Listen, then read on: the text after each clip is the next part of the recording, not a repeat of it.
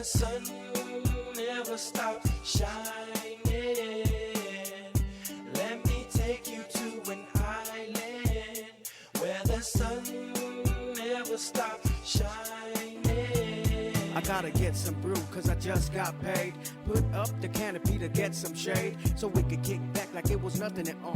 While my primos and my homies playing basketball. The day is going smooth the way I thought it would be. Me and my family by the coconut tree, relaxed, waiting for the food to be done. My nephew's calling me to play one-on-one. I said, wait boy, I have to make the tanak. And once I get finished, I cook the tatagat, so we can chow down like we never did. Call everybody, especially the kids. We're just kicking back in the village. All the kids are playing around with the family. We're just kicking back on the island. Memories we're talking about with just you and me. Oh yeah. We're here in the beautiful island of Guam, sitting down in the wonderful village of Humanity. It's a beautiful day today. Sun shining bright, shimmering along the bay. Family, children laughing around. That's how we doing down here on my island. Let me take you to an island where the sun never stops shining. Let me take you to an island where the sun never stops shining.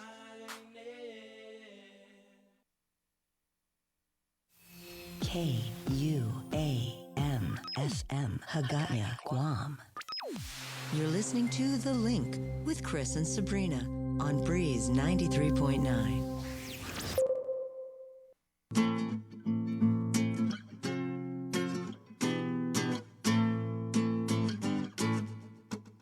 When I hear the reggae music play, roots reggae, roots rock makes me feel so nice. Roots reggae, roots rock reggae.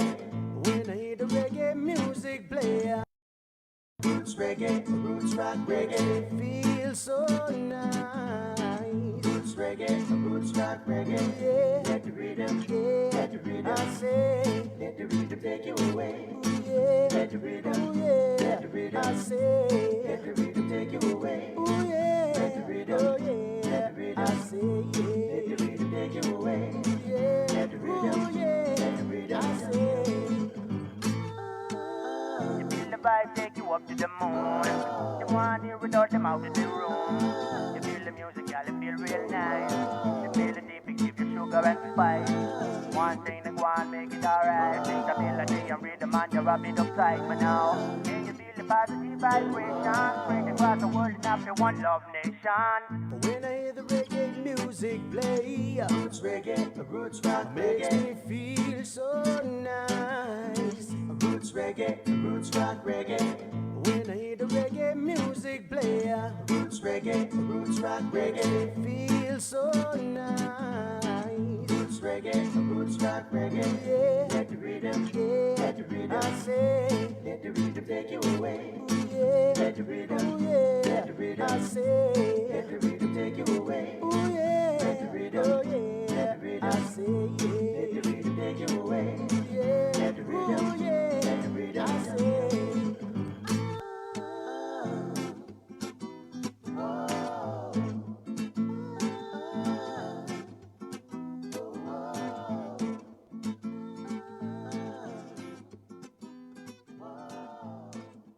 Stay connected through The Link each morning on Breeze 93.9 FM.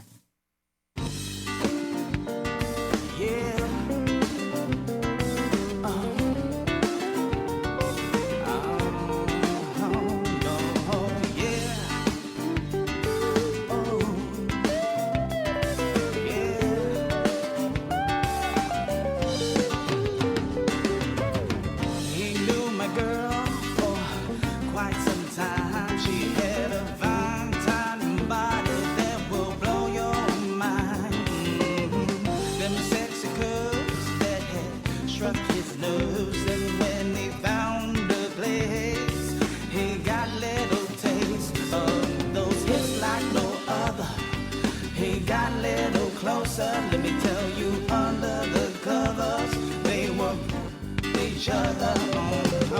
Soon it was over. He reached out and told her. He said, "Molly, I gotta go before my party gets home." Oh, oh, yeah. Oh, yeah. No, oh, yeah. Oh, they're up to no good. Night after night, he'll be on the phone with my only girl, who's home all alone. Knock, knock. He sped this game just to find his way.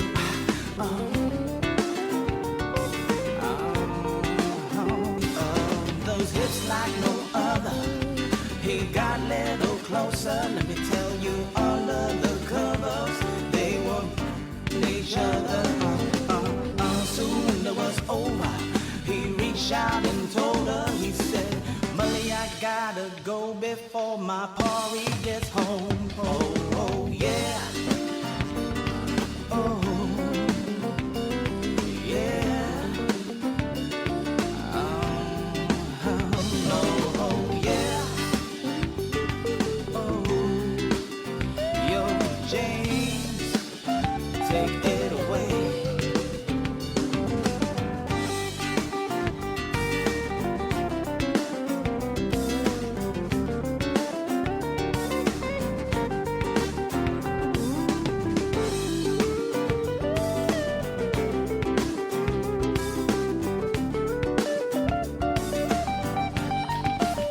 She got those hips like no other. He got a little closer. Let me tell you, under the covers, they were each other. Soon it was over. He reached out and told her. He said, "Molly, I gotta go before my party gets home." Oh, oh, yeah. Oh, yeah. No, oh, yes. Oh, they're up to no good. She got those hips like no other. He got a little closer. Let me tell you, under the covers, they were each other. Soon it was over.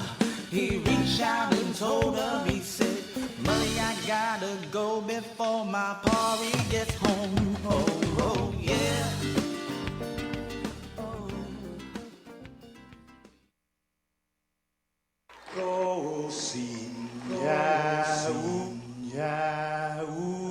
Uli,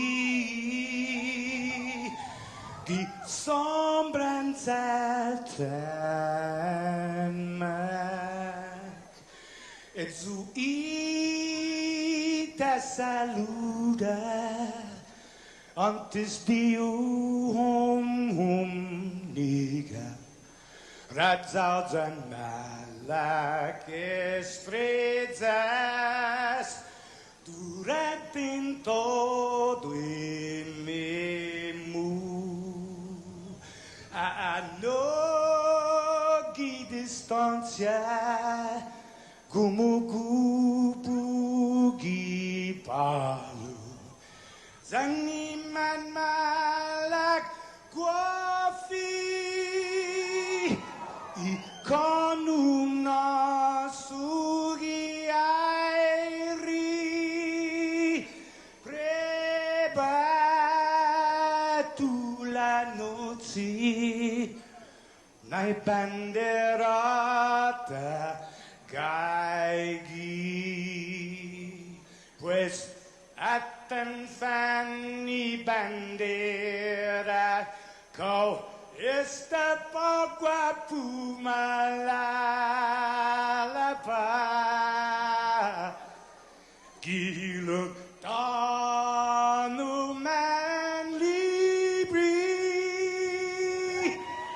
sentamiti man ko badi. Fado kita moru purita nota kantai matu nanyagi todu ilugat parai honra parai gloria abibais la sin parat parai honra parai gloria abibais la sin parat todo y tiempo y paz para kita dan gini langit na bendition Conchay peligro na fan sofuham Zeus protegis languahon Conchay peligro na fan sofuham Zeus protegis languahon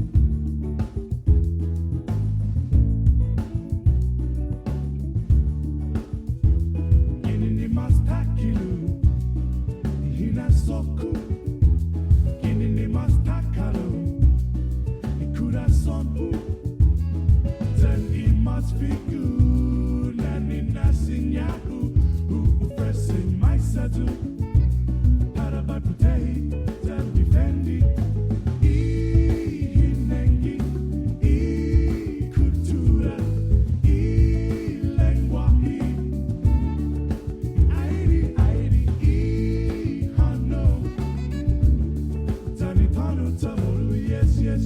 Tanitano Tamoru, yes, yes, yes. The Shaku, la la la. Did it to get into stop that? Did it to get into stop that? Did it to get into stop that? Did it to get into stop that? It's the who I've been mine. Ihilo, Tani Biblia. Ibandera Mohan, yes, yes, yes. Ibandera Mohan, yes, yes, yes. Ibandera Mohan, yes, yes, yes. Ibandera Mohan, yes, yes, yes. Ibandera Mohan, yes, yes, yes. Ibandera Mohan, yes, yes, yes. Ibandera Mohan, yes, yes, yes. Ibandera Mohan, yeah.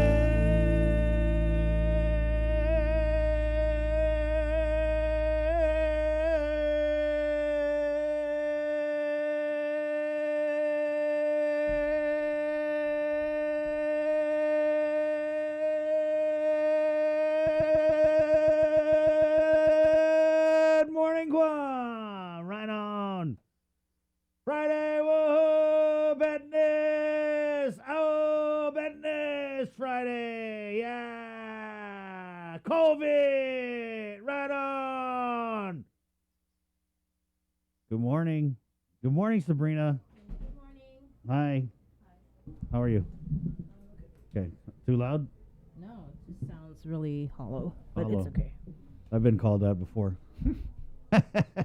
Hey, good morning, Jay. Hey, good morning. It's a cock-a-noo morning. Right on. Is it? When you kind of sit sideways accidentally, then your butt gets hungry and needs a snack, and the snack happens to be your underwear.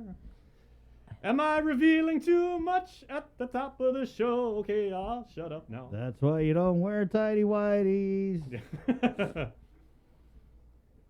Well, that was interesting. Yeah, it was. Good job, Jay. That was not scripted, by the way. Not at all. Clearly. Totally. And semi-autobiographical. Totally not scripted. Hey, guys, we're giving away pizza today. Yes, that was scripted. Yes. And that is awesome. Good morning. It's the Pepsi Ultimate. October is National Pizza Month. Right? That's right. So Yes. we're doing the Pepsi Ultimate Pizza Trivia Challenge. Remember we did this last year? Yep. So we're back with more pizza, guys. So keep listening to the link for your chance to win this morning. Brought to you by Pacific Points, Cabo Enterprises, ITD, and Jack in the Box. It is the link. And it's Friday. Yeah, it is Friday. Yep, Friday. Yep. Got a big party plan this weekend, guys. Do Not you? really. Oh. Yeah. I was gonna With say, 10 people? No.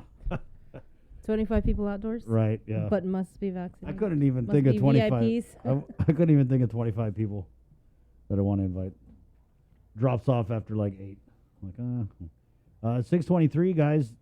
Big, huge show for you this morning. Well, should be. Salvation Army holiday drives coming up, guys. We're already getting ready for Giving Tuesday.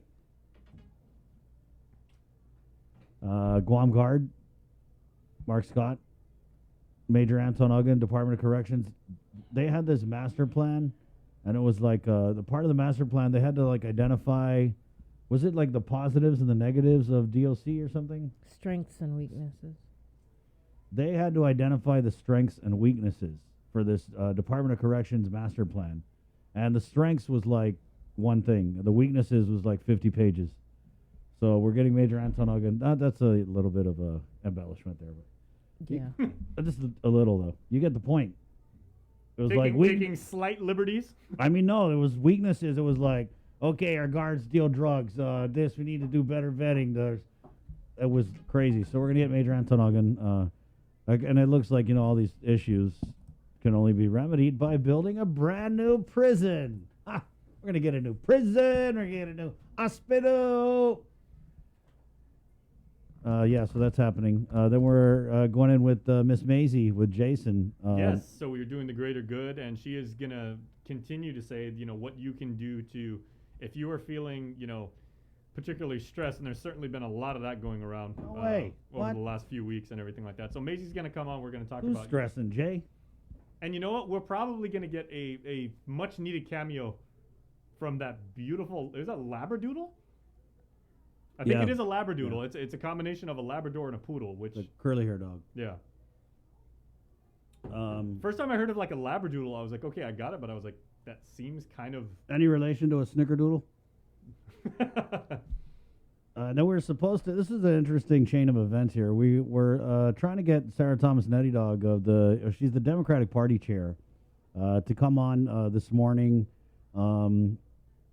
relative to, well, what else would we talk to her about as the Democratic Party chair, other than the Democrat congressman basically announcing his serious consideration for a run at Adelup, right? And there is just no love lost between the congressman, Michael St. Nicholas, and the governor, Lou Leon Guerrero.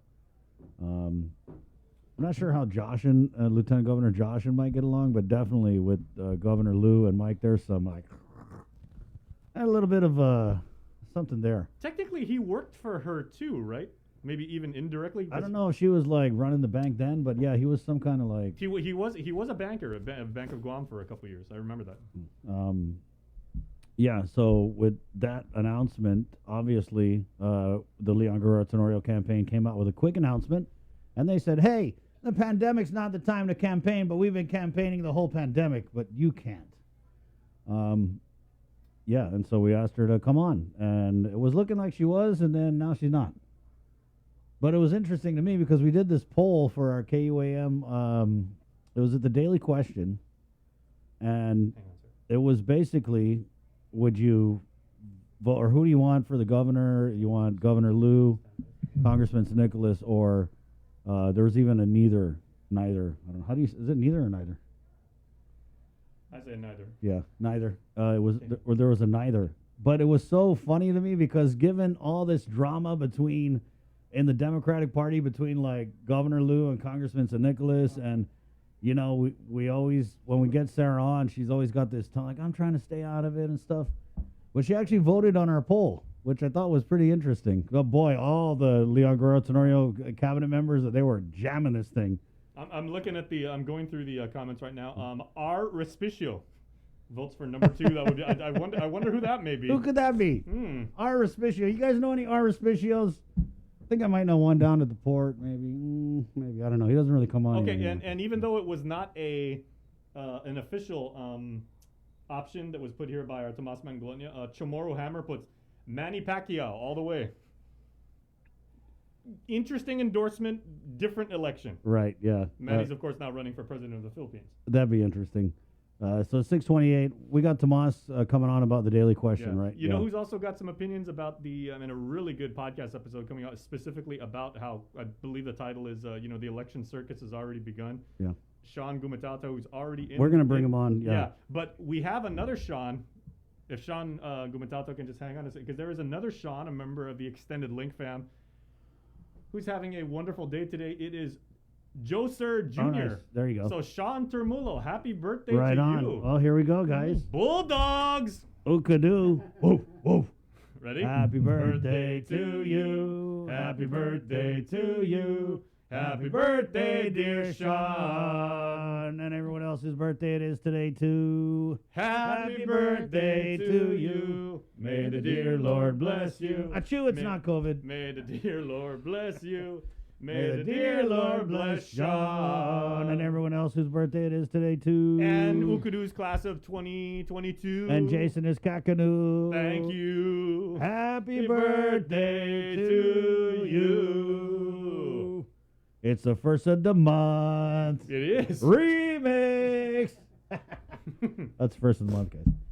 Yeah, but I mean, given all this drama on this thing, you would think the party chair would kind of maybe not vote on this poll because they're going to turn it into something big. But that's how, I don't know if desperate's the right word, but, well, maybe it is. That's how desperate they are to give the appearance, right? And that's the thing when you ask these polls, especially if you're in any of these political camps, I mean, it's just routine that you're going to get your people to, like, jam that thing so that it comes out in favor. And then, I mean, being in media, we see that anytime it's any kind of, like, gubernatorial or political or election question, right, Sean? I mean, they will just flood that thing.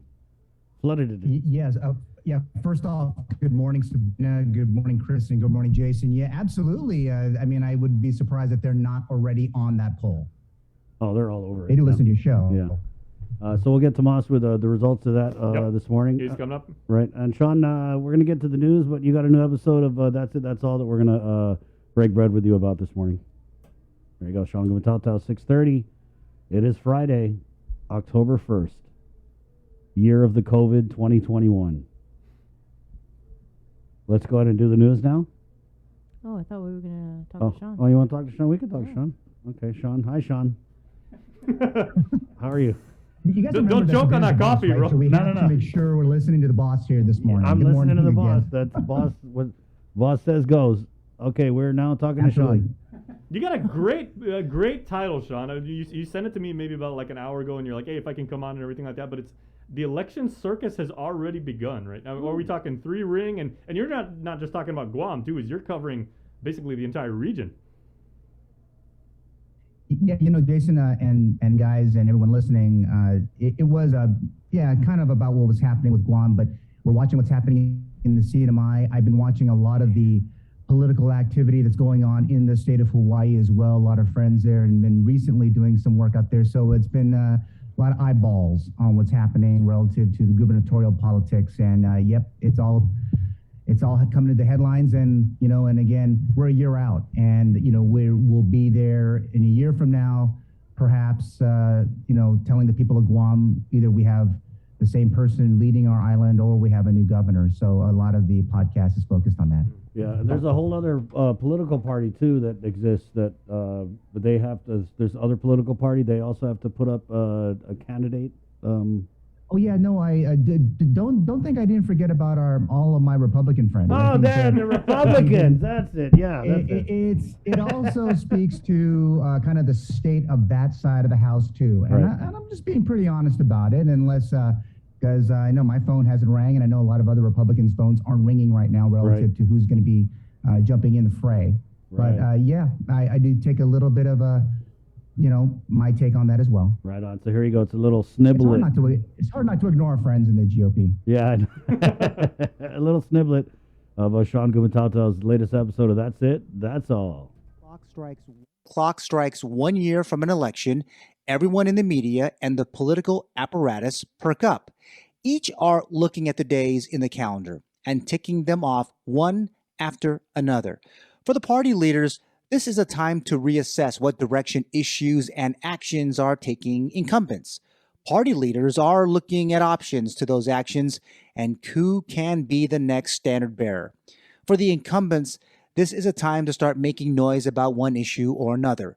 Budgets are being passed, amendments being offered to the spending plan by that legislator, hoping that the act will keep them employed at this time next year. Yes, there is a whole other budget act to consider. Healthcare, public safety, education, policy that drives these three key issues. For federal lawmakers, there is the continuing resolutions or the actual authorization acts to put to a committee and eventual vote on the floor. In these hyper-partisan times, those votes will be looked at hard by many a special interest group and policy wonk in the states or territories looking to capitalize on the gain or to lambast the loss. A White House action, a Supreme Court decision, all adding to the work behind the scenes to bring about a new policy in these ever-changing times. For those considering public office, this starts the deliberative process, asking the hard question of themselves and their immediate family. Do we want to live in that glass house where our neighbors at any time can throw a rock at it? Commitment of time and money gets tossed around. Process hasn't even had its moment of thought. Just the one thought. If they had the mind and the heart ready to take on the mantle of public service. That's it. That's all. The mantle of public service. I like that. Sean, I got a. What about crisis of confidence? Yeah, wow. Let's just start there, That's a good one. Sean, with given everything Oh, I that's didn't going say that. You know who said Yeah, that. that was Congressman Nicholas had kind of called out in the chamber. And just, Sean, tell me, how easy is it for the congressman to kind of just tee off on everything that's going on with the administration right now? Well, I think when you saw the question delivered and then this, I don't know, you want to call it a smirk, it looked a little loaded.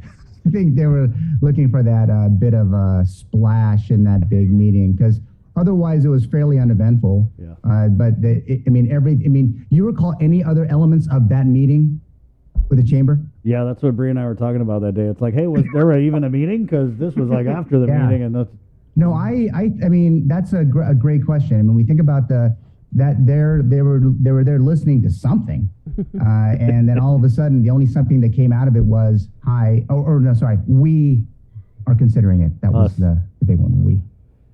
Who have you heard? What are you hearing? Who do you think the we? yeah, the we.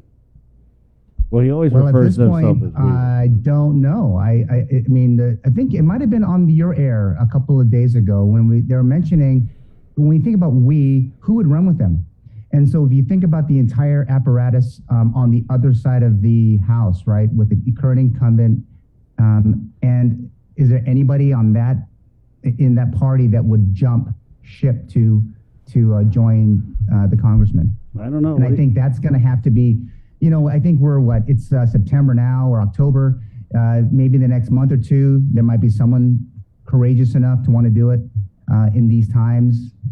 Who knows? And the last time we actually saw someone jump ship, as you said, was when Francis Santos changed parties and ran with Kaleo Moylan, right, John?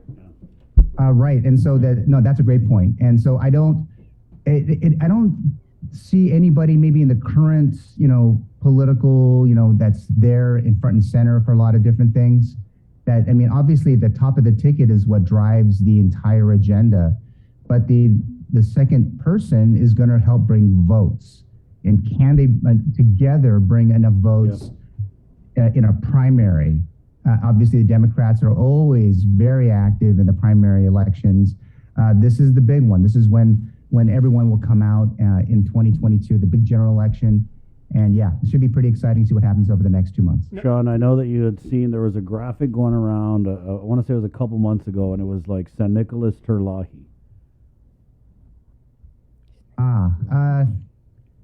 I don't know if they were talking about pedo. I'm not sure. He might be a little busy. I really believe that if there's going to be, if it is the speaker that's going to make the move, again, it's going to be about bringing votes. Yeah. Will they have enough appeal to everyone in their party to bring them under that one tent? Right now, that's hard to say. Yeah, anyway, that was totally unconfirmed. There was just a graphic circulating around on WhatsApp. Oh, What of about course. this idea of Congressman San Nicolas running with a Republican? I think that would be the biggest mistake of his political career to do that. The people of Guam were all Democrats. They've seen, and we have all seen that they've come right to him and supported him, and he's beat some pretty formidable opponents.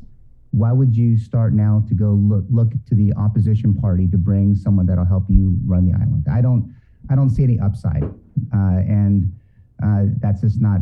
I don't think that's going to happen. If it does, I think again it could be a tremendous loss, and it could affect them for years to come. Man, I gotta disagree. I think that's the play. I think that they're going to do that, and I don't know. It seems like an option, and then they could say, "Hey, we just want to work together." So, because what do people want, right? They complain all the time. Why can't the governor work with the senators? Why can't the senators work with the governor? Why can't the governor work with the congressman? And then here they come. But then why can't donors want to work with the folks who they believe are their they have their same philosophical ideas. They believe in their values. They believe in those things. And are they so far away from it? Then you might as well just ditch that idea that being a Democrat, he talks about being, okay, I want to be like my grandfather, the speaker, and I'm in his tradition, even down to the fireside stuff. You could do all those things and say those things, but if you make that push, I think that might be, cause a lot of rift, not only in family, but also just in the party itself. It just would seem that they're not organized enough, that they can't even get the right people together to lead. And I think that would be a shame if that would happen. Well, I think I saw something on his Facebook where it was like he had run as a Democrat because of his grandfather's legacy. Right. But if you look at who supports him, like he's very close with the Chamber of Commerce, which traditionally leans Republican. He's really cozy with a lot of the Republican, Senator James Moylan. All right, so that's what I was kind of thinking. But you're right, with the Democrats, it's like who would run with him? I don't think any of the innies would. And of course, there is that picture that Senator Moylan and Mike St. Nicholas took, like right, literally at the footsteps of the George Washington statue. Yeah.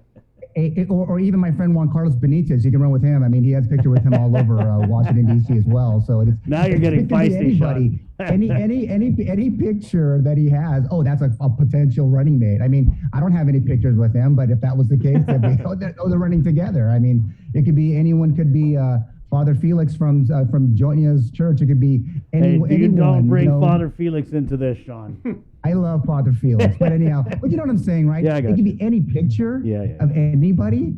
I mean, it could be the owner of Shirley's. It could be the owner of any restaurant in Guam. It could be just about anybody. Then everyone says, they're running mates. I mean, that's I'm telling you, though, crazy thing about politics. keep an eye on it, Sean, because people are tired of party politics. And I mean, we're talking to a party man right now, so just keep an eye on it. With the podcast episode. Oh no, I'm fully cognizant, Chris, but I really believe that for this to work and this type of climate, it's definitely going to need someone that's aligned with their values, and people are going to see that too. Right. So new episode sounds like a juicy one, man. Where can they get it? Again, they can get it on Spotify, Apple Podcasts, Stitcher. It's on Pandora as well, the iHeartRadio app. Again, want to thank you guys. It's been awesome being a part of the KWAM Podcast Network. I'm starting to see the effect of that on the podcast, which is great across the platform. So again, the podcast network, KWAM Podcast Network, has got some great programs on it. If you guys haven't had a chance, if you're listening out there, including my nephew, Nicky Chaco, who's driving to work, if you don't listen to anything else that's out there, listen to the podcast network. And there's plenty of great programs on, so I want to encourage everyone to take a listen. Thank you very much, Sean. And we're also running the full length version of Sean's current episode, the one you just heard, like the little snippet from. That's running later on our timeline on Facebook. So Got you it. can check that out too. Good stuff. And then also in the works, Crimes Without Convictions. Working on a new episode with Sabrina Salas Mantanani. Of course, we just welcomed Tossiata to the network with Talks with Toss. Right. We've got half a day's the podcast, the One Micronesia podcast, which we're gonna have a sneak peek of, and then what about Pacific Talks? So what about that one? Is that the one? The one with Pacific Tomas? Matters. Tomas Pacific Matters. Yeah. Pacific Matters. Yes, that's a good one too. I had a chance to listen to. Great stuff from Tomas. Nice. Thank you, Sean. All right, guys. Have a great day. You too, Keep up the good work as usual. Have a good one. Oh yeah. 6:42. Wait, don't you have podcasts coming up? Yeah, I got a podcast coming up for October. I'm doing Tatamona Tales, just special for Halloween for you guys.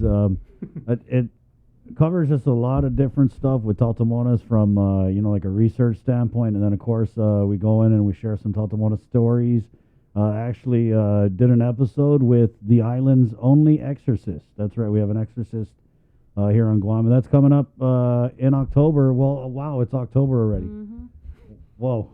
And if for no other I reason... thought it was still August. I thought I had a lot of time. No, if for no other reason, I'm really looking forward to the release of this podcast series that you're doing, because my Auntie Marilyn, who you interviewed, asks me all the time, when is it coming out? Okay, soon. So Jason's Auntie Marilyn, Dr. Marilyn Salas, she's doing a big research project on Tatamona, and so I was able to record an episode with her, and she was really cute, Jay, because she it's my podcast, but she wanted to do it her way. And she was like, okay, I'm going to talk about this, and I'm going to talk about this, and I want to talk about all the different types of Tatamona, and I want to talk about when they protect you. And it was like she had it, because she's an academic. She definitely gets that from my grandfather. Right, she had it all outlined, so it's going to be a good time.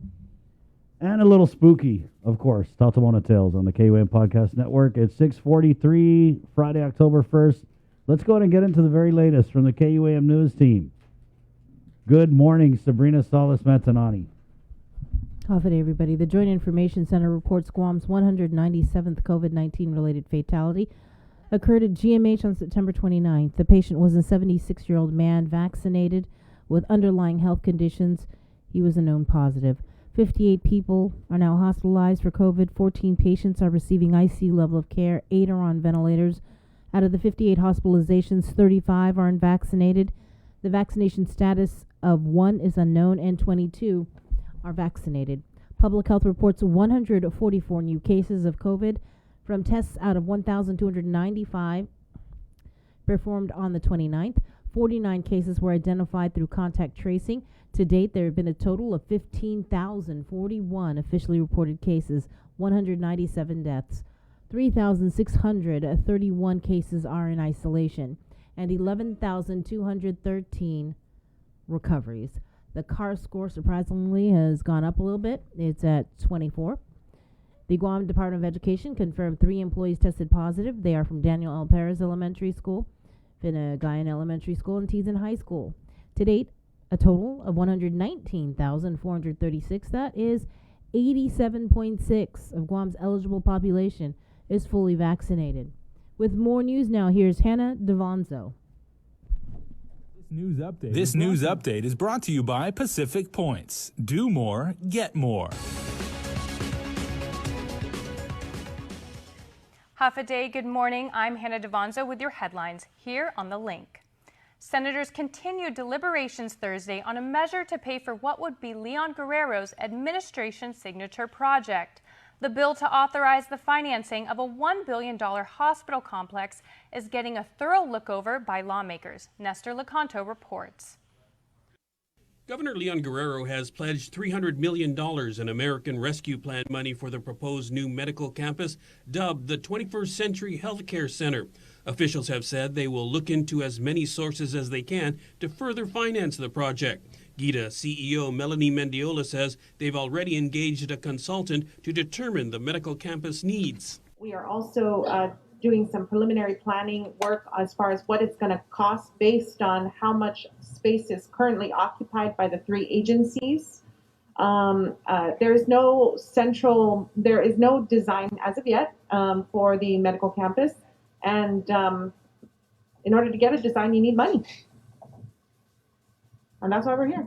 Lawmakers aren't disputing the need to replace the long deteriorating Guam Memorial Hospital, but they have plenty of questions about how the administration plans to get there.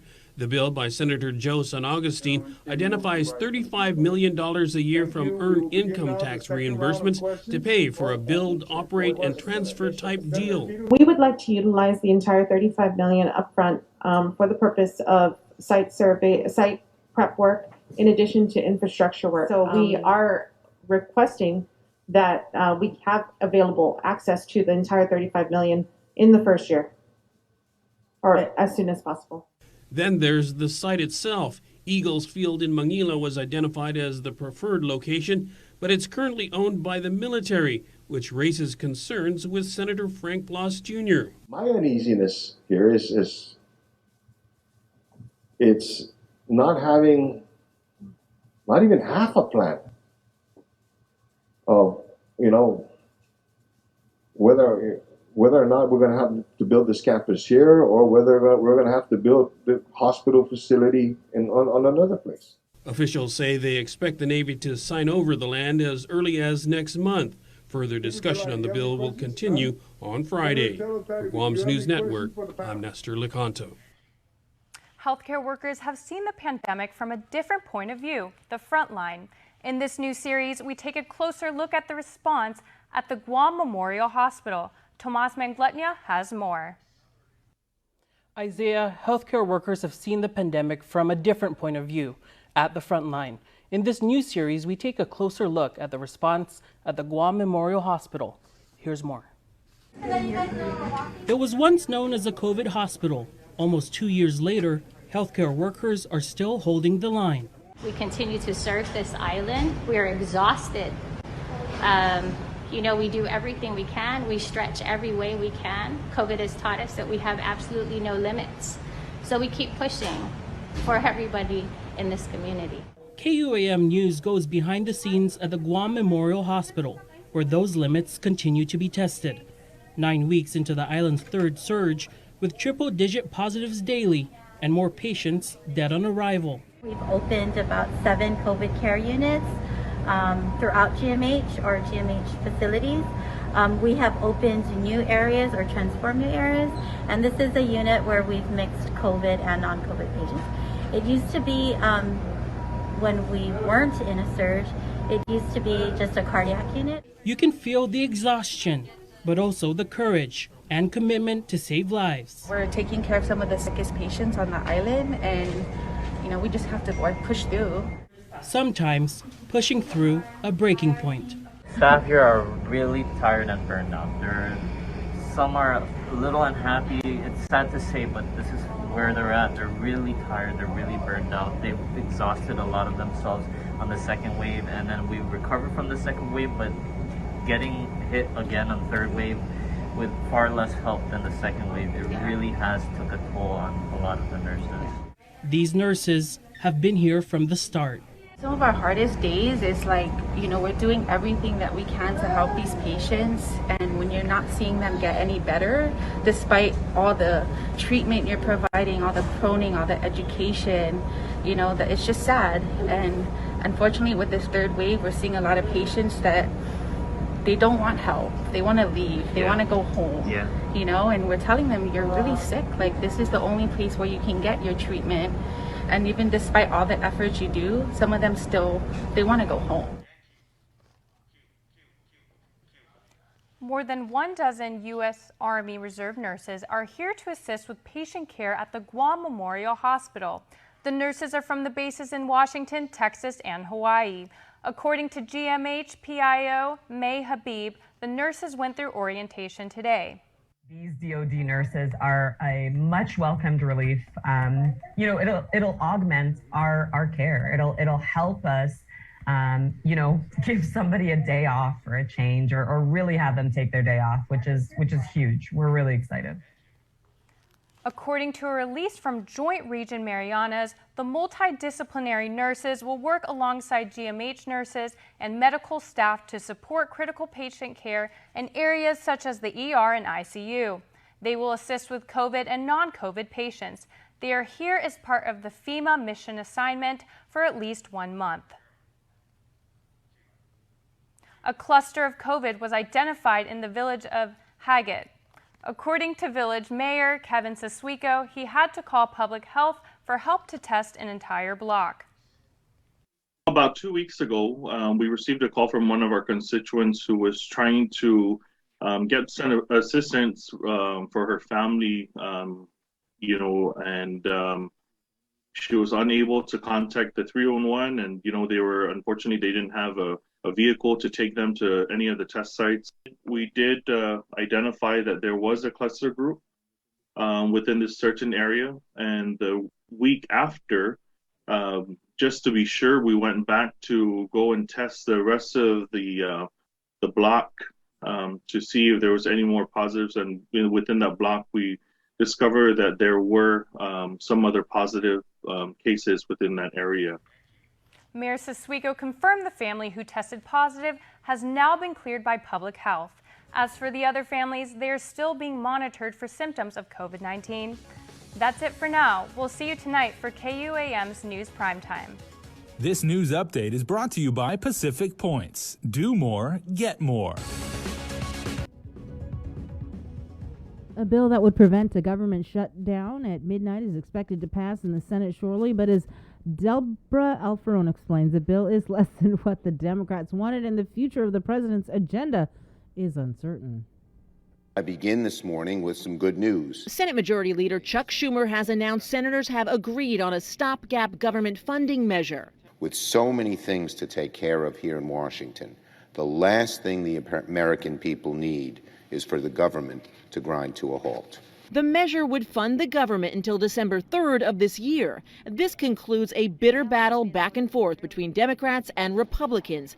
Democrats agreed to drop the provision to raise the country's debt limit. The next battle between Republicans and Democrats is the debt ceiling. The House voted to keep government spending at current levels until December 2022, but Republicans say they'll sink the measure in the Senate. That their unified Democratic government is fully capable of fast-tracking a debt limit increase on their own. Republicans accuse Democrats of only wanting to raise the debt limit so they can pay for President Biden's domestic agenda. And that includes a $1 trillion infrastructure bill, plus a $3.5 trillion bill that would fund social, health, and environmental programs. Here's the central truth that our Democratic colleagues don't want the American people to focus on, and that is, if you go on a huge spending binge, you will have to borrow more money. But then they want Republicans to facilitate it all by enabling the borrowing that will be necessary to fund all that spending. But Democrats argue raising the debt ceiling is about paying for spending that occurred during the Trump administration. Make no mistake where the blame lies. Squarely at the feet of the Senate Republicans. If Republicans refuse to participate in raising the debt ceiling and Democrats don't raise it on their own, the U.S. will default on its financial obligations by October 18th. And that could trigger a recession. Deborah Alfarone, CBS News, the White House. And with your sports link, here's Dave Delgado.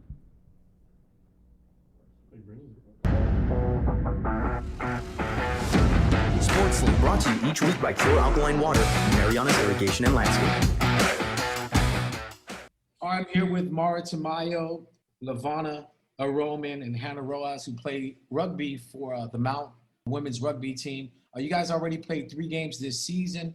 Tell us how so far the season's been going for you guys. So far we played Harvard and LIU, which is Long Island University.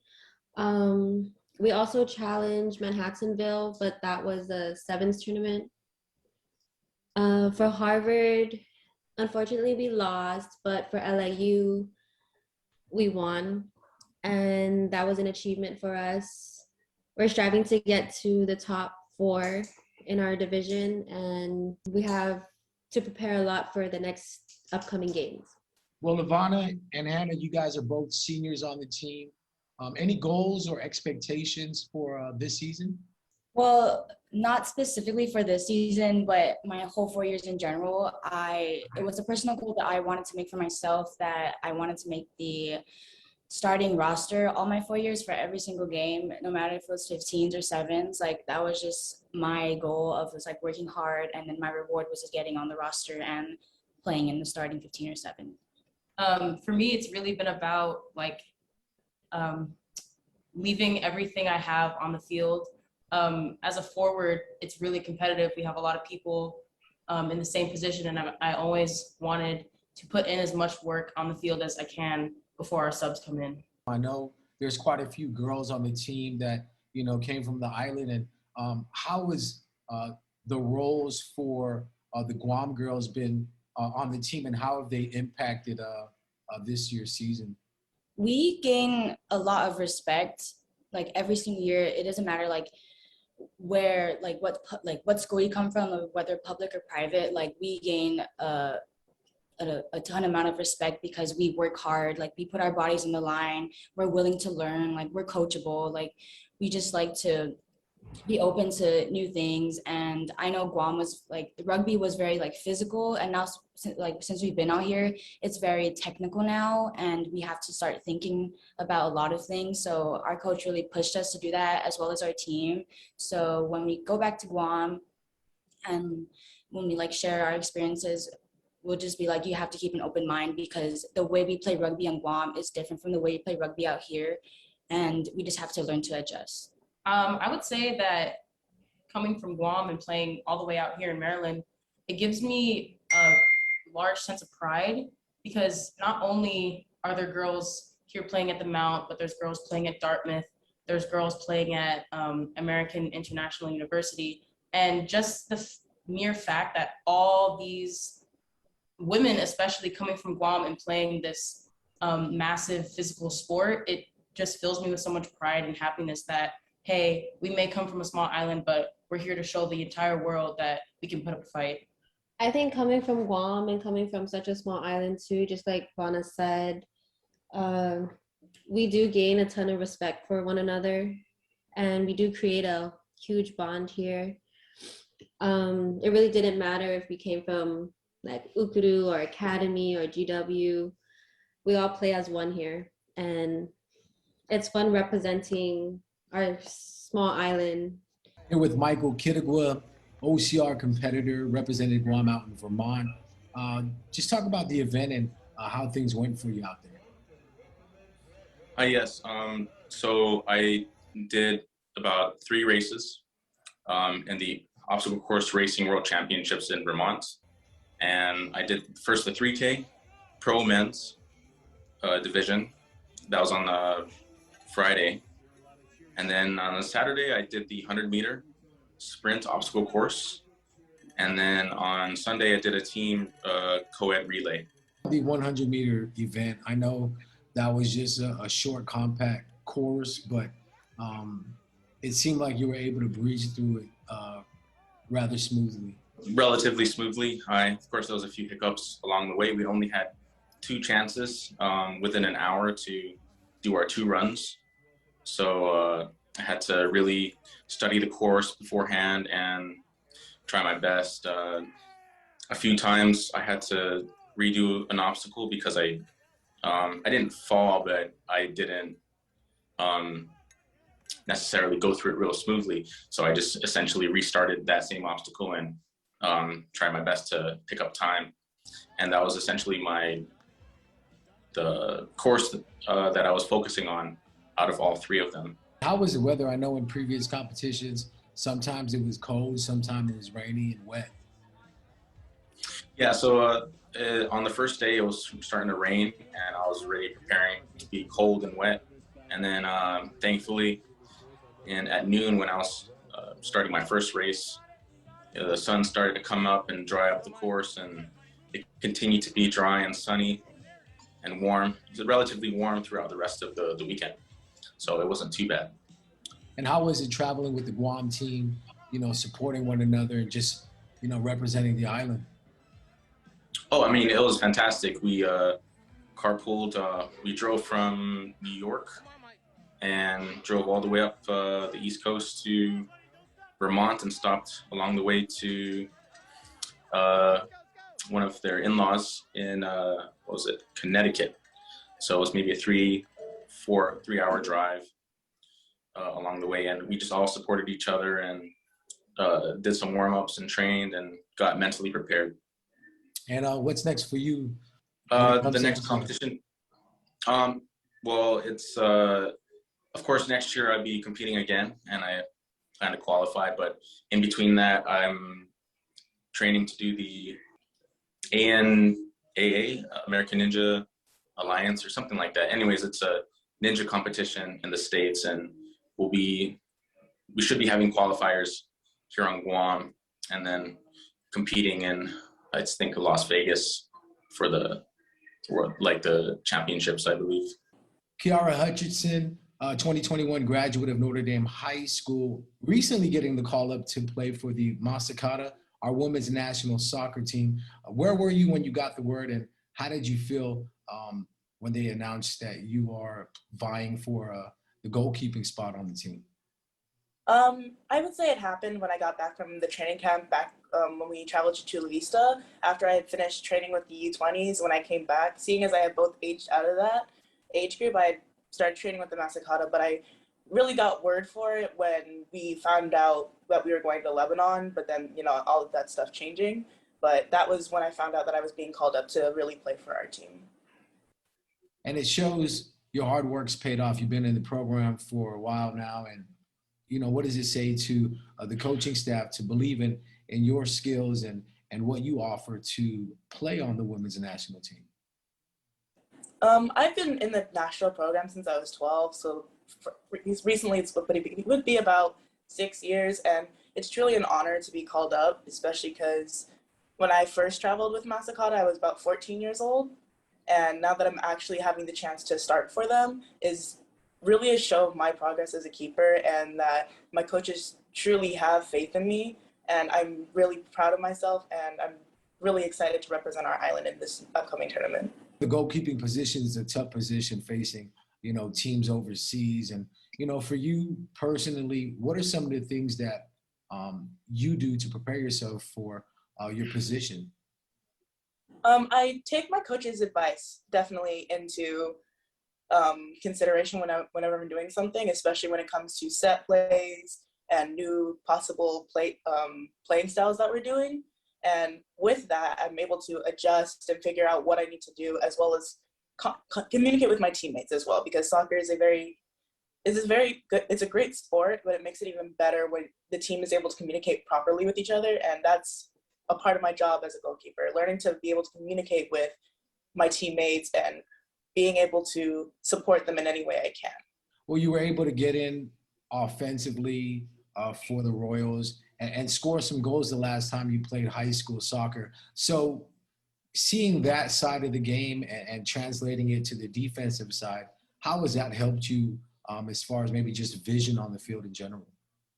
I find that goalkeeping actually helped me play striker more than striker helping me play goalkeeping, for the basic fact that I was originally a goalkeeper and then got put up to striker, so I already understood what the keeper was looking for and what angles that the keeper is really hard for a keeper to get. It's one of those things. And so it helped me more offensively than it did defensively. In all honesty, it's really nerve-wracking, because the last time Guam was invited to play in this tournament like this was when I was born. So it's nerve-wracking, it's an honor, and I'm really excited to be able to partake in this, because it's been such a long time since Guam was invited out to participate in this tournament. And I really think that we can come out successful. I'm here with Jared Wells, match director for the Pacific Rimfire Shootout. Let's talk about your background with shooting and a little bit about how you got involved with the sport. My shooting background, so I've been around firearms since I was a kid. Growing up, I was always taught to view a firearm as a tool, not a toy.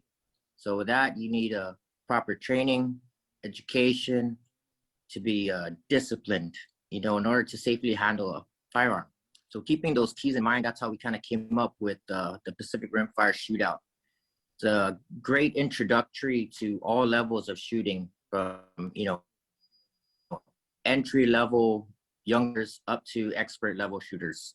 This platform provides a great environment for that. It encompasses, I'd say, the basic marksmanship skills. So you have your bench rest, your standing, seated, prone, and kneeling. Those are all your basic positions. No run and gun, no moving targets, everything's static. It is timed, but the time limits are very, very forgiving, I guess. You have a lot of time to do everything. Tell us when the event's going to take place and where it's going to be held. So this event takes place on October 9th, and it is exclusively at Sportsland Shooting Range in Jigo. So October 9th, this will be the last one for the year. And then, of course, the 2022 season should kick off in January. How many competitors are you guys expecting? And tell us how, I guess, the format's going to be on shooting day. This is I'd say this competition is in its infant stages, but as we have it right now, we average 12 to 15 competitors, and that covers a wide range of age groups. And as far as the format goes, point system is based on 100 points. Every challenge, there's 5 challenges. Every challenge has a 20-point possible earning. So every competitor will shoot all 5 challenges, and then your scores will be tallied up at the end. So really all that's required is a rifle and a box of bullets. That's about it. The best way to get a hold of us or get in touch or sign up would be through the website, PacificRimfireShootout.com. And if you're looking for more information or where to acquire a firearm or ammunition or anything like that, all the links to Guam's best sources are on that website as well. Make sure to catch all your NFL action right here on the stations of KUAM. Monday, October 4th at 3 in the morning, NFL on CBS, KUAM TV 11. We have a doubleheader for you. Kansas City Chiefs at Philadelphia Eagles. Then at 6:25 in the morning, more NFL on CBS. Pittsburgh Steelers at the Green Bay Packers. Change the channel over to KUAM TV 8, 10:20 in the morning, NBC Sunday Night Football. Tom Brady going to be making his way back to New England as the Buccaneers take on the Patriots. Sports Slate brought to you each week by Pure Alkaline Water, Mariana's Irrigation and Landscape.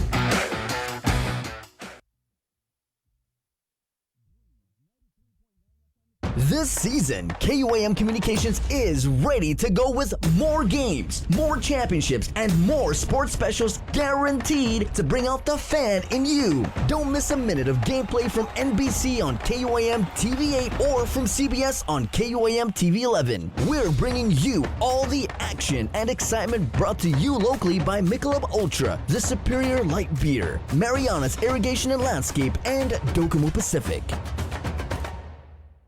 Get yourself all caught up with the week's games, scores, and highlights with the KUAM Sports Weekend Roundup on KUAM News Weekend Edition. It's all inclusive, all the fun and all the action wrapped up in the perfect presentation. Relive the moments on the KUAM Sports Weekend Roundup, brought to you by Gatorade. Greatness starts with G. The KUAM Podcast Network is back and on demand, featuring a great variety of podcasts from our island and region, including culture, lifestyle, awareness, crime, politics, commentary, comedy, and entertainment. Available on most streaming platforms. The KUAM Podcast Network. Subscribe and listen now.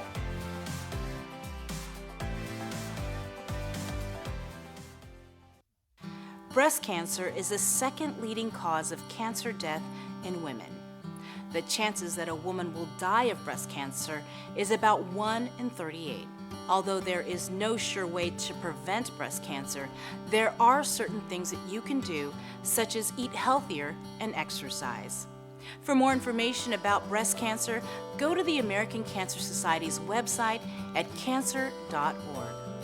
Also, on October 22nd, we invite you to think pink by wearing the color pink on that day in solidarity of our breast cancer survivors and warriors. This pink message is brought to you in partnership with Ordot Dental Clinic, joining the fight against cancer in honor of brave warriors, survivors, and their families.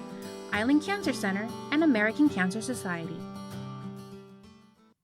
We know you're tired of hearing about COVID-19. Some of you are probably wondering whether this is ever going to end. However long it takes, we all have to do our part, including our children, to hold the line. You can protect yourself and your family by getting vaccinated. And if you're already vaccinated, don't let your guard down, because you can still give and get COVID-19. And if you're not vaccinated, remember that if you catch the virus, you could suffer more severe complications. At the end of the day, it's the choices we make to protect ourselves, our families, and our community that will control the spread. We know it sounds repetitive at this point, but again, wash your hands, watch your distance, and wear your mask. Together, we have to hold the line.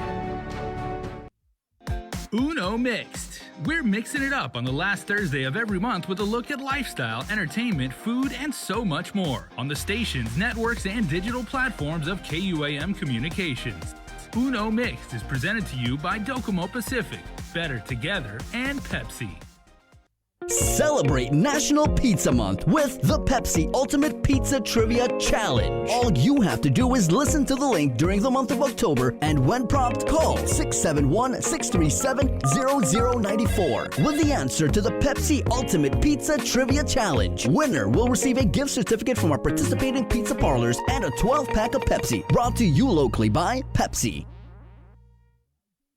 KUAM's multi-platform morning show, The Link, just got a little more delicious with Feed Me Fridays. Chris, Sabrina, Jason, and the rest of the morning crew will take some time off each Friday to talk, taste, and tempt you with all the latest and greatest food and drinks on Guam. Old faves, new hits, and everything else we can put in our bellies. It's Feed Me Fridays on The Link, brought to you by King's Restaurants, Ruby Tuesday Guam, and Devondale. Chris and Sabrina with The Link. Here on Breeze 93.9 FM.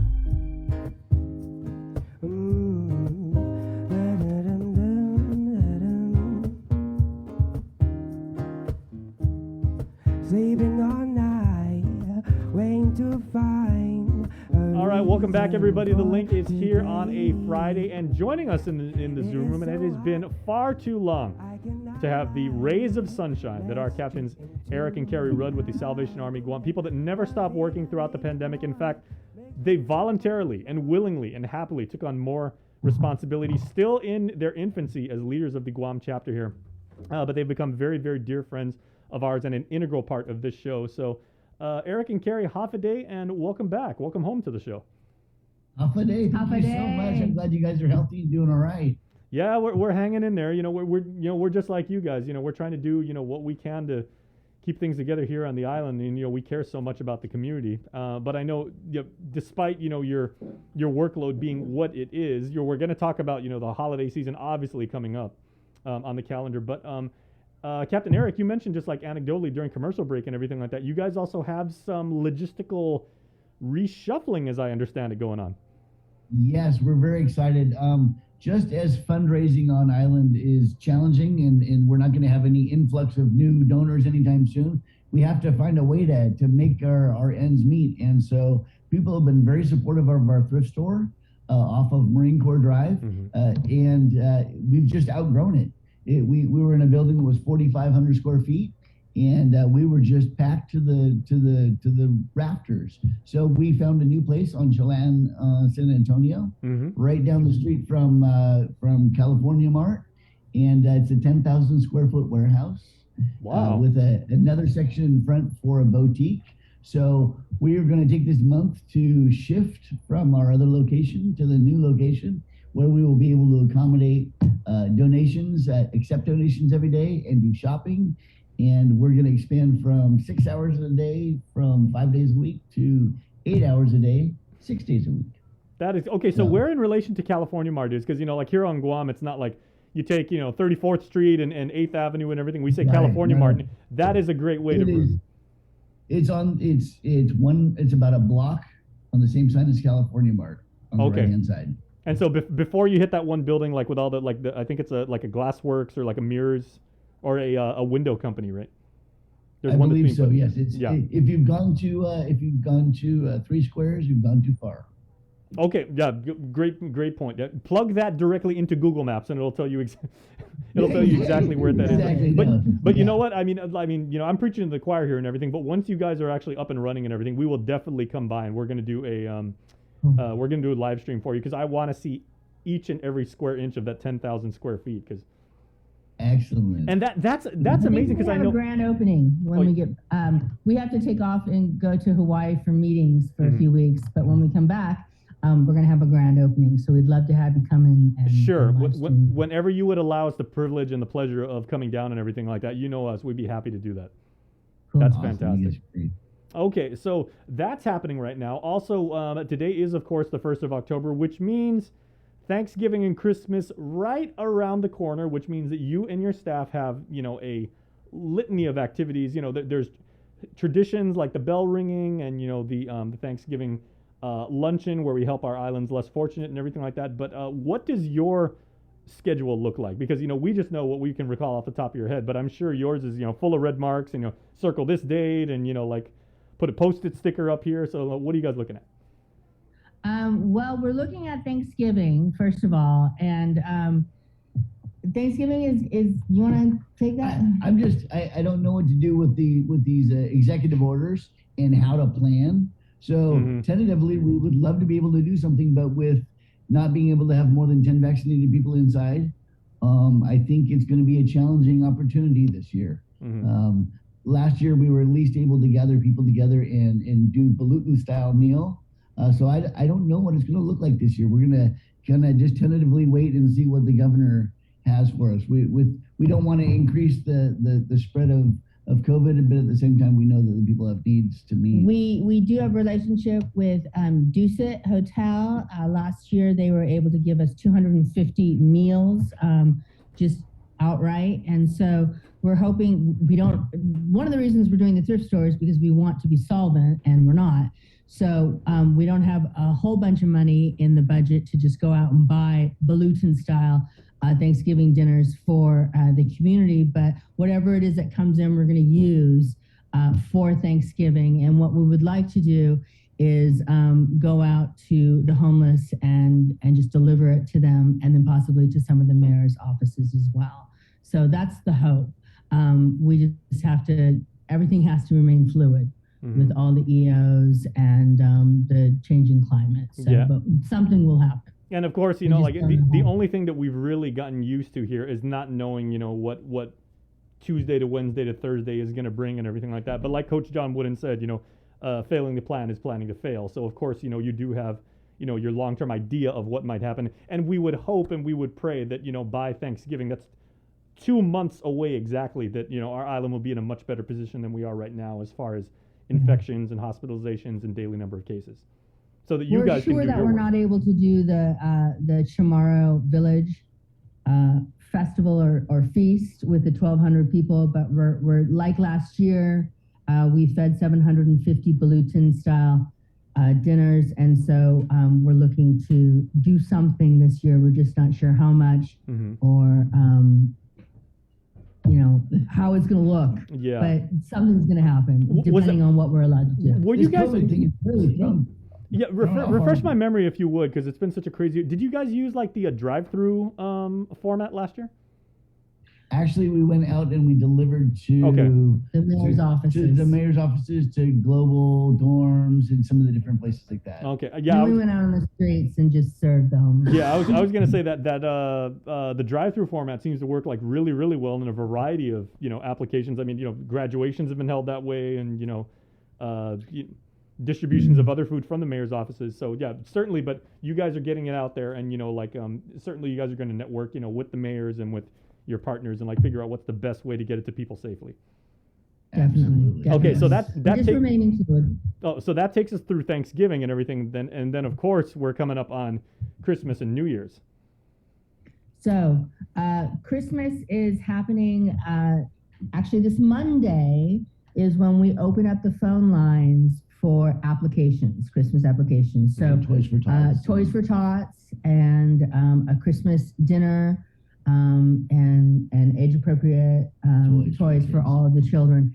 They can call. Let me get the number here. Hold on. Go ahead. Oh yeah, just call our regular 477-9819. That's 477-9819. You're going to call if Marianne does not answer, and she may not, you leave a name and a good number for us to call back. We will call back and we will do the application process over the phone like we did last year. We're trying to remain COVID safe. And so we'll do everything over the phone. Any kind of documents that need to be sent in can be scanned, or they can be dropped outside the office. But we have different safety regulations in place just to make sure, and protocols to make sure that everybody is safe. Many of our clients are unvaccinated, so we want to be sure to preserve everybody's safety on both sides that way as well. So, but starting this Monday, we will be taking application appointments. And then what will happen is it'll start the process. They'll be able to get into the system and put down their kids' names, the ages, and the preferences and all of that. And then we will assign them a pickup time. So, and that's starting October 4th. The documents that they need, same as every year: an ID, a mayor's verification, and birth certificates for the children under 17. Like I said, we'll do everything over the phone. We'll just make sure that everybody's safe. And that phone number again, everybody, 477-9819. That's 477-9819. and you're going to want to speak to Marianne. Once again, if she does not answer, Correct. in the rare occasion, because I know Marianne works really, really hard, leave a voicemail, and their staff will get back to you. Absolutely. And that's, somebody will get back. yeah, and that's just what we know is going to happen and everything like that. But, again, things are very fluid. Things could change and everything. And, as, the good book says, many hands make light work.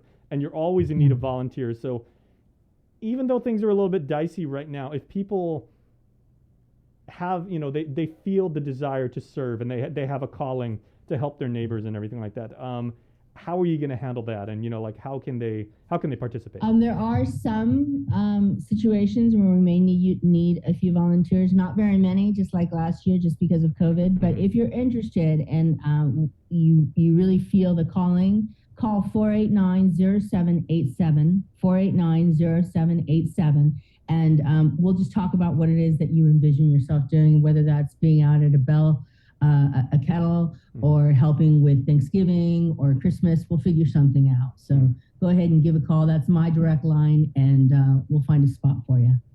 All right. Well, Captain Eric, there, obviously from what I'm taking away from our conversation this morning is there's so many more opportunities because of, the restrictions we've had, and that would be a good thing, I would assume, different ways that you can help, different ways that you can serve. You may just wind up working the phones. You may, as Captain Carey said, you may be out ringing bells. You may be shuffling around toys or food products and everything like that. But there are a lot of ways that you can actually get involved and contribute.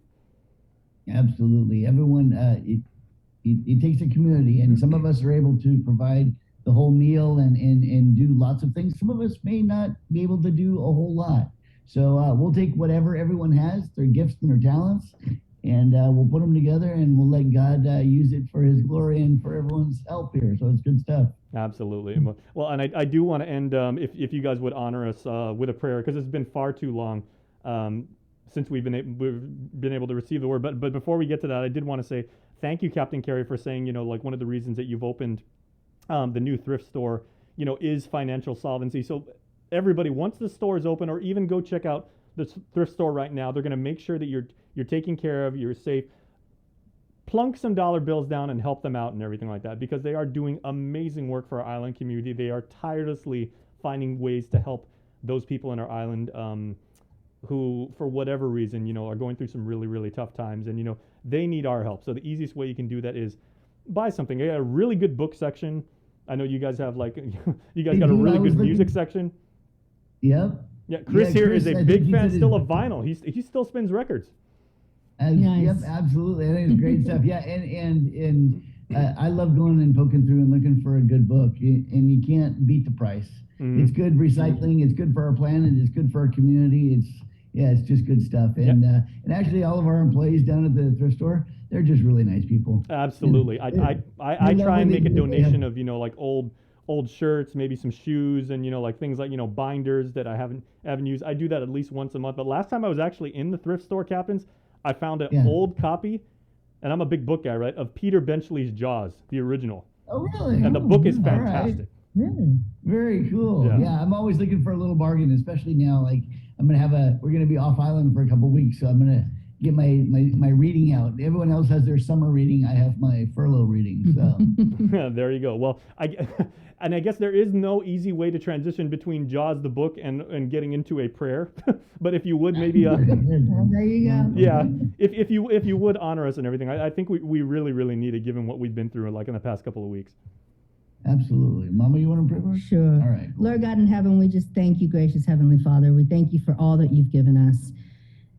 It's been a tough time. I'm not going to lie. It's been a tough time, Lord. But we know that in the struggle, in the trials and tribulations, our strength and our relationship with you is just strengthened and made better, and we are drawn closer to you. And we pray, Lord, that we would be.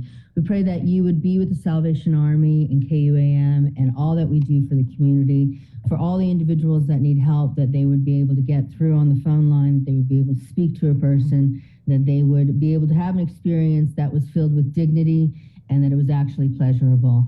We pray, Lord, that as we help others, we feel the spirit of Christmas in our hearts, and that we enjoy it, and that we really appreciate the ability to make a difference in the lives of those that are less fortunate.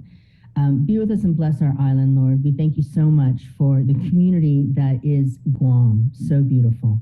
Amen. Amen. Amen. Thank you so much. That was a beautiful word. Yeah, I know, like I said, I mean, we really, really needed that. So thank you for sharing that with us, and thank you for what you continue to do for our island. And, you know, we consider you guys a valuable partner. Everyone at Team KUAM is absolutely 100% all in to help you guys out. Thank you. Thank you. We love you Thank guys. you, We love guys. partnering with you. You guys are just, I don't know, you're such an encouragement. So thank you. Well, we love you guys too, and we'll talk to you guys real soon. All right, God bless. Stay safe. All right, thanks so much. And we will talk to you guys on the flip side of this break. Dr. Ann Pabutsky, the territorial epidemiologist, has come up after the break. Stay tuned. We data dive right up. We know you're tired of hearing about COVID-19. Some of you are probably wondering whether this is ever going to end. However long it takes, we all have to do our part, including our children, to hold the line. You can protect yourself and your family by getting vaccinated. And if you're already vaccinated, don't let your guard down because you can still give and get COVID-19. And if you're not vaccinated, remember that if you catch the virus, you could suffer more severe complications. At the end of the day, it's the choices we make to protect ourselves, our families, and our community that will control the spread. We know it sounds repetitive at this point, but again, wash your hands, watch your distance, and wear your mask. Together, we have to hold the line. GU Self-Storage, conveniently located near the Harmon McDonald's. We offer affordable rates, online payments, and auto bill pay for your convenience. Plus gate access daily from 6 a.m. to 9 p.m. Call us today at 648-7867 for more information.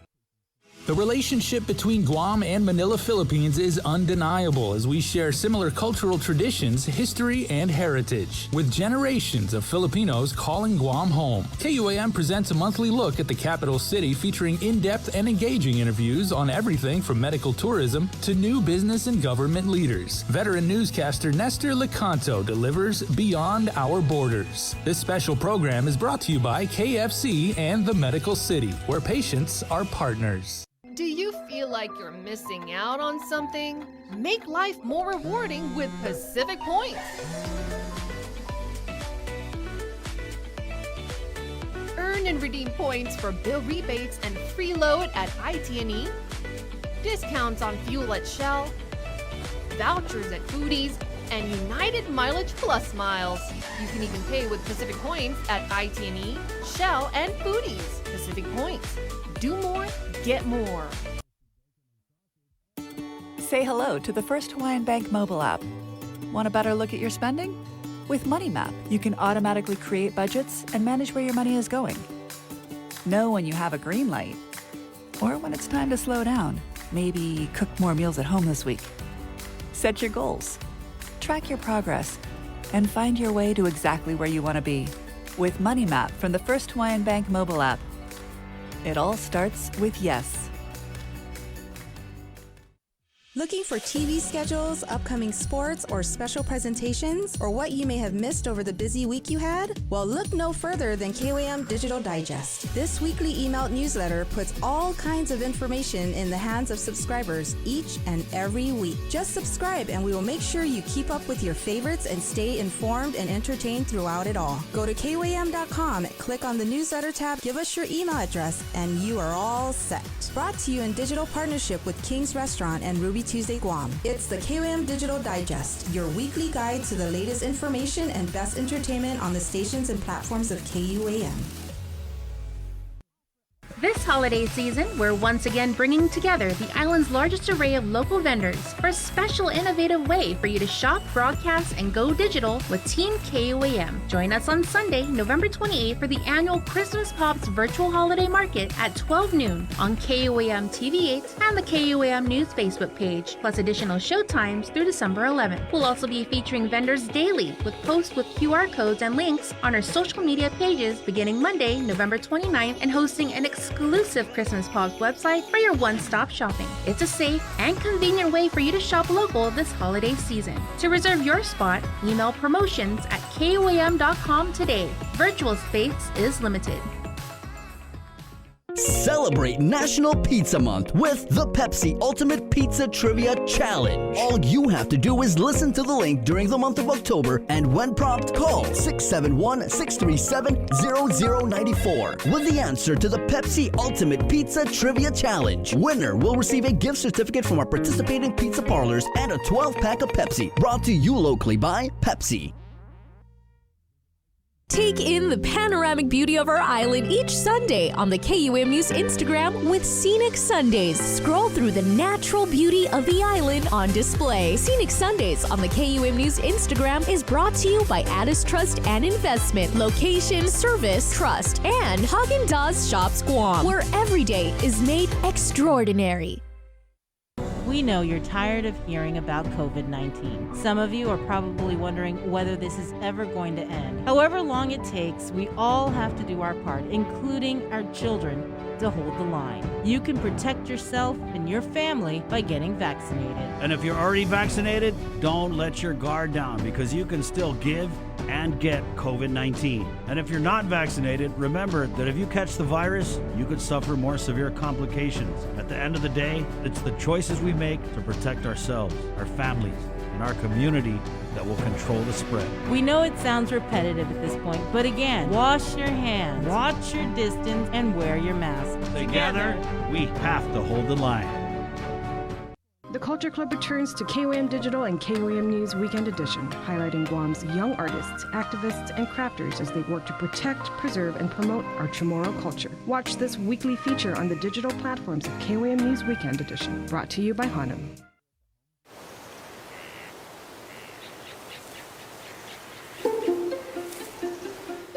Guam was once home to over 12 native species of forest birds, each with their own unique sound, color, and role to play in our ecosystem. However, the arrival of the brown tree snake has threatened their existence. Today, only 3 of these species still exist in the wild. But what was once lost can be restored. Join the Department of Agriculture's efforts to restore our ecosystem. It is only through partnerships with various organizations and the community that we can give our native birds a future.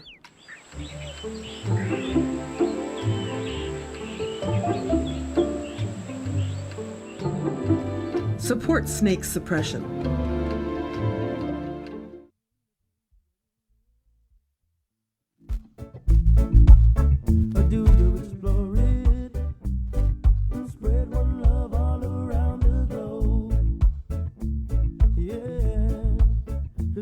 Good morning, Guam. It's Friday. Whoa!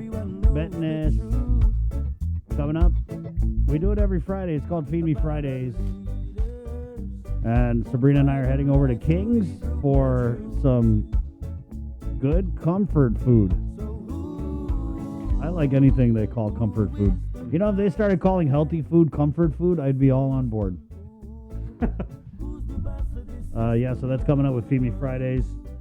So you would do like the whole quinoa gluten-free if somebody called it comfort. Yeah, I actually have quinoa in my pantry right now. Nice. Don't tell anyone. I don't want my street cred to take a hit.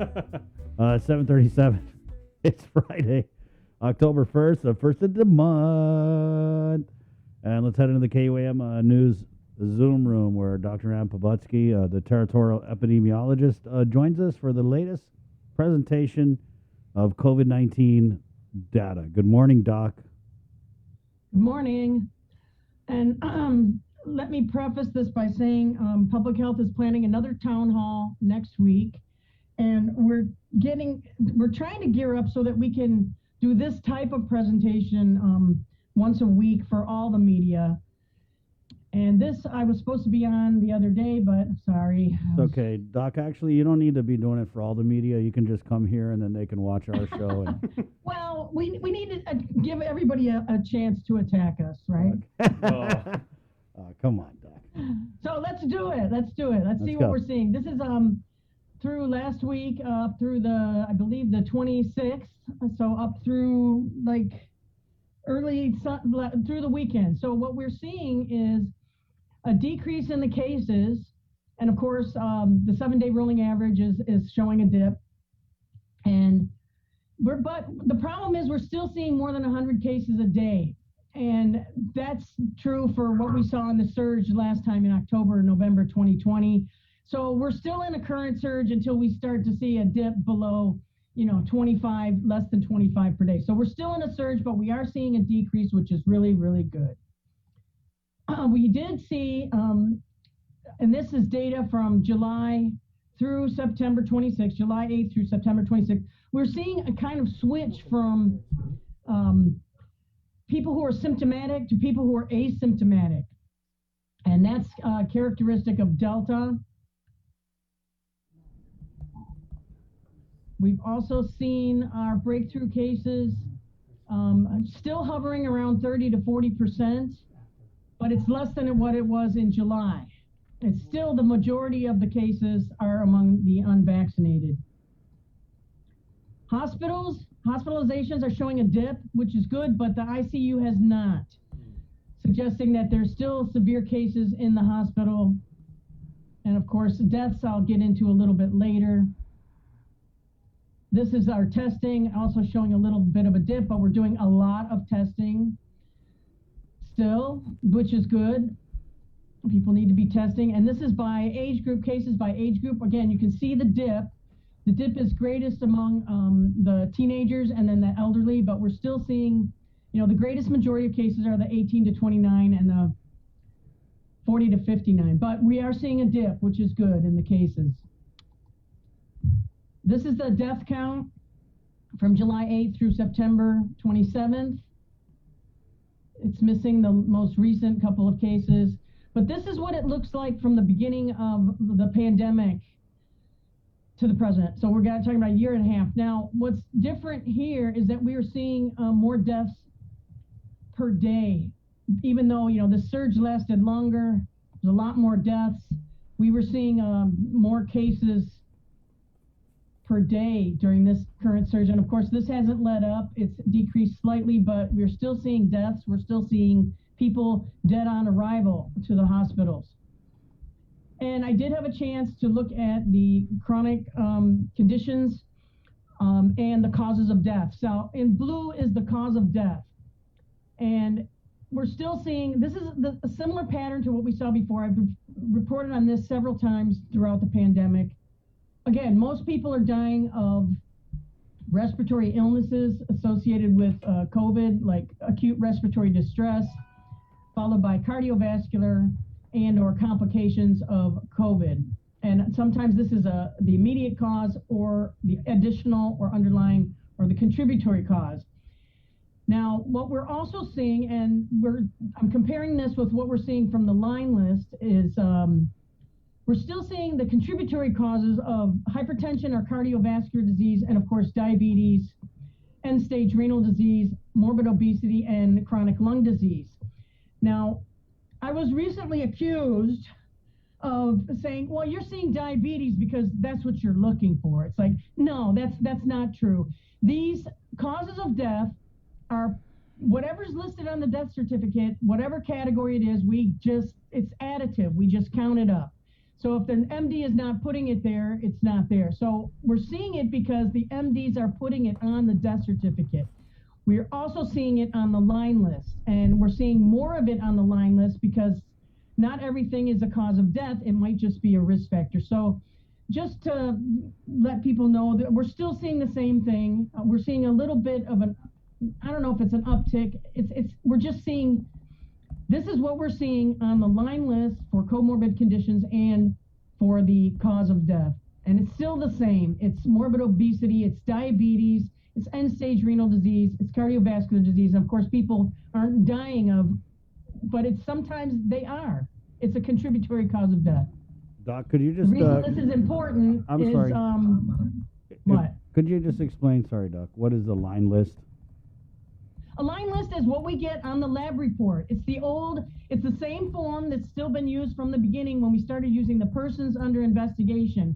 And it's attached to the laboratory form where we get the positive result. And on the back, it lists what symptoms people have, and it lists any chronic conditions they have. Thank you, Doc. So people are more forthcoming about, say they have high blood pressure, they have diabetes, and it's more of a listing of a chronic condition. It may or may not be on the death certificate as well. And the reason this is important is that it constitutes a disproportionate mortality risk than what we would normally see.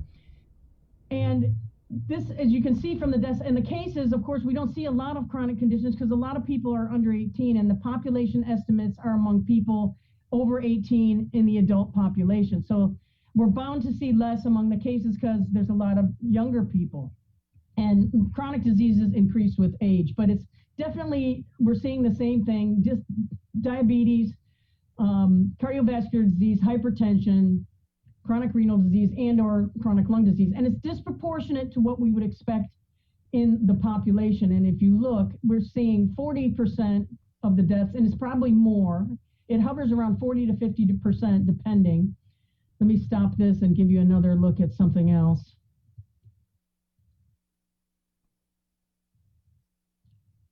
These are the population estimates for chronic diseases in the population. And I also have this. Oops, I'm sorry. I have to share it, don't I? Let's look at this one.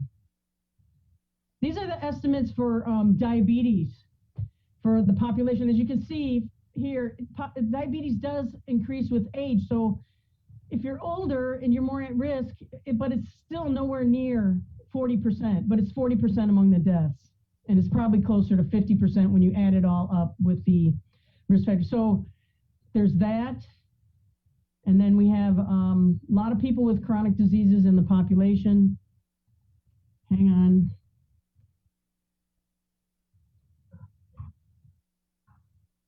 And this provides the estimate, not by age, but just in general, and then the population with chronic disease. And we're not alone.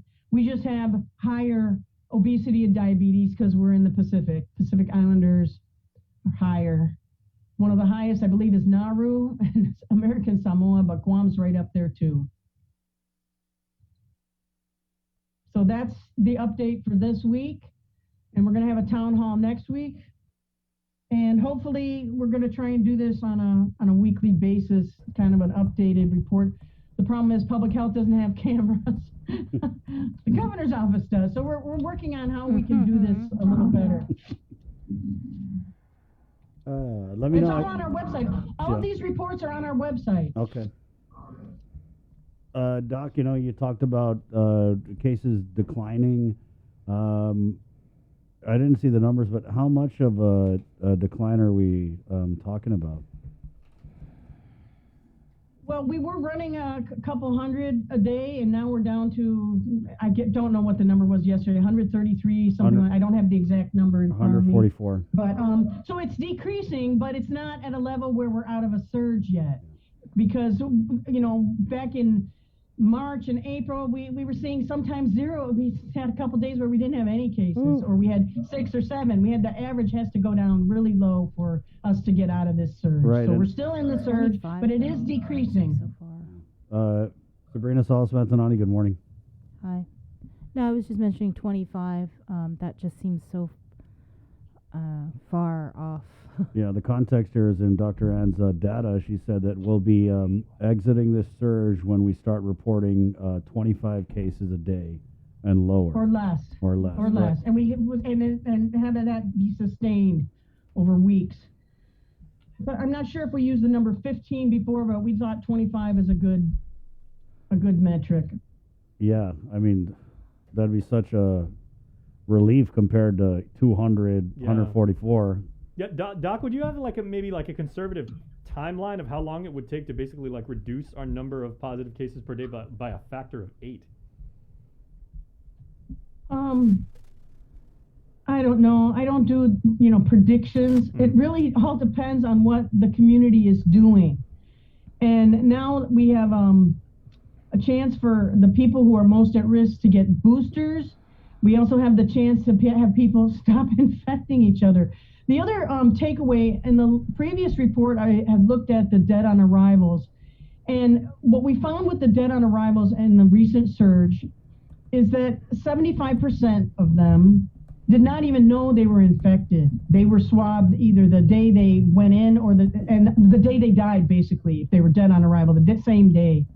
And that means they didn't even know they were sick, and sometimes nobody else knew they were sick. So that's a concern. That's why we're continuing testing, and people need to get vaccinated, and especially if you're elderly, watch out for your symptoms and all of that.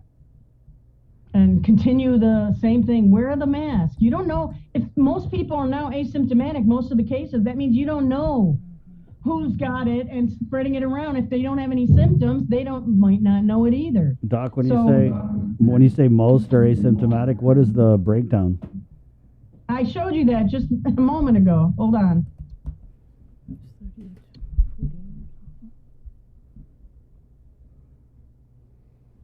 Sorry, Doc. That's all right. It was moving kind of fast there, you know.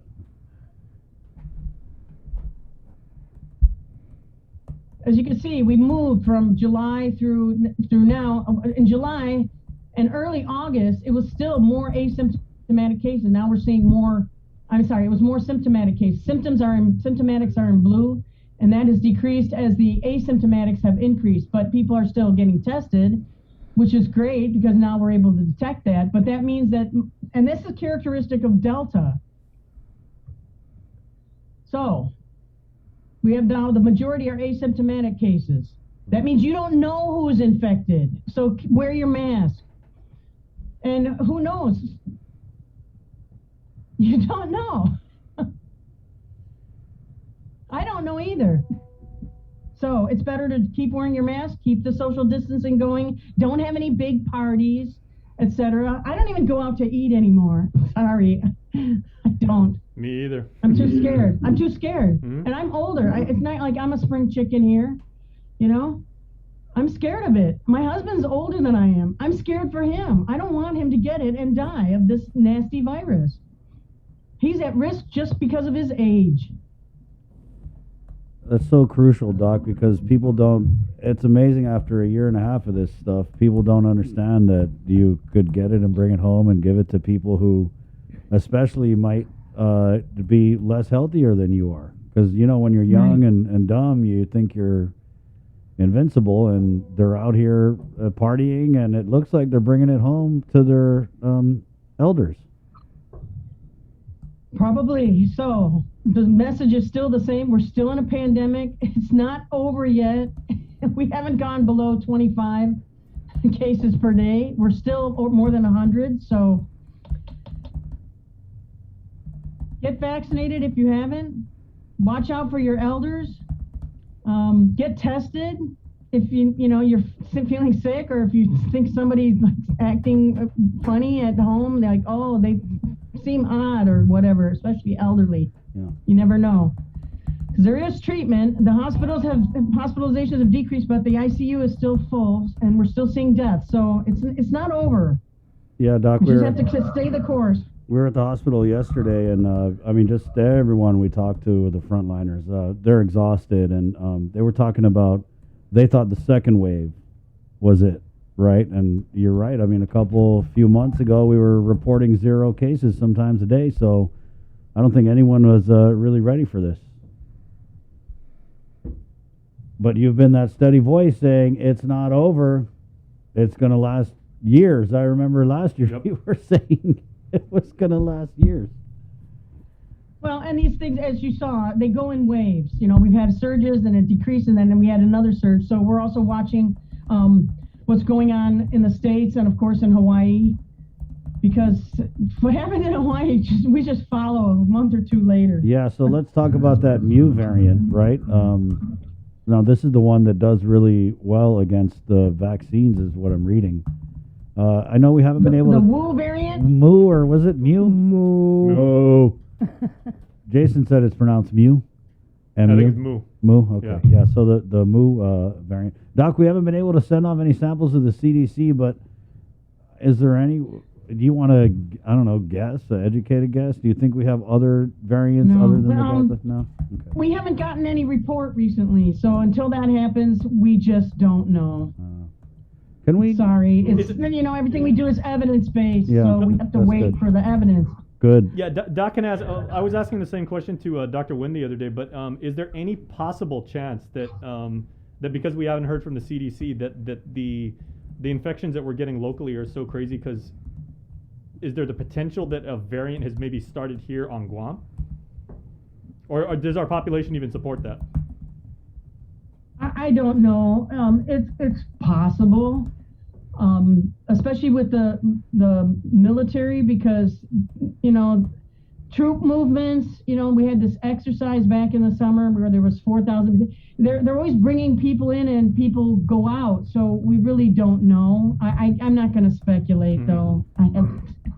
I'm not making any predictions. Sure. Doc, can you go in on the breakthrough cases, right? So I know that you said that it's on the decline, but I mean 30-40%, is that normal for a place that has such a high vaccination rate? Well, again, we don't know exactly because we don't have accurate population denominators. It's the best guess we have until we get the census.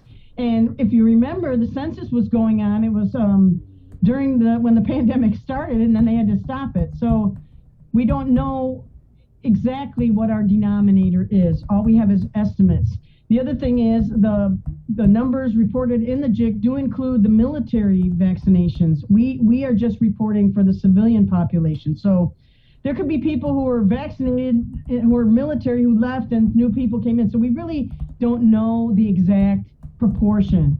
But what we do know earlier is we still were seeing young people who believe they're immune, and that was mainly the same cases as Chamorros, right? And so, of course, some Filipinos and others, but Pacific Islanders less likely to be vaccinated, and younger people. So just because you're young doesn't mean you're immune to this.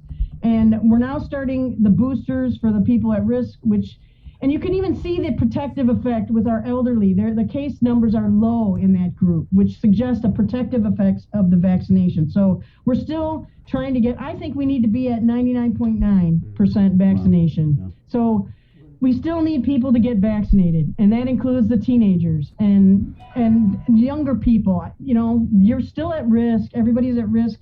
And it's not just all about you. It's about protecting these people who are unvaccinated, like the little kids, and the elderly people who are unvaccinated, or the people who may be allergic and they can't get vaccinated. So it's still not just you, your rights and everything. What about the community? There's a collective responsibility here, and that's why we call it public health. It's public, it's community. Public health is community health. It's not just about you or your rights not to be vaccinated or whatever. Doc, but the ship is in, Doc. Huh? The ship is in. It's party time. No, it's not. Talking about? It's not over yet. This is a pandemic. It's not just an outbreak. Like I said this before, it's not a little outbreak of dengue where we now have local cases. It's not just leptospirosis. It's a pandemic. It's not over. And if you look at the world, the Philippines is right next door. They're still having a bad time over there. So, the Philippines isn't open for people to go there, and the U.S. is still, the cases are decreasing there, but it's still a mess. Okay? So we're still repeating the same messages. Sorry. I love you. You are the best. I wish we could get you. Go. No, wait. Okay. No, so you're saying when we get down to 25 cases a day or less, Sustained. Yes. That will be the end of the surge. But what about, God forbid, beyond that, Doc? When we get it down to 25, is it just going to be the same thing? We still got to be doing the same things? Because it kind of seems... Well, go ahead.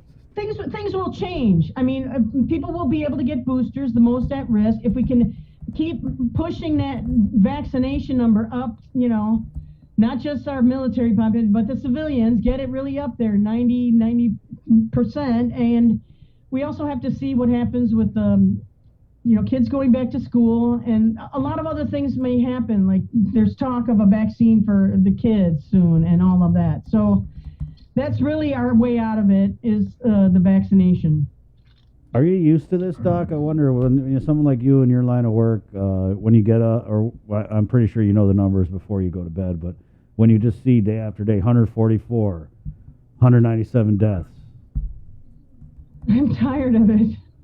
I really did not like seeing the dead on arrivals, because when we looked at the data, it's like, wow, they tested the same day they died. People didn't know they were sick. And when you see the elderly people, or, it's just sad. It's preventable deaths. And that's mainly the work I've usually done before, is looking at health disparities. And the number one key measure of health disparities is premature mortality, dying before your time, and patterns related to that. So. Well, if you guys were looking for a pick-me-upper this Friday morning, you came to the wrong show. Okay. Thanks. Now can I go? Doc, we're going to come to the town hall next week. There's going to be more information, and we're going to, again, try and do this somehow. No, when and what time are you planning on doing that, Doc? I do not know. I'll talk with the director's office, and it's a public health town hall again. Doc, and let me know again, if you need we're a trying shooter. to do this weekly, but the reports are all up on the website. And our website is new. You can actually scroll and look from the beginning of the pandemic to the present time, and it's beautiful. Take a look at what's going on the website. We got a comment here from Margaret Hattori Uchima, comments, and thanks, Dr. Pobutsky. Yes, this is about community health. Well, the beauty of community health, let me end with this, is that when you don't hear from us at Public Health, that means it's working. When you don't hear about the water supply being contaminated, that means it's not contaminated. Public Health works the same way. When you don't hear from us, that means Public Health is working. When you don't hear about an outbreak or an epidemic or a pandemic. So Well, there you go. That's it. Thanks, Doc. Have a great weekend. Take No care, parties. Doc. Right on. Dr. Ann Pobutsky, it is 8 o'clock. Let's go ahead and get started over here on KUAM TV. It's Friday, the 1st of October on the Breeze side. We're KUAM FM, Agotnya, Guam. Good morning.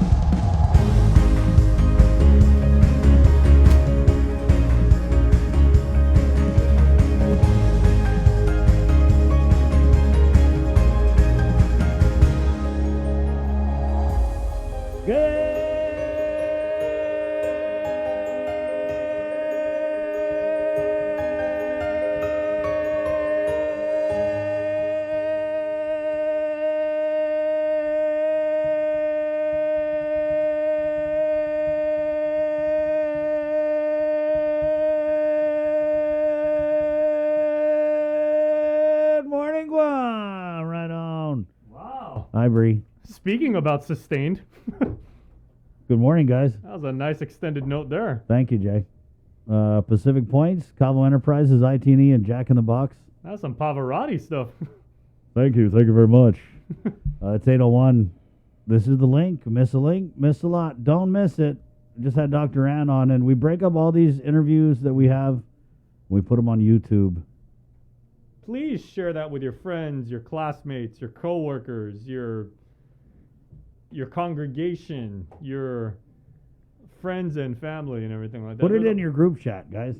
Yeah. Put that in your group chat. 8:02 coming up here on the show. Mark Scott, Guam Guard, Major Anton Uggan, Department of Corrections, Feed Me Fridays, One Micronesia Sneak Peek.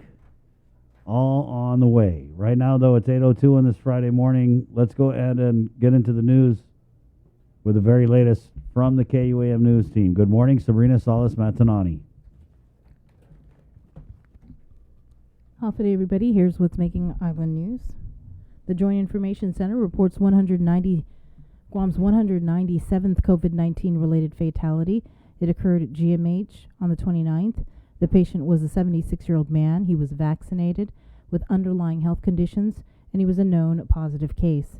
58 people now hospitalized for COVID, 14 receiving ICU level of care, 8 on ventilators. Out of the 58 hospitalizations, 35 are unvaccinated. The vaccination status of 1 is unknown, and 22 are vaccinated. Public Health reports 144 new cases of COVID from tests performed on the 29th. 49 cases were identified through contact tracing. To date, there have been a total of 15,041 officially reported cases, 197 deaths, 3,631 cases are in isolation, and 11,213 people have recovered. The Guam Department of Education confirms 3 employees tested positive. They are from Daniel L. Perez Elementary, Finagayan Elementary, and Teedson High School. Today, a total of 119,436, that's 87.6% of Guam's eligible population, is fully vaccinated. With more news, here's Hannah Devonzo. This news update is brought to you by Pacific Points. Do more, get more. Half a day, good morning. I'm Hannah Devonzo with your headlines here on The Link. Senators continued deliberations Thursday on a measure to pay for what would be Leon Guerrero's administration signature project. The bill to authorize the financing of a $1 billion hospital complex is getting a thorough look over by lawmakers. Nestor Lecanto reports. Governor Leon Guerrero has pledged $300 million in American Rescue Plan money for the proposed new medical campus, dubbed the 21st Century Healthcare Center. Officials have said they will look into as many sources as they can to further finance the project. GITA CEO Melanie Mendiola says they've already engaged a consultant to determine the medical campus needs. We are also doing some preliminary planning work as far as what it's going to cost based on how much space is currently occupied by the 3 agencies. There is no design as of yet for the medical campus. And in order to get a design, you need money. And that's why we're here. Lawmakers aren't disputing the need to replace the long deteriorating Guam Memorial Hospital, but they have plenty of questions about how the administration plans to get there. The bill by Senator Joe San Agustin identifies $35 million a year from earned income tax reimbursements to pay for a build, operate, and transfer type deal. We would like to utilize the entire $35 million upfront for the purpose of site survey, site prep work, in addition to infrastructure work. So we are requesting that we have available access to the entire $35 million in the first year, or as soon as possible. Then there's the site itself. Eagles Field in Manila was identified as the preferred location, but it's currently owned by the military, which raises concerns with Senator Frank Blas Jr. My uneasiness here is it's not having not even half a plan of, whether or not we're going to have to build this campus here, or whether we're going to have to build the hospital facility on another place. Officials say they expect the Navy to sign over the land as early as next month. Further discussion on the bill will continue on Friday. For Guam's News Network, I'm Nestor Lecanto. Healthcare workers have seen the pandemic from a different point of view, the front line. In this new series, we take a closer look at the response at the Guam Memorial Hospital. Tomas Manglutnia has more. Isaiah, healthcare workers have seen the pandemic from a different point of view, at the front line. In this new series, we take a closer look at the response at the Guam Memorial Hospital. Here's more. It was once known as a COVID hospital. Almost 2 years later, healthcare workers are still holding the line. We continue to serve this island. We're exhausted. We do everything we can. We stretch every way we can. COVID has taught us that we have absolutely no limits. So we keep pushing for everybody in this community. KUAM News goes behind the scenes at the Guam Memorial Hospital, where those limits continue to be tested. 9 weeks into the island's third surge, with triple-digit positives daily and more patients dead on arrival. We've opened about 7 COVID care units throughout GMH or GMH facilities. We have opened new areas or transformed new areas, and this is a unit where we've mixed COVID and non-COVID patients. It used to be, when we weren't in a surge, it used to be just a cardiac unit. You can feel the exhaustion, but also the courage and commitment to save lives. We're taking care of some of the sickest patients on the island, and we just have to push through. Sometimes pushing through a breaking point. staff here are really tired and burned out. Some are a little unhappy. It's sad to say, but this is where they're at. They're really tired. They're really burned out. They've exhausted a lot of themselves on the second wave, and then we recovered from the second wave, but getting hit again on third wave with far less help than the second wave, it really has took a toll on a lot of the nurses. These nurses have been here from the start. Some of our hardest days is like, we're doing everything that we can to help these patients, and when you're not seeing them get any better, despite all the treatment you're providing, all the proning, all the education, that it's just sad. And unfortunately with this third wave, we're seeing a lot of patients that they don't want help. They want to leave. They want to go home. Yeah. And we're telling them, you're really sick. Like, this is the only place where you can get your treatment. And even despite all the efforts you do, some of them still, they want to go home. More than 12 U.S. Army Reserve nurses are here to assist with patient care at the Guam Memorial Hospital. The nurses are from the bases in Washington, Texas, and Hawaii. According to GMH PIO May Habib, the nurses went through orientation today.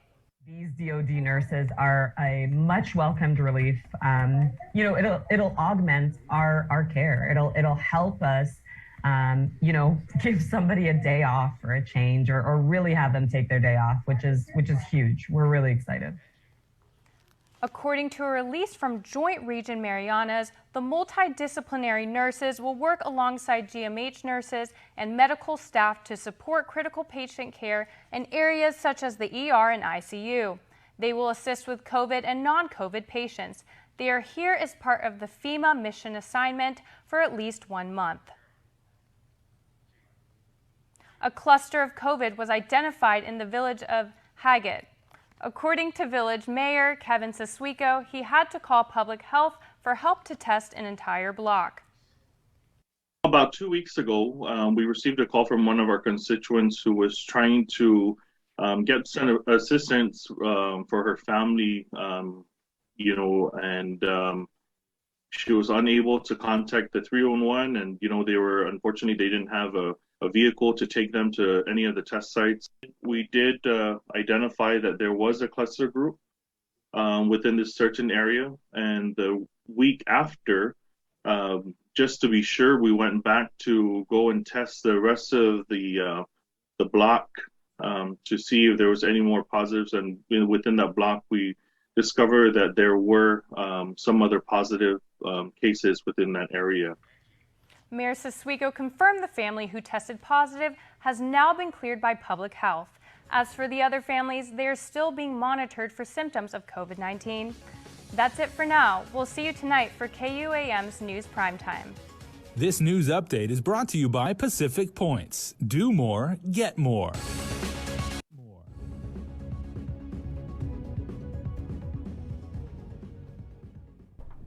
Thanks, Hannah. A bill that would prevent a government shutdown at midnight is expected to pass in the Senate shortly, but as Deborah Alfarone explains, the bill is less than what the Democrats wanted, and the future of the president's agenda is uncertain. I begin this morning with some good news. Senate Majority Leader Chuck Schumer has announced senators have agreed on a stopgap government funding measure. With so many things to take care of here in Washington, the last thing the American people need is for the government to grind to a halt. The measure would fund the government until December 3rd of this year. This concludes a bitter battle back and forth between Democrats and Republicans. Democrats agreed to drop the provision to raise the country's debt limit. The next battle between Republicans and Democrats is the debt ceiling. The House voted to keep government spending at current levels until December 2022, but Republicans say they'll sink the measure in the Senate. That their unified Democratic government is fully capable of fast-tracking a debt limit increase on their own.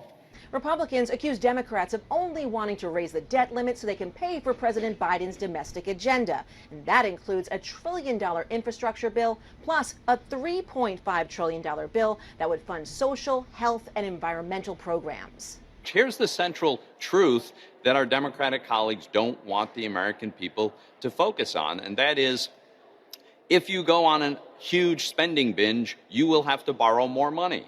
But then they want Republicans to facilitate it all by enabling the borrowing that will be necessary to fund all that spending. But Democrats argue raising the debt ceiling is about paying for spending that occurred during the Trump administration. Make no mistake where the blame lies.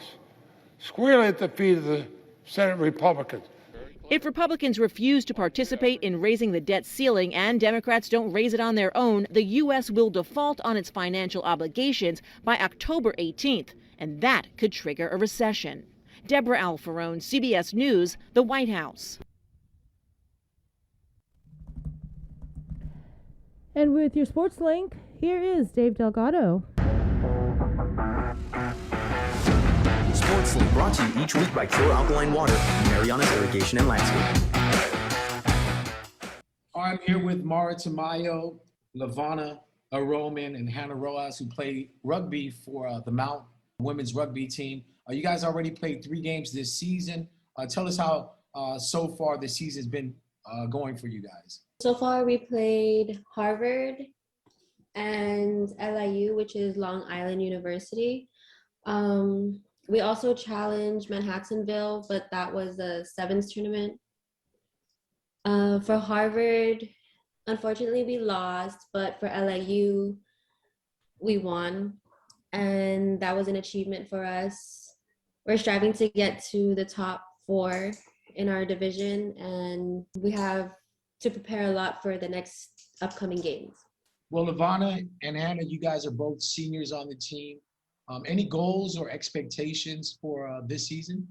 Well, not specifically for this season, but my whole 4 years in general, it was a personal goal that I wanted to make for myself, that I wanted to make the starting roster all my 4 years for every single game, no matter if it was 15s or 7s. Like, that was just my goal of just like working hard, and then my reward was just getting on the roster and playing in the starting 15 or 7. For me, it's really been about like leaving everything I have on the field. As a forward, it's really competitive. We have a lot of people in the same position, and I always wanted to put in as much work on the field as I can before our subs come in. I know there's quite a few girls on the team that, you know, came from the island. And how has the roles for the Guam girls been on the team, and how have they impacted this year's season? We gain a lot of respect, like every single year. It doesn't matter like where, like what school you come from, or whether public or private. Like, we gain a ton amount of respect because we work hard. Like, we put our bodies on the line. We're willing to learn. Like, we're coachable. Like, we just like to be open to new things. And I know Guam was like, the rugby was very like physical, and now like since we've been out here, it's very technical now, and we have to start thinking about a lot of things. So our coach really pushed us to do that, as well as our team. So when we go back to Guam and when we like share our experiences, we'll just be like, you have to keep an open mind, because the way we play rugby in Guam is different from the way we play rugby out here, and we just have to learn to adjust. I would say that coming from Guam and playing all the way out here in Maryland, it gives me a large sense of pride, because not only are there girls here playing at the Mount, but there's girls playing at Dartmouth, there's girls playing at American International University.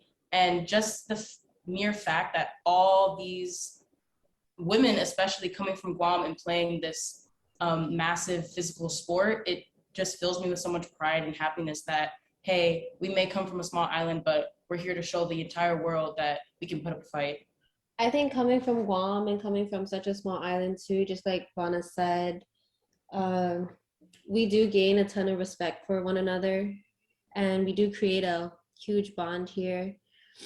It really didn't matter if we came from like Ukuru or Academy or GW.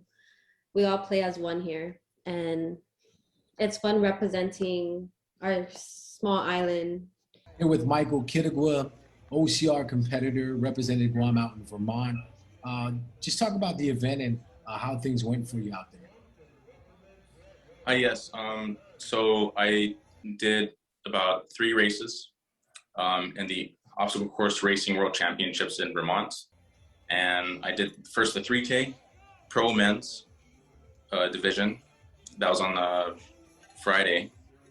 And then on Saturday, I did the 100-meter sprint obstacle course. And then on Sunday, I did a team co-ed relay. The 100-meter event, I know that was just a short, compact course, but it seemed like you were able to breeze through it rather smoothly. Relatively smoothly. Of course, there was a few hiccups along the way. We only had 2 chances within an hour to do our 2 runs. So I had to really study the course beforehand and try my best. A few times I had to redo an obstacle because I didn't fall, but I didn't necessarily go through it real smoothly. So I just essentially restarted that same obstacle and tried my best to pick up time. And that was essentially the course that I was focusing on out of all 3 of them. How was the weather? I know in previous competitions, sometimes it was cold, sometimes it was rainy and wet. Yeah, so on the first day, it was starting to rain, and I was already preparing to be cold and wet. And then thankfully, at noon when I was starting my first race, the sun started to come up and dry up the course, and it continued to be dry and sunny and warm. It was relatively warm throughout the rest of the weekend, so it wasn't too bad. And how was it traveling with the Guam team, supporting one another and just, representing the island? Oh, I mean, it was fantastic. We carpooled. We drove from New York and drove all the way up the East Coast to Vermont and stopped along the way to one of their in-laws in, Connecticut. So it was maybe a 3-4 drive along the way. And we just all supported each other and did some warm-ups and trained and got mentally prepared. And what's next for you? The next competition? Well, it's, of course, next year I'll be competing again, and I plan to qualify. But in between that, I'm training to do the ANAA, American Ninja Alliance, or something like that. Anyways, it's a ninja competition in the States, and we should be having qualifiers here on Guam, and then competing in, I think, Las Vegas for the championships, I believe. Kiara Hutchinson, 2021 graduate of Notre Dame High School, recently getting the call up to play for the Massacada, our women's national soccer team. Where were you when you got the word, and how did you feel when they announced that you are vying for the goalkeeping spot on the team? I would say it happened when I got back from the training camp when we traveled to Chula Vista. After I had finished training with the U20s, when I came back, seeing as I had both aged out of that age group, I had started training with the Massacada, but I really got word for it when we found out that we were going to Lebanon, but then, all of that stuff changing. But that was when I found out that I was being called up to really play for our team. And it shows your hard work's paid off. You've been in the program for a while now, and what does it say to the coaching staff to believe in your skills and what you offer to play on the women's national team?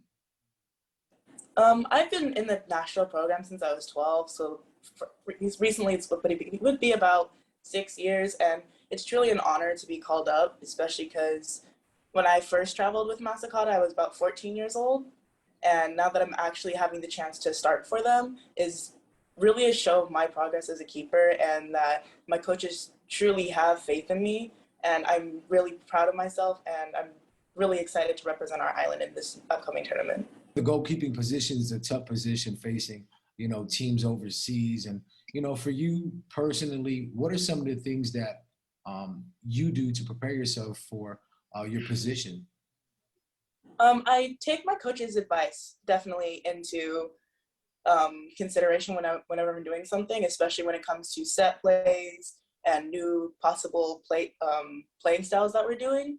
And with that, I'm able to adjust and figure out what I need to do, as well as communicate with my teammates as well, because soccer is it's a great sport, but it makes it even better when the team is able to communicate properly with each other. And that's a part of my job as a goalkeeper, learning to be able to communicate with my teammates and being able to support them in any way I can.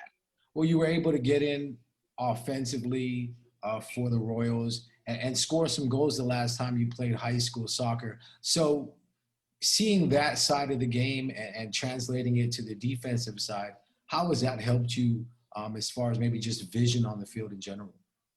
I find that goalkeeping actually helped me play striker more than striker helping me play goalkeeping, for the basic fact that I was originally a goalkeeper and then got put up to striker, so I already understood what the keeper was looking for and what angles that the keep is really hard for a keeper to get. You know, it's one of those things. And so it helped me more offensively than it did defensively. In all honesty, it's really nerve-wracking because the last time Guam was invited to play in this tournament like this was when I was born. So it's nerve-wracking, it's an honor, and I'm really excited to be able to partake in this because it's been such a long time since Guam was invited out to participate in this tournament. And I really think that we can come out successful. I'm here with Jared Wells, match director for the Pacific Rimfire Shootout. Let's talk about your background with shooting and a little bit about how you got involved with the sport. My shooting background, so I've been around firearms since I was a kid. You know, growing up, I was always taught to view a firearm as a tool, not a toy. So with that, you need a proper training, education, to be disciplined, you know, in order to safely handle a firearm. So keeping those keys in mind, that's how we kind of came up with the Pacific Rimfire Shootout. It's a great introductory to all levels of shooting, from, you know, entry level youngers up to expert level shooters. This platform provides a great environment for that. It encompasses, I'd say, the basic marksmanship skills. So you have your bench rest, your standing, seated, prone, and kneeling. Those are all your basic positions. No run and gun, no moving targets, everything's static. It is timed, but the time limits are very, very forgiving, I guess. You know, you have a lot of time to do everything. Tell us when the event's going to take place and where it's going to be held.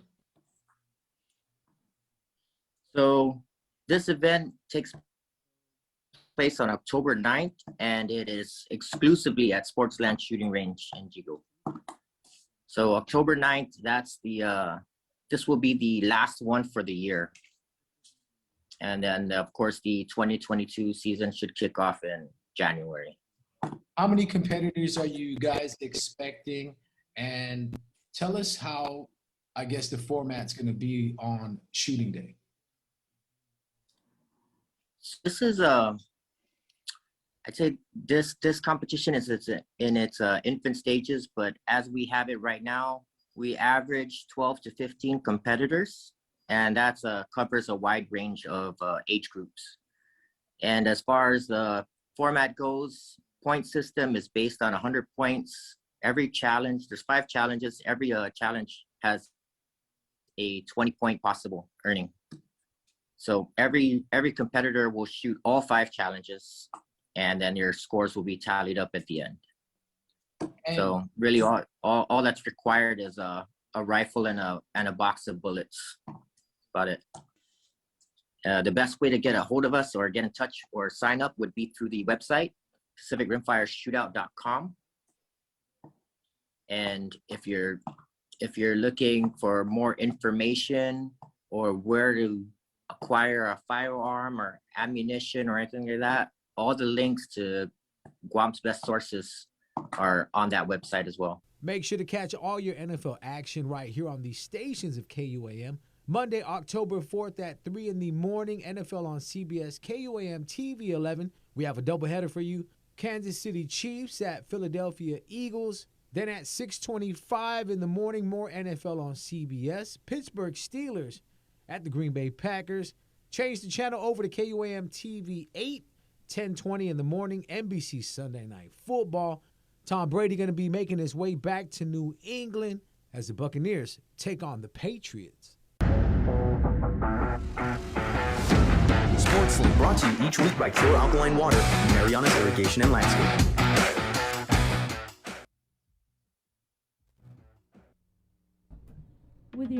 Chamorro, here is Kin Conception.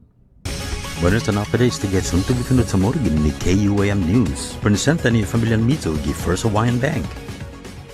Extended magahaga luliang rare public health emergency dan declare paraguahan para 30 días talo. Según el orden executivo 2021-24, na Fatinas gi martes a extendis tahulo gi 29 gi Oktubre. Inuibo na natin sa na mas klariloki na siya programan all rise na apas sa tiparofan magarnish. However, lokin man necesita para lisensya, permit ng gasto para ST, para adi siya profesional, di man asisti salud, di man respondo para public health emergency. Mas artikulo, dasang ginzamo malakapon sina bukit tiket mo para Tokyo gyud tumunesti na semana. Gobernamento na pon sa ma-report na sinya agupa humahat sa palugi ito niya COVID-19 emergency na restrictions. Si Yoshihide Suga, Prime Minister, asangan na para manasuha palo na restriction given 47 na perfection na pon siya. Losina sa Lons ang sagan sumuto siya sa ating sigida sa nababa de nuevo. Gimapos na mes, may esperansa hapon ni 100 kilo na kausang COVID. Lucia loki hulo inumuro man mabakukunagwihi. Mas asunto, yung black construction is a harmon sa maward balin 122.1 milyon pesos na contract militar para mahat sa machine gun range ki Northwest Phil, gi Anderson Air Force Base. Sumanawin na toto sa ina sa ni range control tower dan sagam naman distribute aminasyon. Mananagan o funazan na toto gi Oktubre 2024. Yuto mo na sunto gin ni KUM News kifinot sa moro para pag no Webes man marward loki contract militar i ARS Aliot Construction LLC gitsatamuning man marward 50 milyon pesos para matsogi minor na toto construction sa goni minalago Anderson Air Force Base. Azo na kontata sa para 7 anos na tempo. Para Guam News Network, Bausikin Conception. Yasuto kifinot sa moro sa presenta sa ninafato ni Familian Mizo gi First Hawaiian Bank. Say hello to the First Hawaiian Bank mobile app. Got a question about your finances? You've come to the right place.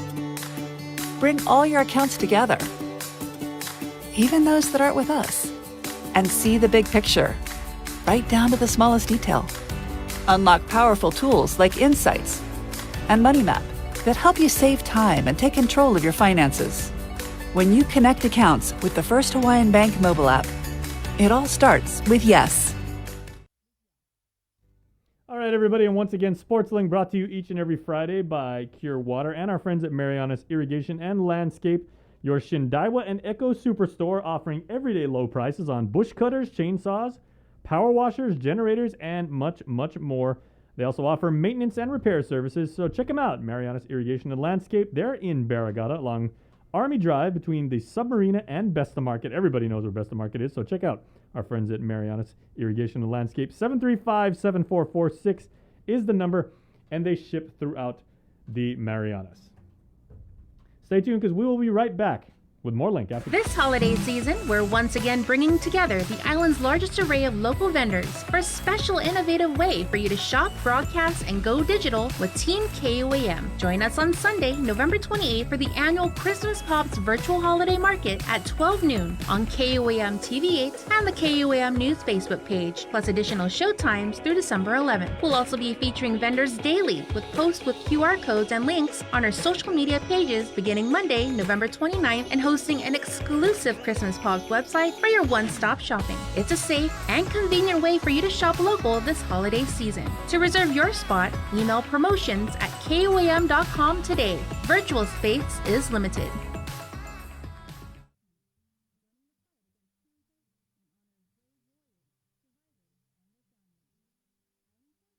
Celebrate National Pizza Month with the Pepsi Ultimate Pizza Trivia Challenge. All you have to do is listen to the link during the month of October, and when prompted, call 671-637-0094 with the answer to the Pepsi Ultimate Pizza Trivia Challenge. Winner will receive a gift certificate from our participating pizza parlors and a 12-pack of Pepsi, brought to you locally by Pepsi. Pacific Matters is a half-hour news, culture, and lifestyle show focused on issues that impact Guam, the Northern Mariana Islands, and the larger Pacific region. Join Tomas Maglonia every Monday to discuss politics, trends, and take a deep dive into the issues changing our island home, because what happens in the Pacific matters.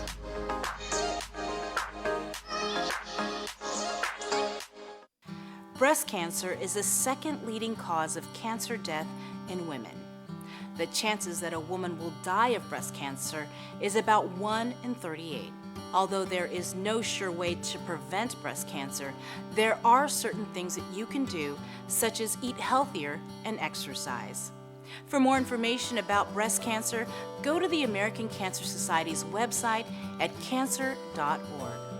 Also, on October 22nd, we invite you to think pink by wearing the color pink on that day in solidarity of our breast cancer survivors and warriors. This pink message is brought to you in partnership with Ordot Dental Clinic, joining the fight against cancer in honor of brave warriors, survivors, and their families. Island Cancer Center and American Cancer Society. GU Self-Storage, conveniently located near the Harmon McDonald's. We offer affordable rates, online payments, and auto bill pay for your convenience. Plus gate access daily from 6 a.m. to 9 p.m. Call us today at 648-7867 for more information. 3.9 FM.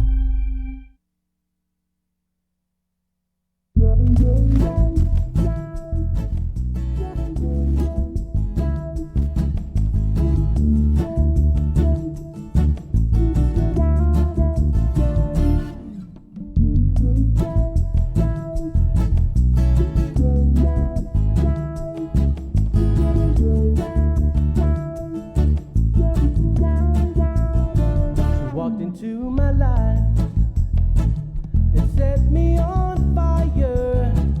I never thought a girl could give me that burning, taking me higher, making me want her in so many ways. Every time I think about that lovely lady, she takes me away, 'cause I know doesn't need a time. 8:34. Friday morning. Good morning, Sabrina. Good morning. Brought to you by Pacific Points, Cabo Enterprises, ITD, and Jack in the Box. This is the link. It's Friday, the 1st of the month, 2021. Pepsi Ultimate Pizza Trivia Challenge. Guys, the number is 637-0094.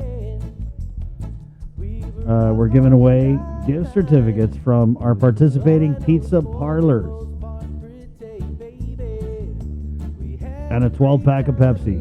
Brought to you locally by our gangs over at Pepsi. Good morning. That's coming up. And this morning's prize is a CPK gift certificate. I mess with the CPK a little bit. I've been known to smash it. Emphasis on California Pizza Kitchen. That's right. Yep. I really like the shaved Parmesan mushroom pizza they have. And also like their pepperoni pizza because their pepperoni's big. I did a story a couple of years ago where we actually had a couple of the KUM kids. Brock was there, Sabrina's son, and Michael Paul Villagomez, and they had a kids pizza camp. Wow. And we actually made pizzas and put it in the furnace and oven, I should say. The furnace. Put it in the oven, and it was super cool. He put his pizza in the furnace. That may have explained why mine was a little bit. All right, let's head over to the KUAM News Zoom room where we have standing by the Public Affairs Officer for the Guam National Guard. I'll just do it. Mark Scott, live from the Infusion Center in Manilao. Good morning, Mark. Hey, good morning, Chris. How you guys doing? Bree, Jason, Joser, half a day. Good morning, We're doing all right. Oh, yeah, we're down here at the Manilao Senior Center with some familiar faces. Good morning, guys. Hey. Hi, Daniel. Oh, hey, whoa, There's your boy. There's your boy working hard out here. He sure is. Daniel Paris from the KUAM News team. Yeah, he's talking to some of our FEMA contractor folks who are here helping us at the monoclonal antibody treatment clinic, the Senior Center in Manilao. There's Doc Lewis behind me, just about to get started here on their day. Right. It opens at what, at 9? Yeah, you open at 9, right, Doc? Yes. Yep, he says yes. There he is. Good morning, Doc. Good morning, everyone. Good morning, Link. Yeah. You know, it's been a while since we saw you. I think it was on opening day for the Infusion Center. How has the flow of patients been? It's been steady. We do hope that well, maybe not hope, but people that are positive, that we hope that they get the treatment that they need. And what message I want to get out there is that if you're positive, please come in early and don't wait till you're getting worse. Because what we're finding is people who are waiting, they come in, we assess them, and their oxygen levels are already low, that they require hospitalization.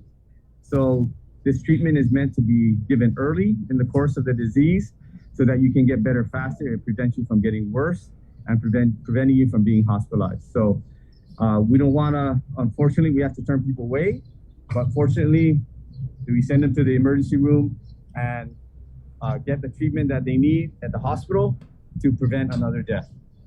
Right, Doc.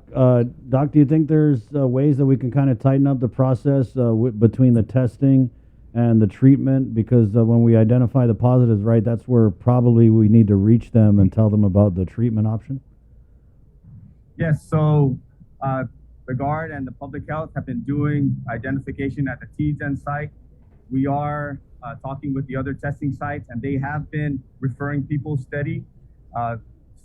So the word is getting out there. The first 3 days when we opened last week, we only had less than 10. Now, these past 4 days, we've been getting 15 to 20. So people are aware. People are asking for the treatment. The clinics are aware. They're referring their patients. So it's steadily getting there, and we hope hope to treat more patients that need this treatment.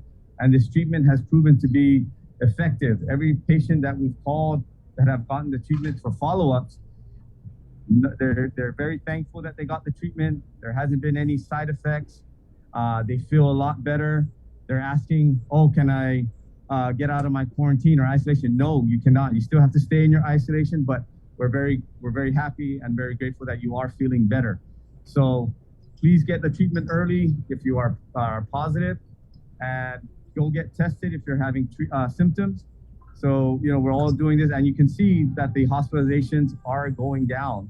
They're trending downward, and we hope that the monoclonal antibodies that are being given to these patients are making that difference in not overwhelming our hospitals. Wow, Dr. So I Cruz. think it's been a very good. So I'm Dr. Palmer. I'm going to be taking over the site here today. Okay. Yeah, we'll So be is Dr. ensuring that Palmer there's a from smooth FEMA? transition.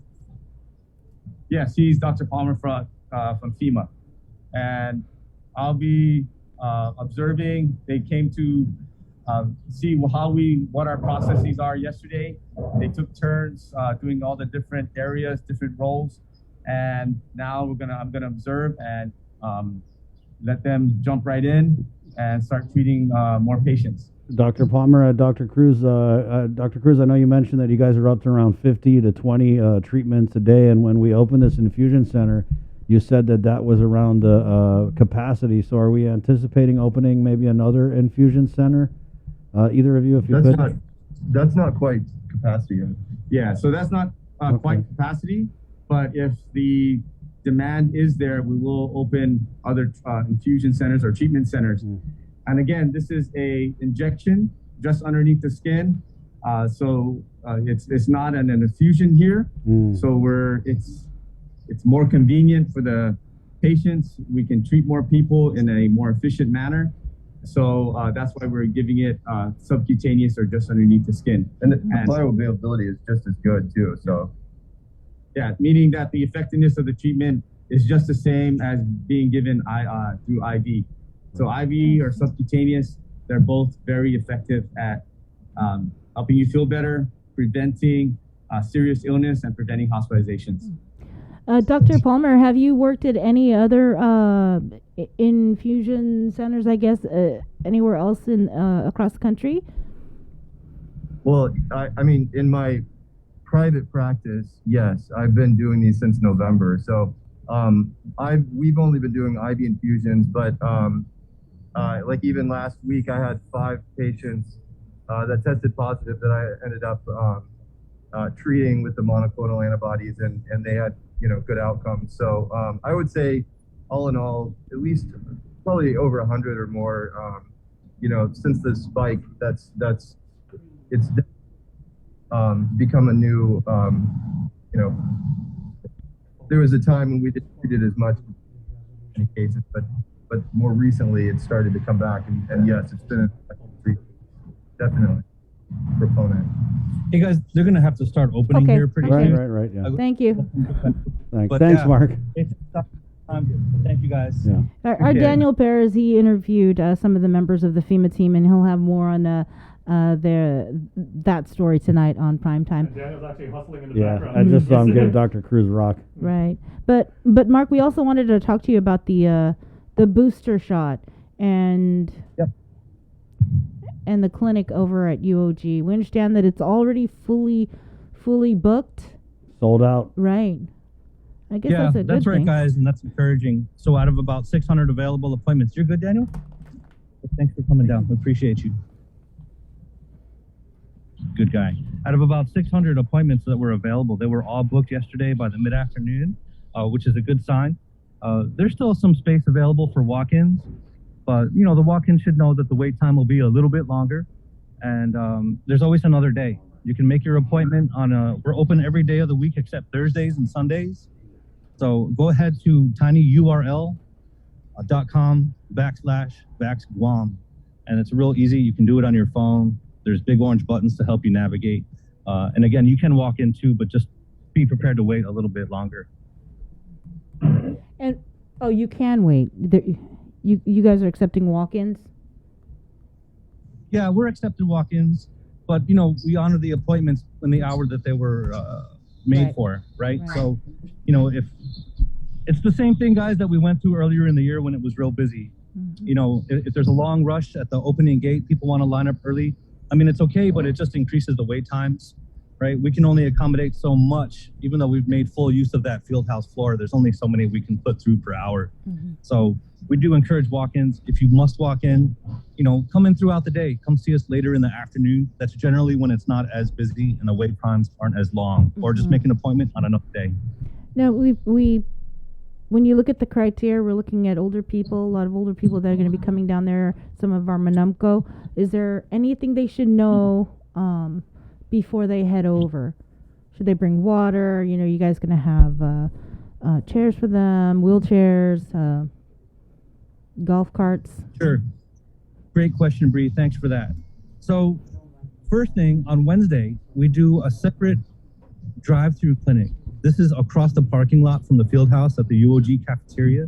You know that little drive-through area? It's like a porte cochere or whatever fancy name when you drive through and there's a doorway there. Yep. Every Wednesday at 9 o'clock, there's a drive-through clinic for the folks with mobility issues, to include Manumco. So you can make an appointment there by calling 311 option 2, talk to Guam Cedars, and they'll take you at the drive-in vaccination clinic at the cafeteria. If you don't want to wait until Wednesday, or Wednesday at 9 in the morning isn't good for you, then you can still come in to the normal hours at the field house itself. And yeah, of course, bring your water. We do have a little bit of water, but not enough to accommodate thousands per day. Right. There's enough seating. There's a golf cart for people who want to ride if you park far. There's wheelchairs available there too for people with mobility issues. And we're going to accommodate you as best we can. Now, it's important, Chris and Bree, to say that, yes, while the availability and the eligibility is open for the booster shot now, let's do what we can to allow the Manumco to come in first. I like to think of it like the fiesta table where, yeah, you're young and healthy and you could run up and eat first if you want. But normally what we do here is we allow our Manumco to go first. So that's kind of the tone here. Instead of the phased or the tiered approach that public health put out when we first rolled out the vaccine, we're doing a courtesy respect system here. So let the Manumco, let the healthcare workers have a first crack at it, and we'll all get our turn. And they need to bring their vaccination card, right, and an ID. Yeah, bring your IDs. If it is for booster shot, or even if it's your second dose, of course, bring your vaccination card so we can update it, make sure you're good to go. And there's no prescription needed to get the booster shot, right? Correct. It's verbal attestation. Verbal attestation. Okay. What time is the clinic today? 11 to what? 11 to 5, Bree. The last appointment will be at about 4:30, but the operating hours are from 11 to 5. And that's true for every day except Thursdays and Sundays when we're closed. Is the monitoring period still the same, about 15 minutes? That's a good one. You know what, Bree? I don't know. I think so, but let me ask them over there, and I can actually text you back with that answer. Okay. What'd you say? Mark, what's the capacity over there at Manila? If it's not 15 to 20. No, this is If it's not 15 to 20. You're talking about how many? Shoot, man, Denise sent me those numbers. Okay, this later's fine. Sorry. Look at it this way. Back when, back in the heyday earlier this year when it was real busy there, we're capable of putting through over 2,000 a day. It's the same configuration as it was before. We have the staff ready, but our appointments right now are at 600 per day with the allowance of some walk-ins. So whatever we see today, I'm confident we can face it and we're ready. Right on. And again, just so people are clear, the clinic over at the field house, right? It is only for the booster shots today, not people trying to seek their first or second dose. No, come and see us. If you haven't been vaccinated yet or you need your dose too, you need your additional dose, which is different from booster, or your booster, just come see us. Okay. All right. Anything else, Mark? Thank you guys for helping put this word out. We appreciate you. Thanks to the people of Guam. No, if thank you. If you choose to get vaccinated, if you're able to, please do so. We'll be there. All right. Thanks, Appreciate it, Mark. Thanks, guys. Have a good one. Stay safe. Right on.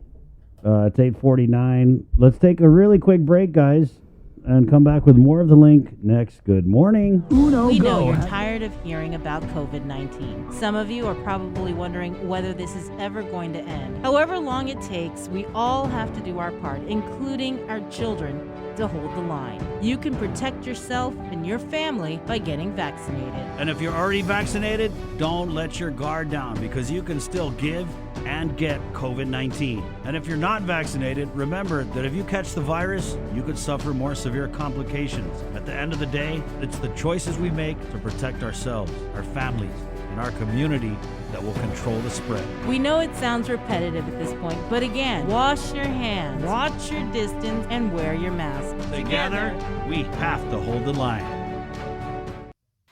Breast cancer is the second leading cause of cancer death in women. The chances that a woman will die of breast cancer is about 1 in 38.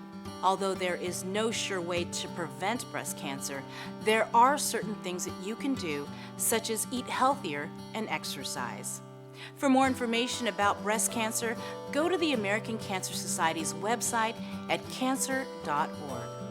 Also, on October 22nd, we invite you to think pink by wearing the color pink on that day in solidarity of our breast cancer survivors and warriors.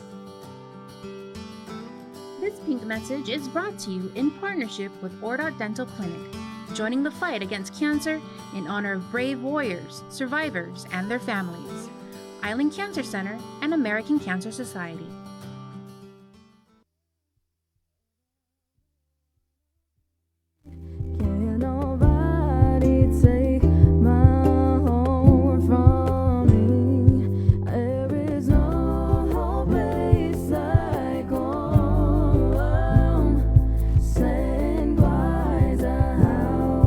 Hey, good morning.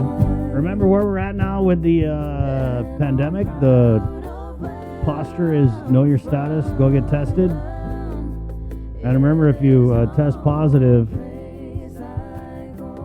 make sure you ask about the monoclonal antibody treatments. As we just got a pretty good report from Mark and Dr. Lewis down there at Manila. 8:51. Daniel Perez is actually down there as well. He did an interview with the FEMA team that's here, and he'll have more on that tonight on Primetime. That's right. Daniel Perez been kicking ass. And he's been on this monoclonal antibody. He's done a great series of stories, not only on this treatment, but as on the vaccines as well. It's 8:52, Friday, October 1st.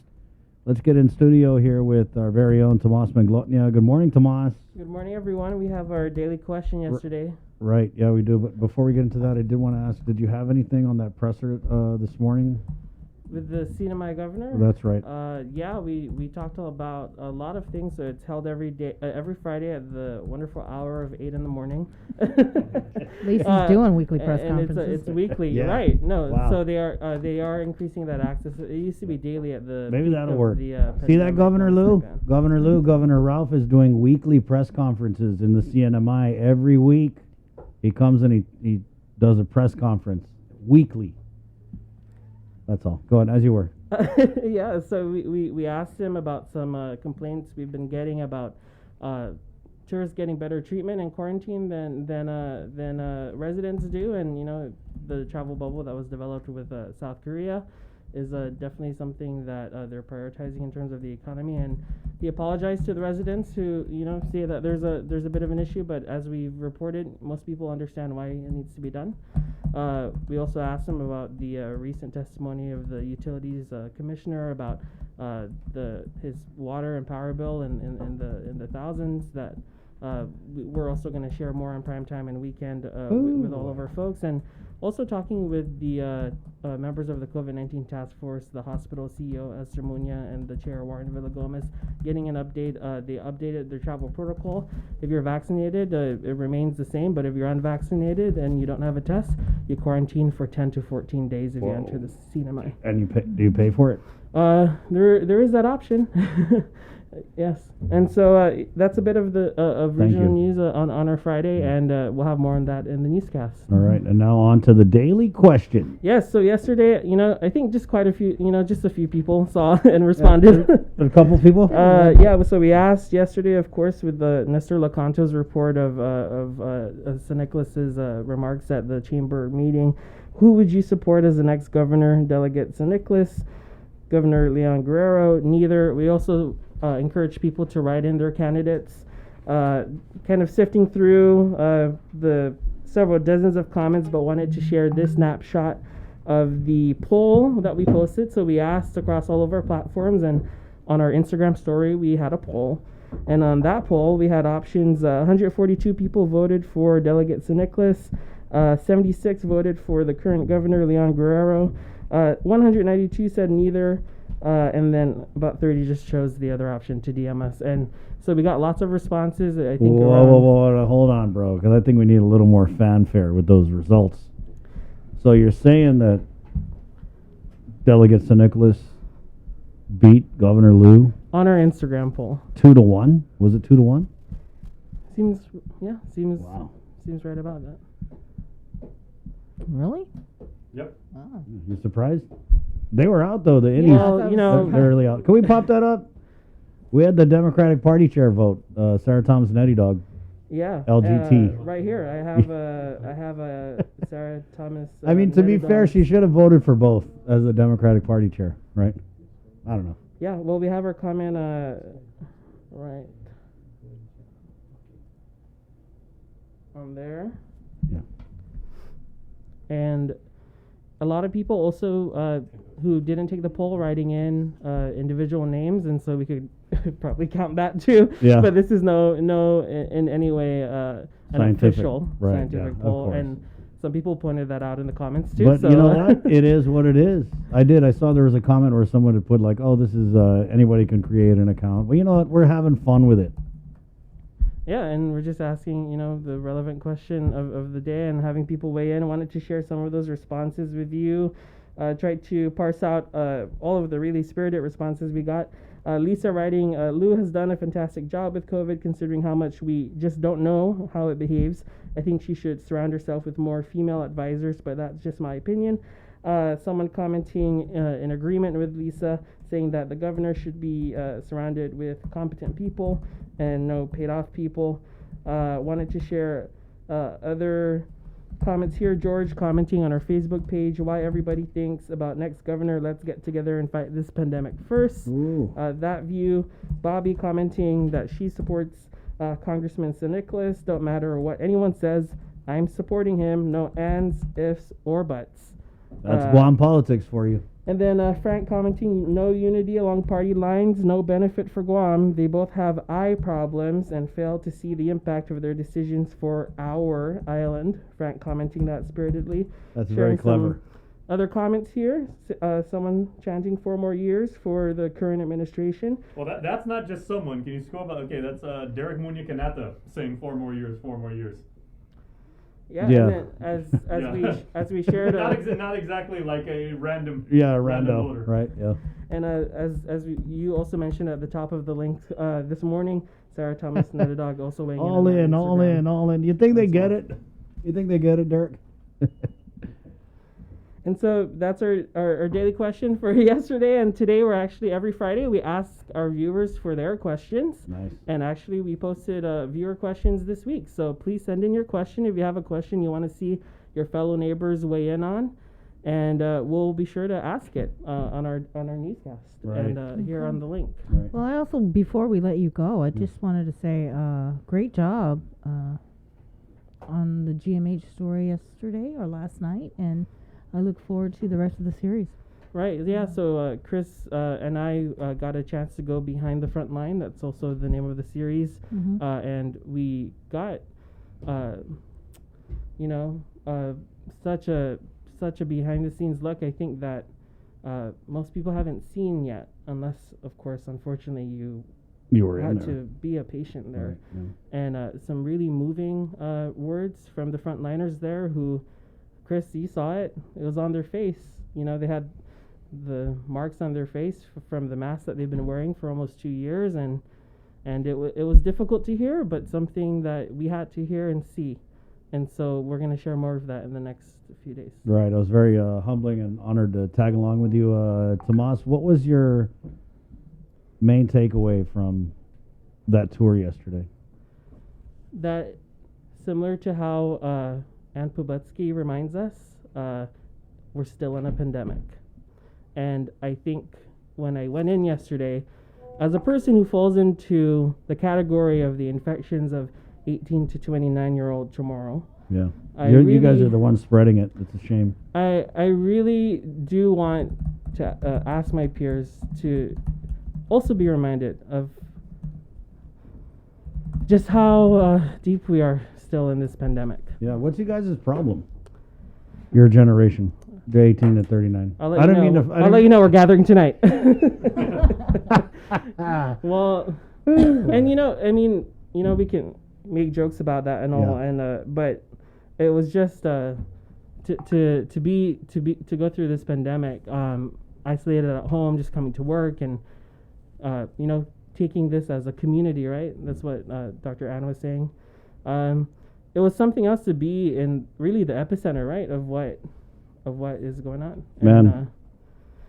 And, when we hit a lot there. And, you're right. Yeah. Yeah, and we also, I don't know if it's any better news, but in Pacific Matters next Monday, we're also covering some important topics. I'm not sure if we have the. We do. I'm going to go ahead and play this.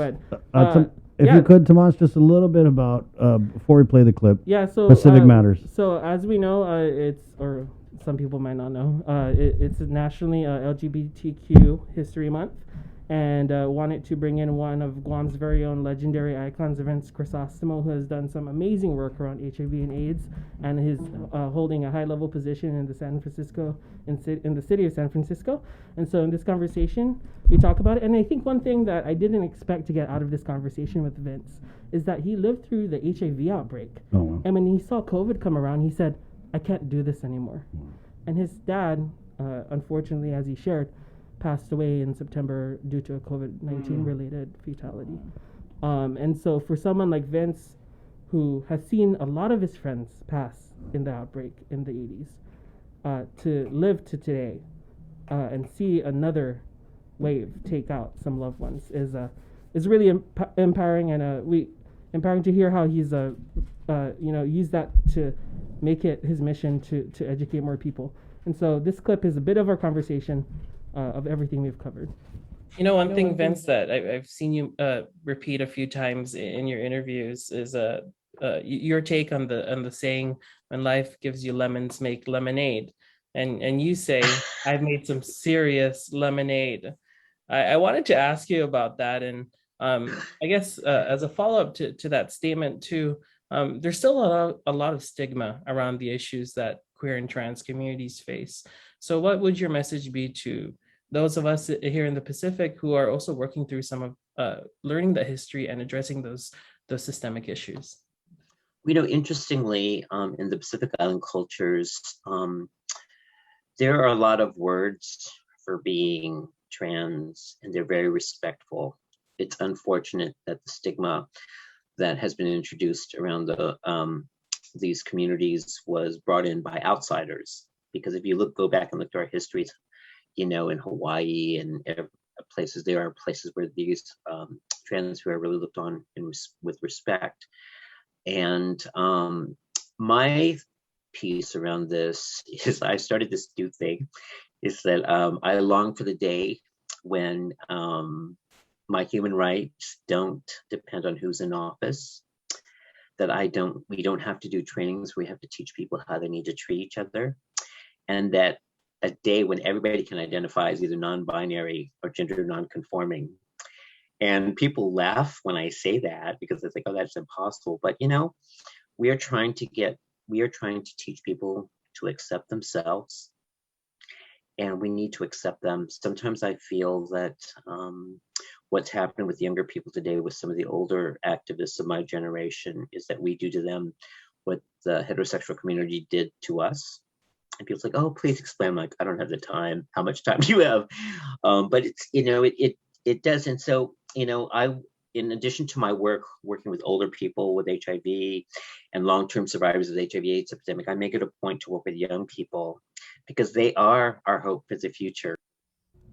So ending on a good note there with Vince Crisostomo, who points to the future of it all, and wanted to also tease a little bit about the other story that we covered in Pacific Matters on Monday, which is with Tavaisa Malu, who's doing some great national work, has sat with President Biden and Kamala Harris to advocate for Pacific Islanders. And I think it was interesting with the interview with Dr. Ann this morning, who pointed out that the census is really important in terms of giving us a better understanding of this pandemic and the data. And one thing that Tavaisa Malu mentions is that the American Community Survey is not going to be reported in the same way because, as Jason also knows, when it comes to surveys, this survey has a non-response bias, which means less people responded to it, as we can expect because of the pandemic. And as a result of that, that means that the census is probably not going to give an accurate snapshot, and then also as a result not give us enough data for us to understand better things. And if you're watching on TV right now and wondering why my eyes are watering up, it's not because of any of the stories really. It's because of something Jason just gave me here. And I didn't expect it to have such a snapshot into my eyes. It's a cough drop. So Jason I just, should have told you, like when you actually let it dissolve, keep your mouth closed. Jason gave Tomas three fisherman friends. I didn't think it would. I thought that talking about the GMH would make me cry, but it was Jason's cough drop. Well, we can start over and talk about GMH now since we're rolling. Okay, we're good. Thanks, Tomas. Thanks, Tomas. There you go, Tomas Maglotnia, doing a lot of great things, from Behind the Front Line to Pacific Matters to the Daily Question. It's 9:05. It's Friday. Let's take a break, and then, guys, we're going to go on jail next with Major Anton Uggan. Plus, we're going to give away some pizza.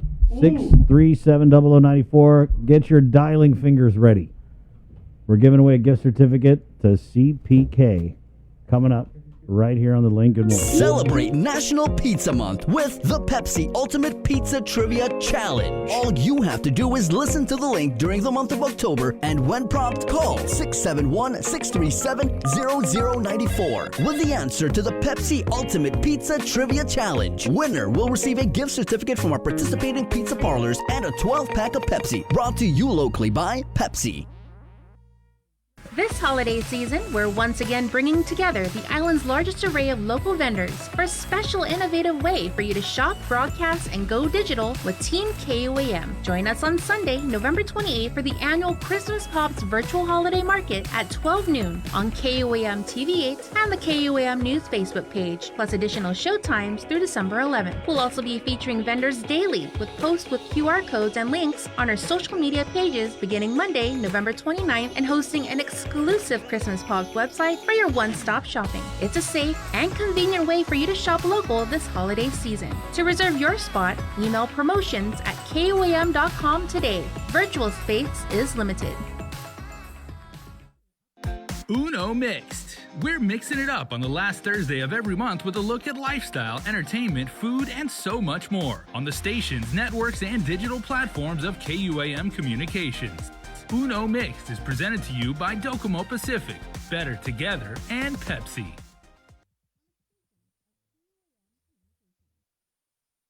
Take in the panoramic beauty of our island each Sunday on the KUM News Instagram with Scenic Sundays. Scroll through the natural beauty of the island on display. Scenic Sundays on the KUM News Instagram is brought to you by Addis Trust and Investment, Location, Service, Trust, and Haagen-Dazs Shops Guam, where every day is made extraordinary.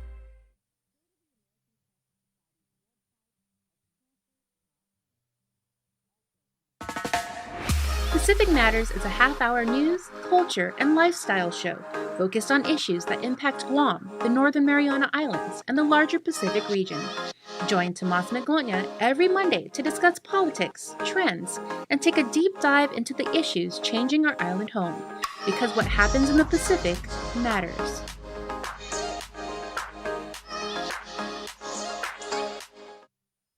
The KUAM Podcast Network is back and on demand, featuring a great variety of podcasts from our island and region, including culture, lifestyle, awareness, crime, politics, commentary, comedy, and entertainment. Available on most streaming platforms. The KUAM Podcast Network. Subscribe and listen now.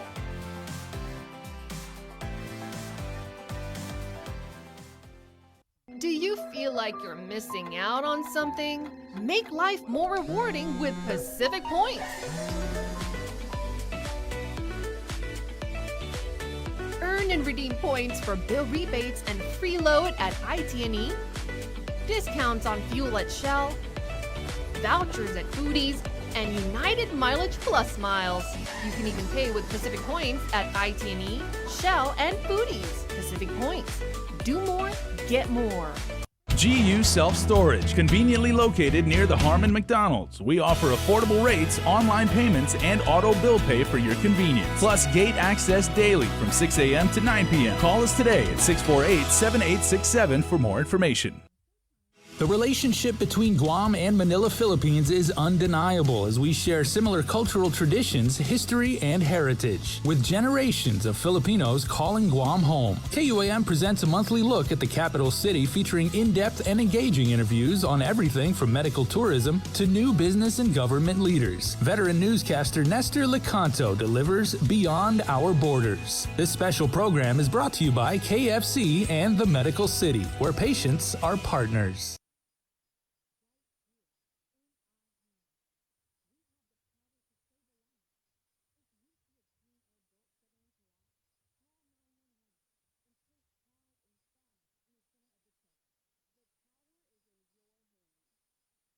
KUAM's multi-platform morning show, The Link, just got a little more delicious with Feed Me Fridays. Chris, Sabrina, Jason, and the rest of the morning crew will take some time off each Friday to talk, taste, and tempt you with all the latest and greatest food and drinks on Guam. Old faves, new hits, and everything else we can put in our bellies. It's Feed Me Fridays on The Link, brought to you by King's Restaurants, Ruby Tuesday Guam, and Devondale. This season, KUAM Communications is ready to go with more games, more championships, and more sports specials guaranteed to bring out the fan in you. Don't miss a minute of gameplay from NBC on KUAM TV8 or from CBS on KUAM TV11. We're bringing you all the action and excitement brought to you locally by Michelob Ultra, the superior light beer, Mariana's Irrigation and Landscape, and Docomo Pacific. Get yourself all caught up with the week's games, scores, and highlights with the KUAM Sports Weekend Roundup on KUAM News Weekend Edition. It's all-inclusive, all the fun and all the action wrapped up in the perfect presentation. Relive the moments on the KUAM Sports Weekend Roundup, brought to you by Gatorade. Greatness starts with G.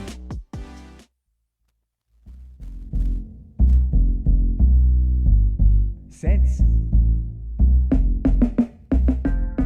Gravitational pull in the world where I exist. Continuation of this music, do the best that I can give as I live day to day in the present and forget.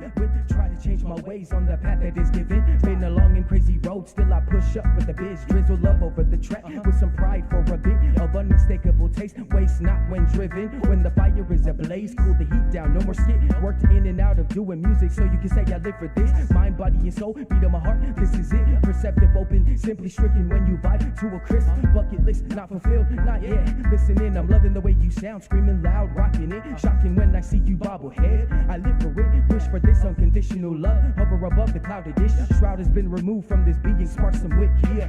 Hey, good morning. It's Friday. Major Anton Uga, Department of Corrections, joins us in the KUAM News Link Zoom room. Good morning, Major. Good morning. Good morning. Good morning. Well, you just sent me this text here, and I guess we'll just start there. Can you give us an update on the COVID at DLC? Yes, Jason. Chris, sorry. Oh, I must be looking handsome this morning. Sorry about that. No, keep it up.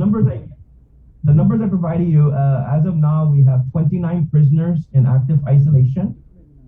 We anticipate 11 of them should be cleared by today, and that will leave us with 18 remaining prisoners that will be under active isolation from the from the COVID-19. So we went from was it 12 positives a couple weeks ago to 29 that turned positive? Yeah, we jumped from 12. 12. Numbers started rising slowly, and again, as of today, we have 29. We had a few more, and they were also cleared little by little. Some get cleared, and then, unfortunately, we've had a few arrestees come in that are actually positive coming into the facility. So we automatically bring them to our quarantine unit, and then we had a few that, of course, they caught the virus while in here. All of them are doing well. No serious medical condition. All our detainees that were in here that tested positive were all vaccinated. So we had a few that were unvaccinated, but most of them came from outside. That's right. They do a vaccination clinic in DOC, right, Major?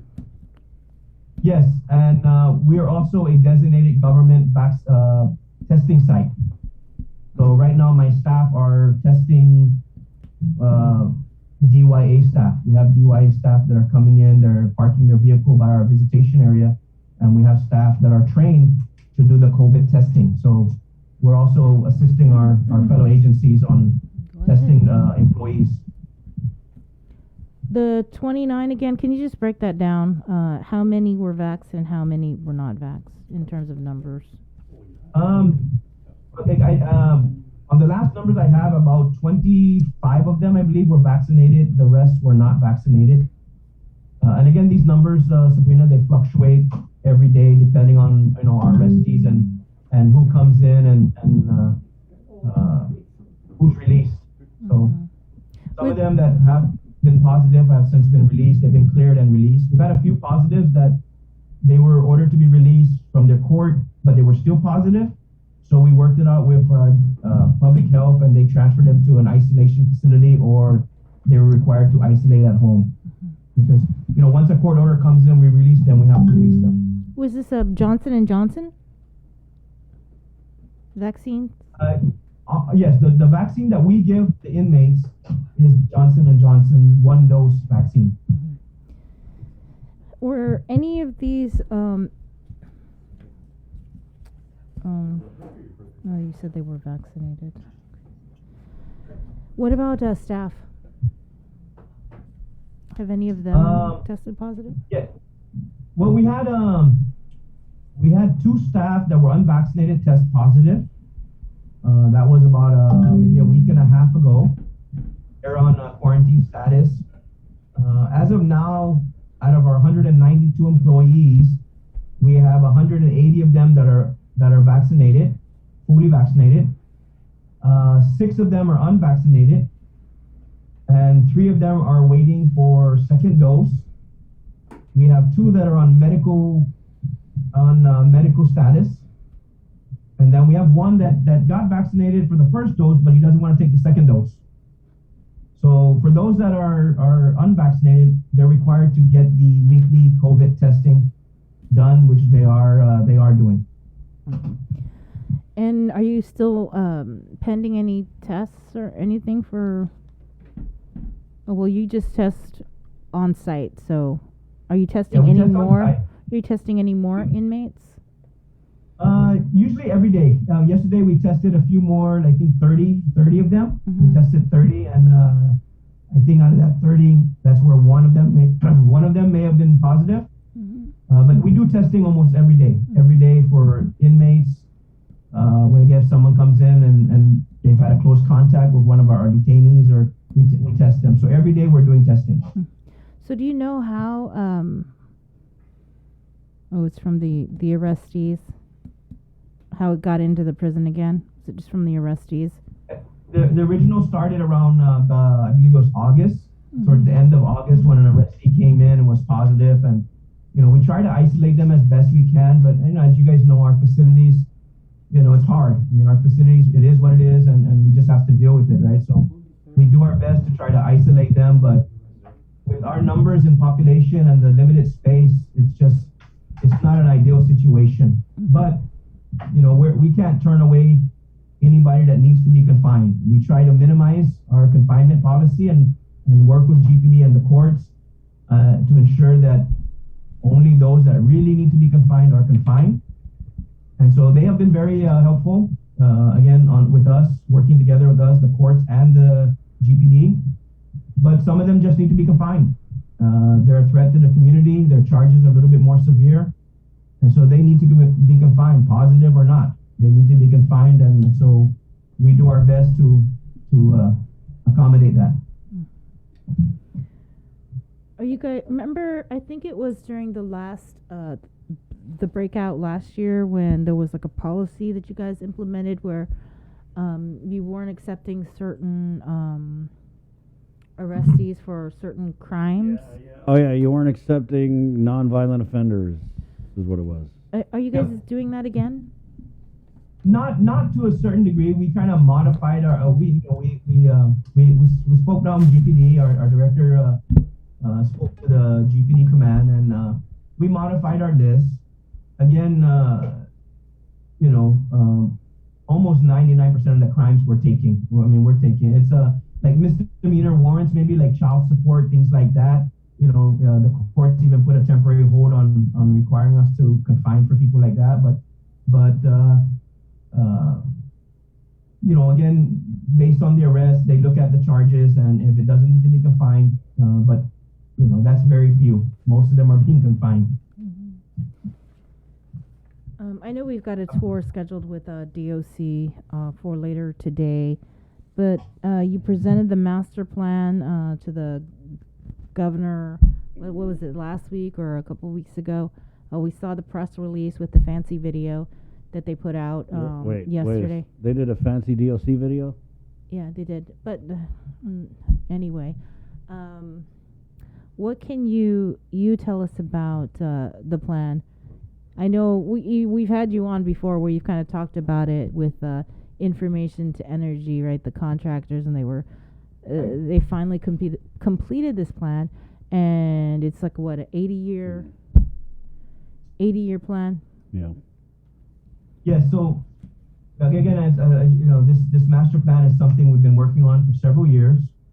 In order to build a new facility, we need a plan. We need to know where we're at and where we're going, so that we could present this to the lawmakers.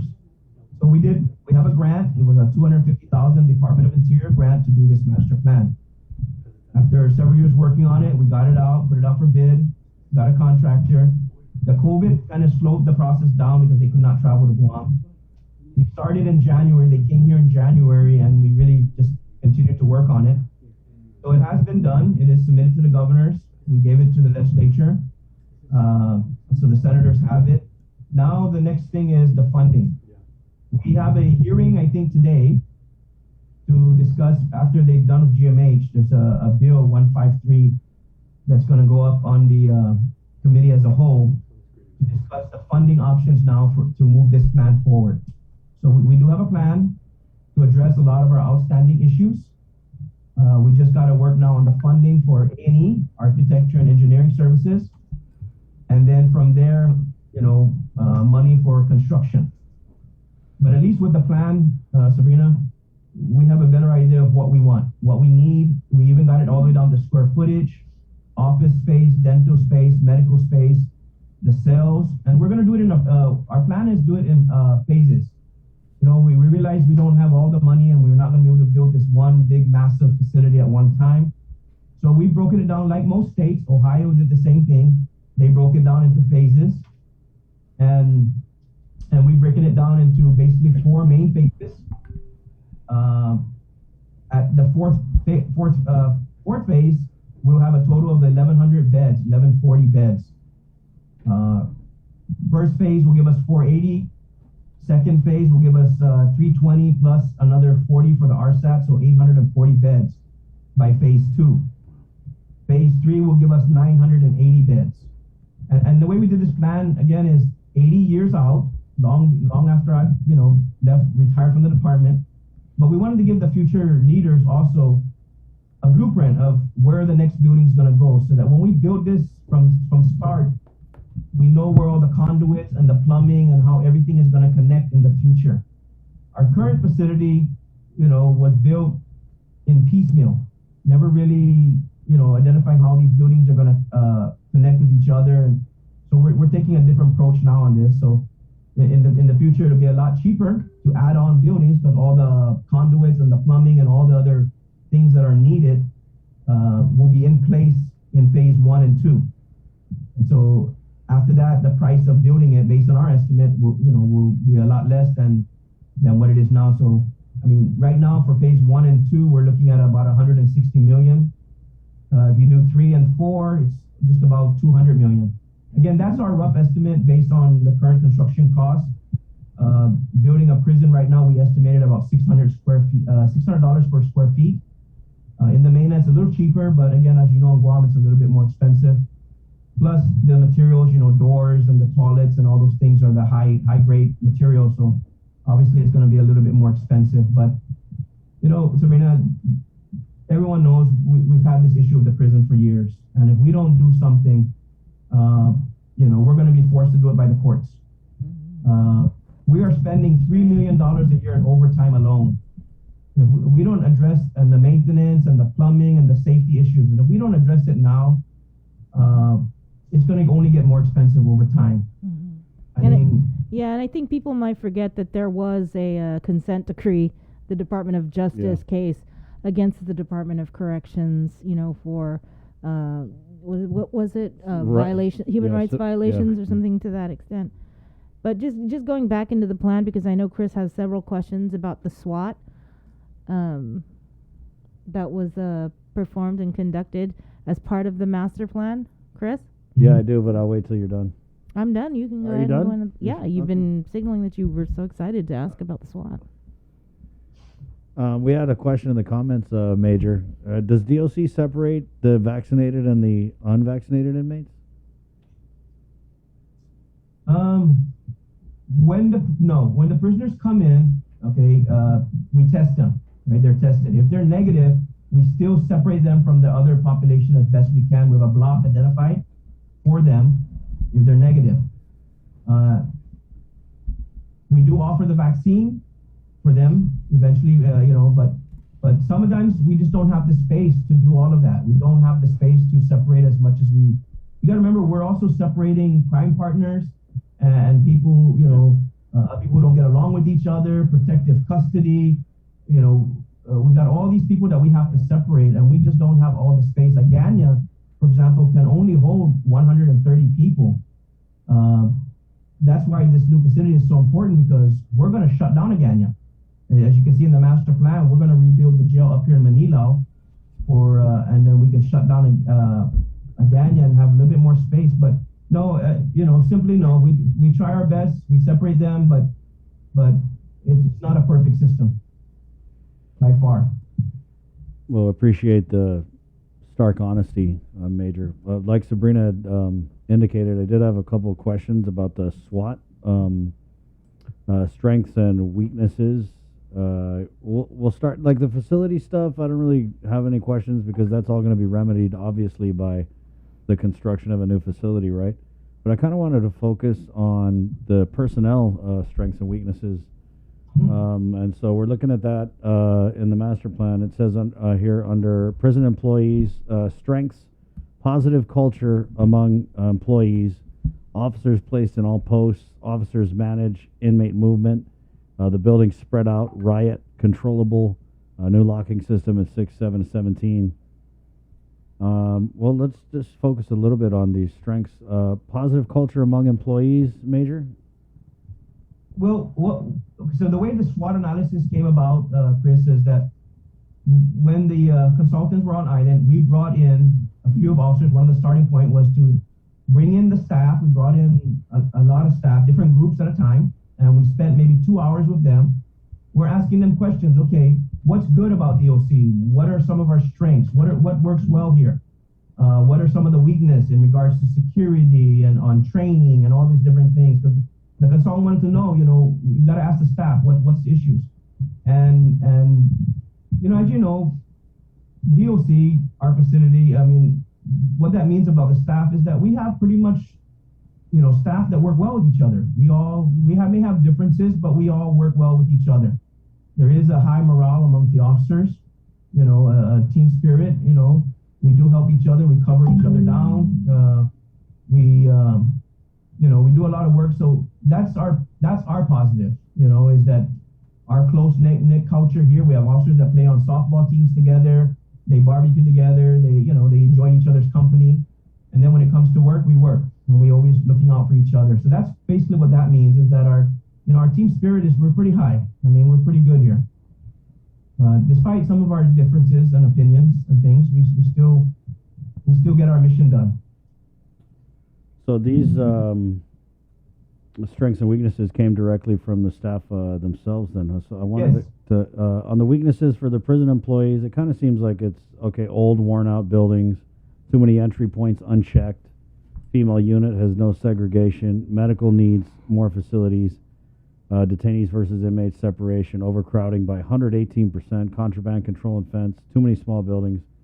The kind of stuff that we already know about. But what can you kind of go in, Major, on the officer training and development? Because there were some things there that talked about, like vetting better and having just better processes, right, for the personnel. Well, so when we asked our officers, what would you want to see improved? And of course, training is part of it. Chris, our academy is 9 weeks long. We don't get a lot of the training that GPD does and some of the training other law enforcement does. Most of the time, our academies were so short that it's a rush process. We put them in, we feed them these information, and then they have to absorb it overnight because we got to get them on post. And I think a lot of them would like more training, more GCC. For example, we have the apprenticeship program, and because of our shortage, we've had to delay that several times because we just don't have enough officers to cover the absence. Next month, I believe we're sending 5 or 6 officers, so they're going to come to work, then they get off work and they go to GCC for a few hours to take some classes that are being paid by the Department of Labor under the apprenticeship program. But these are programs that were, to get the officers like intro to criminal justice, criminal law, constitutional law, and some other classes that they don't get in the academy. And so that's what they mean by training. We want to train them on tasers and other things like that. But a lot of it, when you take them offline, who covers down, right? So we're very short. So that's why when we do our new facility, there's a training room. We're going to have training room for the staff, because even up here, we don't have training rooms. We have the training room that's next to the director, but we're trying to hire 20 officers in the next few weeks. And now the question's coming, where are we going to have this training at? Where are we going to put them at because of the COVID and the separation, 6 feet? So, we don't have a lot of training rooms to go and train people. So that's why in the master plan, we have training rooms for staff, to have these little training sessions so we don't have to go outside our department. do these things. So again, all those SWAT things came from the staff. Some may sound repetitive, but because it seems like the same issues were coming up in different groups, right? And so those are some of the issues we hope to address with the new facility. Right, and also just going through, you said this was input from the staff, and like under contraband control, right, weaknesses, employees, officers bringing in contraband. DOC does not have any metal detectors or handheld wands. Drug dogs needed for all functions of control. New facility needs to be designed to provide total control.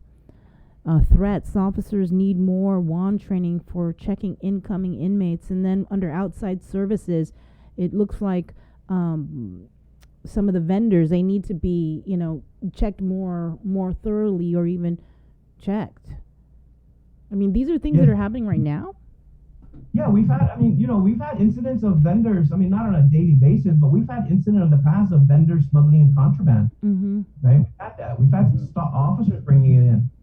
And with the ICE, we used to have a canine section, right? We don't have that no more. Our dogs retired and we didn't have the funding to start it up again. So, again, these officers realize, as you can see, the throwovers that we're having, we're right next to the street. We have throwovers. This new facility will address that because they will not be easily accessible anymore the way it currently is. Even in Agana, you can just drive by Agana on that Eastman Road right there. That's a public access.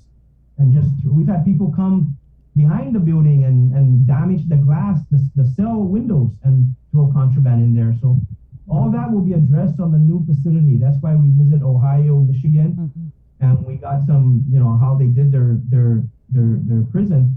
And then the video I sent you guys in the link, it showed the Michigan one. The inmates don't even see the outside, right? The way it's designed, they don't even see the outside. There's lights coming in and sunlight, but they don't even get to see the outside. And so that's the concept we're going to go for our prison. But right now, again, if we keep kicking this can down the street, every year we're going to go before the legislature. Every year we're going to be asked the same questions. Why is overtime so high? Why is your officers leaving? Why is there contraband? Why is there fighting? Why are they stabbing each other? Why aren't you separating them? It's going to be a repeat. It's like insanity, doing the same thing over and over and expecting different results. That's why this new facility is so important. We can't stop any of that with our current facility. And I've been here 27 years, and this is a constant battle. And hey, don't do it. Don't build it. It's too much.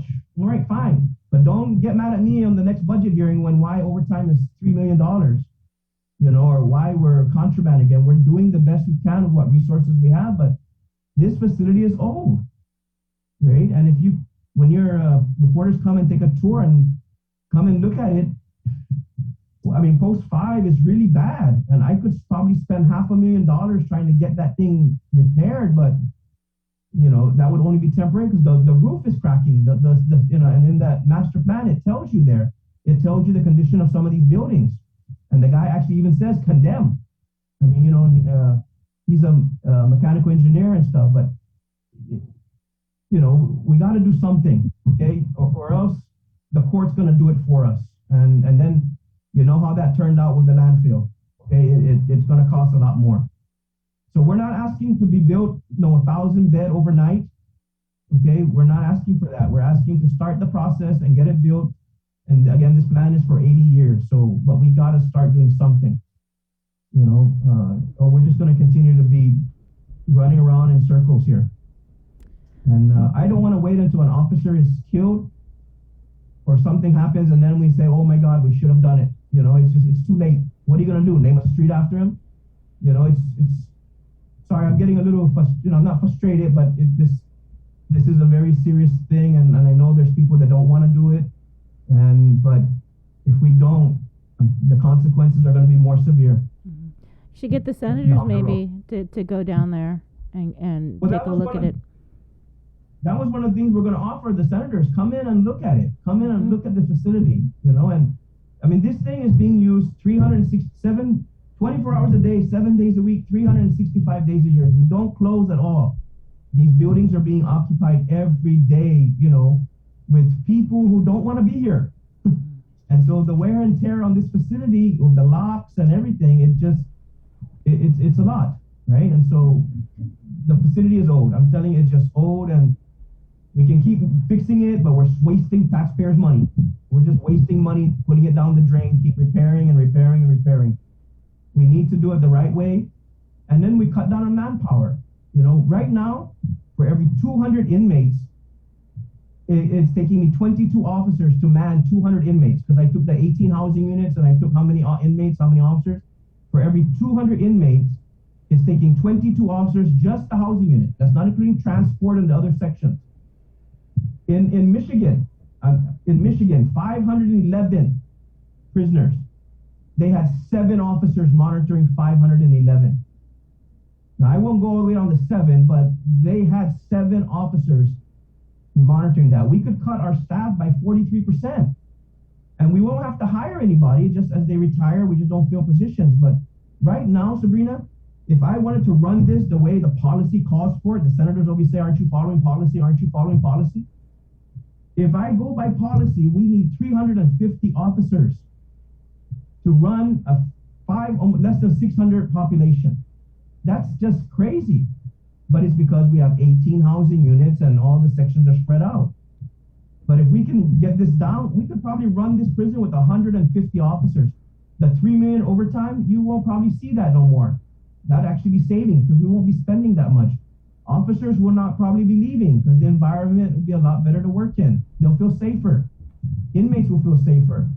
We can focus on rehabilitation and giving them the programs that they need, so that when they get out of this place, they have a little bit better a chance of putting together a better life for themselves. But right now, we're just warehousing all of them. We're not doing much. And, you know, I'm getting, you know, again, I don't mean to be a little... No, don't apologize, Major. Get fired up.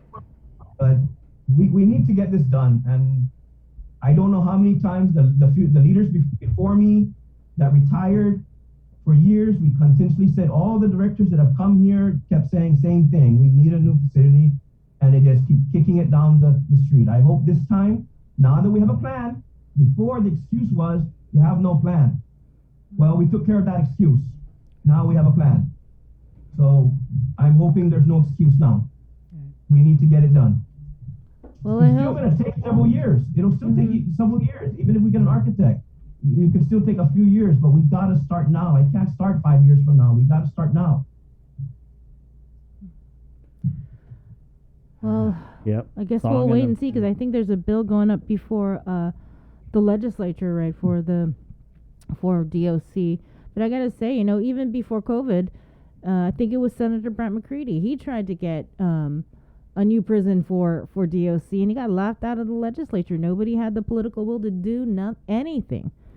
So, you know, good luck. And but now we know what we want. Like I said, we know we got it all the way down to square footage. We know the cells. We know how we're going to build this, and of course, working with the A&E. You know, some things may be tweaked in the plan, you know, to accommodate the architect and engineering portion of the project. But we basically have 97% what we need. The doors, the cells, how much square footage, and that's all going to be given to the architect, right? The technical specifications, that will be given to the architect to say, hey, this is what we kind of want. And then we'll have several meetings in between to start narrowing it down and maybe working through the fine details of this. But we have, and we know what land, we know where we're going to start. We don't need to worry about land and all that other issues. We know how we're going to do this. So I just hope we can get this thing going. All right. Yeah. All right. Thank you. Thanks, Anton. Was there anything else? I don't think there's anything else. I think he unloaded. Did you guys it get your COVID pay, your overtime? Well, we did last week. We got one COVID pay. So what's again? We're I think right now every other payday. So like today's GovGuam payday. So next week they'll probably pay us out another COVID pay, and they're paying it for the month. So we got paid for March last week, right? February, March. Now hopefully next week we'll get paid for April. We're slowly getting caught up on it. Again, we're getting caught up on it, and overtime is pretty much we're up to date on the overtime side. The COVID, again, we're working on it, and Again, we're just doing our best to work with what we got. We just interviewed, I think it was 19 or 20 people. We're trying to bring on board 20 officers in the next few weeks. But even though we hired 60, we lost over 30. We lost some that retired. Just yesterday, one more retired. We're losing another one going on leave in a few weeks, but he's retiring after he finishes excess leave. He's retiring also. So again, these are just things we have to constantly deal with every day. Not just us, but I guess every law enforcement is dealing with this kind of issue. So we will continue to move forward and recruit and promote and keep on and hopefully, again, once we get this new facility, a lot of the staffing issues would really be minimized. Thank you, Major. God bless Okay. you, and thank you for your service. Thank you. I didn't mean to get a little excited. No. Get more excited. Like how you were today, dial it up times 10 next time we bring you on. Like, hit the table. Oh, because then I'll be slamming tables and I get a little bit more, Yeah, we want I gotta- that. I think these senators, relax. they need to see a good table slam to get the point. Yeah. The last time I did that on one of the hearings, at the time I was kind of getting a little heated, and the director at the time said, hey, relax. Because I was really getting, so I had to take a deep breath because I was about ready to just jump over that counter and choke somebody. Oh my God! They got a bouncer. They got a bouncer down there at the legislature. You better watch it. It's Uncle Tom. I gotta maintain. Maintain. Right on. We all get passionate about what we're doing, and it's really important to us. And like I said, this whole project has been very important to me and to all the men and women that work here, and to even the past leaders, the ones that have retired, that wish something like this had come upon them when they were here. This is good for them to see too, and they want to see this moving forward. So I received some messages from retired people saying, hey, good job, let's keep it going. So we got this going. We just got to keep the momentum. Like you said, the political will has to be there, and we just got to keep it going. Thank you, Major. Thanks, Major. Thank you. All Right on. Stay safe. Let's give away some pizza, guys. It's Pepsi's Ultimate Pizza Trivia Challenge. Participating pizza parlors: CPK, Pyology, Pizza Hut, Capricciosa, Papa John's, Sbarro's, Little Caesars, Vitali's, Crust. What? Got everybody. That's what we call a royal flush. Dude, honest. Celebrate National Pizza Month with Pepsi. Ultimate Pizza Trivia Challenge right here on the link. All you have to do is listen to the link. And how fun is that? It's fun and you learn stuff. Yeah. Listen during the month of October when prompted, which is right now. Call 637-0094 with the answer to the Pepsi Ultimate Pizza Trivia Challenge. The winner will receive a gift certificate this morning from CPK and a 12-pack of Pepsi. You guys ready? This is an easy one. Yes, Jay? let's do it.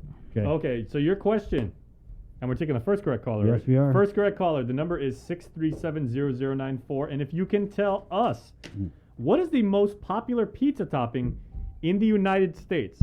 Pineapple. Think about United States. Okay. Just the U.S. What is the most popular pizza topping just in the U.S.? Okay, and let's go to the phone. 637-0094. The link. Good morning. Who's this? Hi, good morning. This is Bernie. Bernie. Good morning, Hi, Bernie. Can you turn down your radio? Though I know we sound pretty good loud. Okay. Thank you. All right. Hey, Bernie. Yes. Happy Friday. Woohoo! Happy Friday.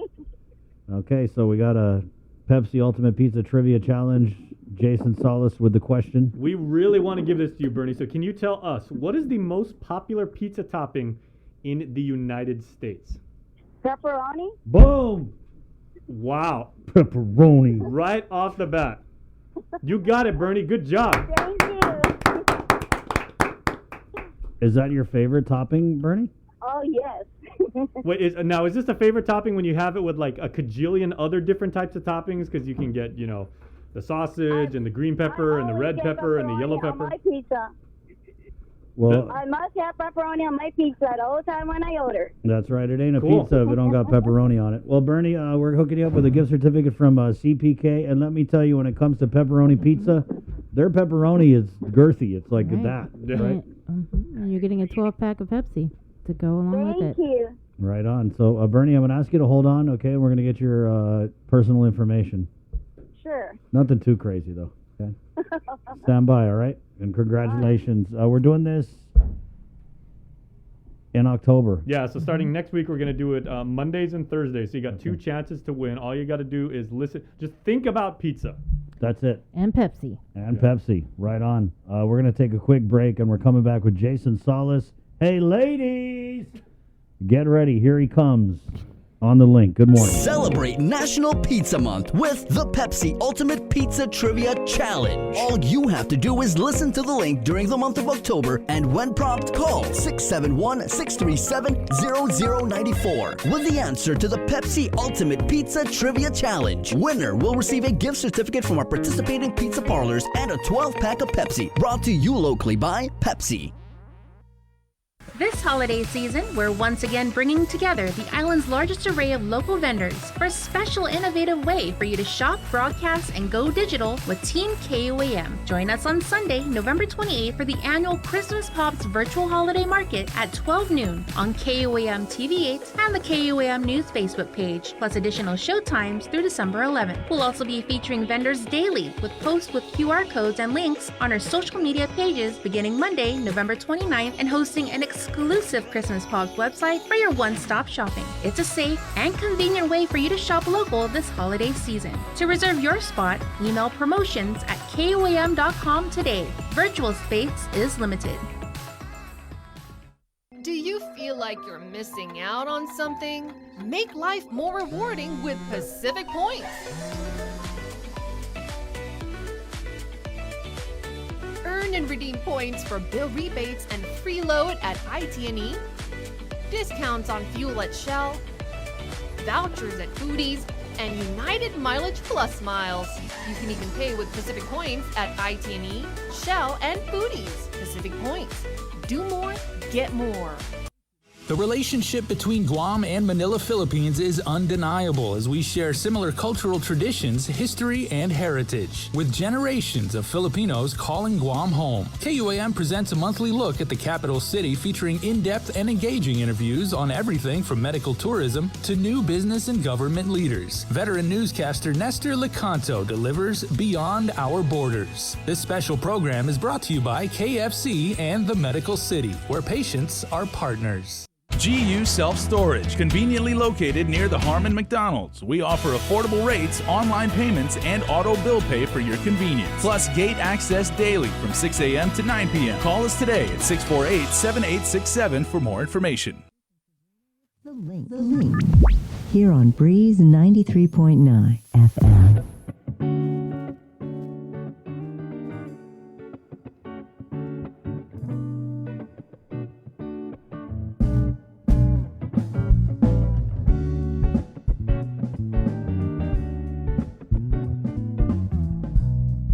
Good vibes, good tunes, good friends, and good topic now, because this is the greater good, everybody. And Maisie from Guam Windward Memorial is here. Maisie, it's been a while, and we've certainly needed your energy, your positivity, and your expertise in terms of helping get our people back on track. And I know we're talking today about the Personal Wishes organizer that you guys have. Yeah. Now, if I can be shotgun for the Personal Wishes organizer, mine's real easy. It's just page 1. Please make coronavirus go away. But it's really not that simple, right? When it comes to these things, like, you know, we would hope that it would be that cut and dry, but very often it's not.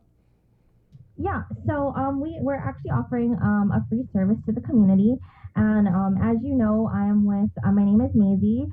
Good morning, and I am with Guam Windward Memorial, and we do this really cool thing. It's probably one of my favorite parts of my responsibilities, and we do this free planner. We walk people through it, and it's called the Personal Wishes Organizer.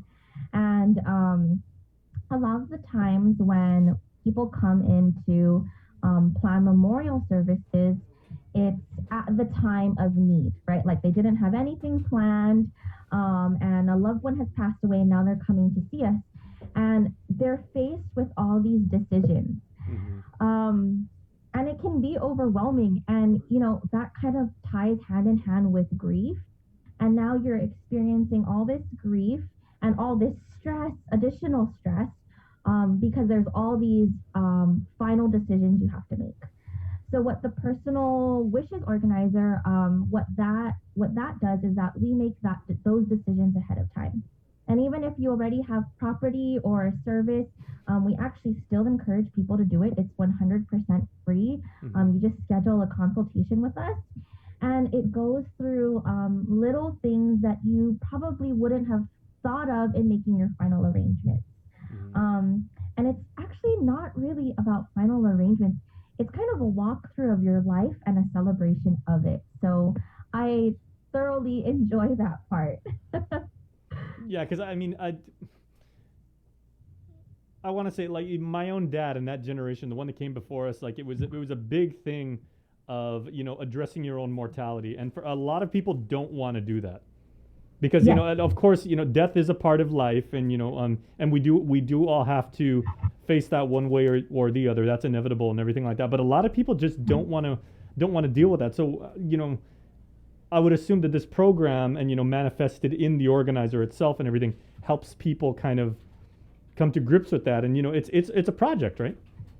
Yeah, absolutely. You know, and we do talk about decisions that absolutely have to be made. A lot of the times people say, "Oh, I know I'm going to be cremated."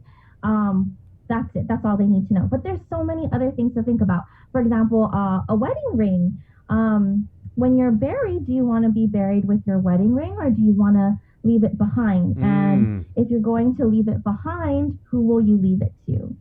You know, as far as did you want to do a 9-day rosary and mass? Is that something that you were interested in? Or because I know some people where they themselves have said, no, I don't want to do that. That, you know, to me, they'll tell me, Maisie, you know, that just costs too much money and I don't want my family to deal with the stress. But then when they pass and that's not stated, families may feel obligated to do those things just because they never stated otherwise. And so some of these things are hard to talk about. Yeah. But it's definitely worth talking about ahead of time. And then we go through some really great things, like what was your proudest moment in your life? What was your favorite family vacation? What is your biggest accomplishment? So there's all these great questions too, so that when you should pass, and keep in mind, I like to say that funerals are for the living, just because funerals play a big part in how we heal and how we move on. And so when we leave our loved ones behind, they have this book to remember you by, and now they don't have to make all these hard decisions on their own. They know exactly what you want and how you would want it. Mm-hmm. And I guess the end result of this would be the person going through these exercises would have this huge burden lifted off their chest and from their conscious, which they didn't even know was there. Absolutely, absolutely. I mean, I meet with customers all the time, and people that choose to plan ahead, even if it's not with us, they'll tell me, they'll say, Maisie, you know, this has been a big help. I absolutely love this. I know that my family will have nothing to think about.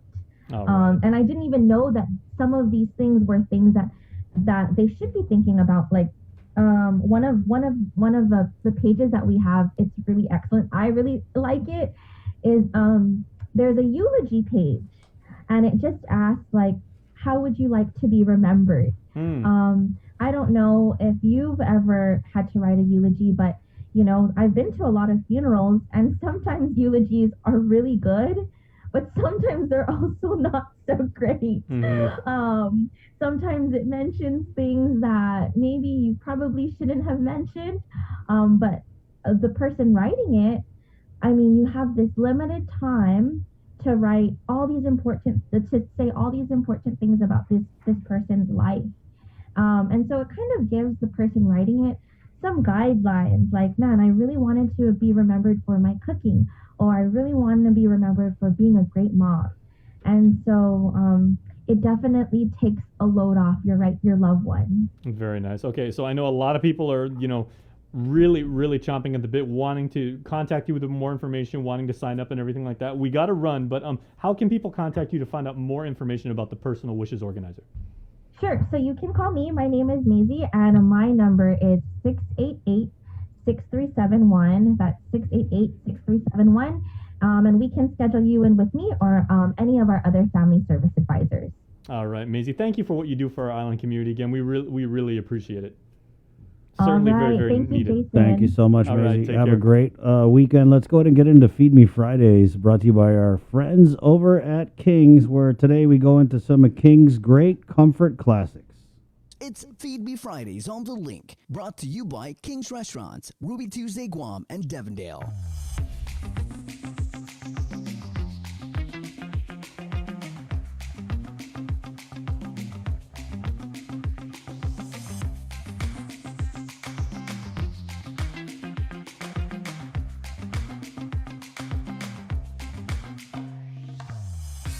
Good day, everybody. Welcome to another episode of Feed Me Fridays. Friday! Woohoo! Yep. Yee-haw. We're right here in our neck of the jungle, Bree, at King's in Harmon for Feed Me Fridays. And thank you to everybody who voted on our Instagram poll on the @KUAM News IG. It was between cotton pica and ham hocks and mango beans. And the winner was... Ham hocks and mango beans. Yep, tough competition though, Bree. Definitely. Really tough. And you know, these are just a couple of the local comfort food classics that they have here at King's. Of course, the Tinaktak is another favorite. The beef shank kaddu. The fiesta plate. Oh God, yeah. Mouth is so watering inside this mess. And so ham hocks and mango beans. This is a great. It's a great rainy season dish because yeah, you eat that, it's like guaranteed it knock you out. They should feed you this before you go into surgery. Right. And I like it. It doesn't have to be rainy outside. I like it anytime. And I do actually order this a lot. Yeah, you do. Yeah. And so it comes with a big old ham hock. If you don't know what a ham hock is, well, it's ham. And it comes from the leg of the pig. And they stew it in here. They got a whole process here at King's. It takes, hours upon hours to make this ham hocks and mango beans. And Bria, I mean, this is a really simple dish, but you can tell they really put the time and effort in based on the taste. And this is just one of those things, I mean, you have a spoonful of this and it's just out of this world. Well, I'm going to taste it if you want to keep talking and describing it. Right on. I just want to try. And this is just one of those things, got to do it with the rice. Yep. Got to do it with the rice. So as she gets that ready, I got cotton pica, and they do their cotton pica here at King's with boneless, skinless chicken. This is mango beans, right? Yeah, that's mango beans or Asian lentils is what they are, Brie. Oh, okay. Thank you. Very good in fiber. It's actually healthy, right? Yep. Oh, gosh. That's you why can they had really to put a smell ham this. hock in it. I can smell it through the mask. Yeah. It smells so good. Really good. Really good stuff. Check this out. Oh, man. It's nice and soft. Soft, tender, right? Yep. Look at those fats in there. Ow! Okay, let's try and cut this. Yeah, I get it. Just take the whole thing, Bree. Yeah, just a little piece. Little piece on camera, big piece off. Yep. Okay, let's try it. Go ahead and get your... Yeah, let me get my cotton pica ready, guys. And remember, they do have the Pacific Red Hot Denancy here at King's. If you like it, pica. Cotton pica is just a classic local comfort dish. It's chicken stewed in vinegar, soy sauce, and coconut milk, and it's so tender.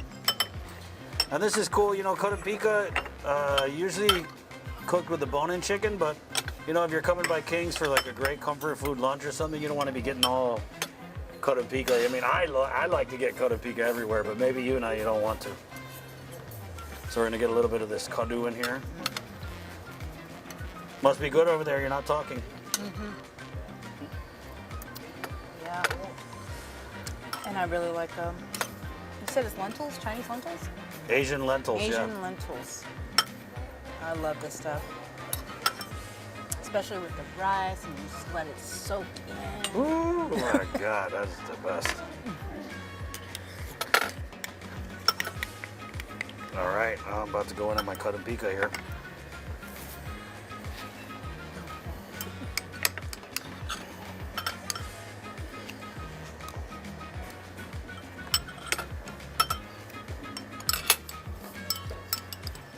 Do you put the finadeni?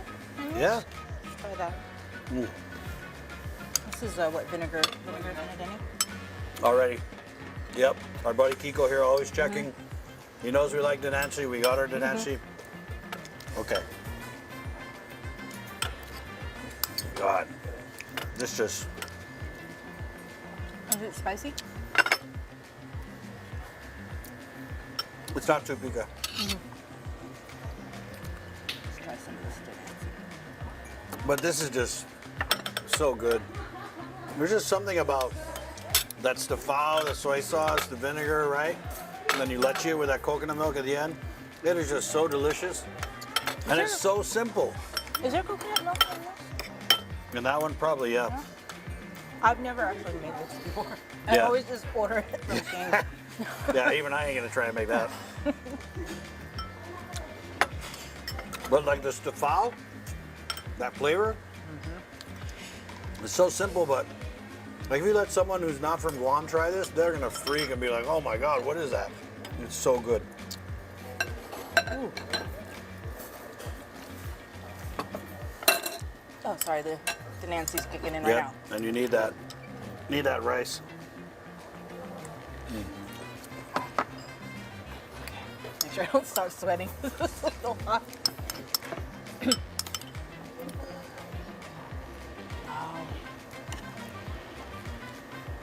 And this chicken, boneless skinless chicken thighs is so tender.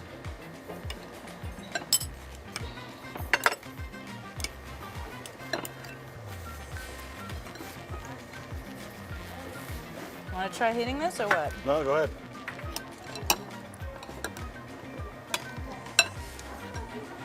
Oh, It's all you, Bree. okay. You're right, I should just pick it up and just Pick it up and start just go sucking for on it. this bone. Go for it. It's so good. I don't know if you can say sucking on this bone on TV, but it's a little late for it. Guys, Comfort Food Classics here at King's. We're in Harmon. They got another one in Tamuning, of course. You can get the ham hocks and the mango beans, the cut and pica, the tanaktak, the beef shank kadu. You want to hit this? Come and hit it. It's good. I'm about to hit it. Right on Feed Me Fridays. Hi. It's Feed Me Fridays on The Link, brought to you by King's Restaurants, Ruby Tuesday Guam, and Devondale. The double entendre in that man. review was off the charts. Good stuff. Nicely done. Good job today, Sabrina. Good job. Good job, Jay. Round of applause. Is this a TikTok thing? Yeah. No, it's Oh, the round of Yeah. applause. I get it. Literal. Joe, sir, good job. Some of the takeaways, forget it. You're fine. Guys, just be safe. Remember watch when, Dr. Ann's interview. Yeah, watch Dr. Ann's interview. Remember what she said. Don't have any big parties. We're in a pandemic, for crying out loud. Right. Yeah. And she also said, or the numbers show, that in order for us to be out of this surge, we got to go down to 25, and we're at 144 last night. Yeah. So, yeah. So good luck with The it. sooner we start, the sooner it ends. It's 10:05. We're on our own out here, so Yeah, we are. do what you got to do. Let's do what we got to do, guys. Knocking on wood. Brought to you by Pacific Points, Cabo Enterprises, ITN, and Jack in the Box. At least we get nice, fancy videos. We get very nice videos. Link fam, we out. My name's Chris. I'm Jason. Have a fantastic weekend, everybody. Stay safe. We'll see you on Monday. Esta, adios. Hang around Facebook Live.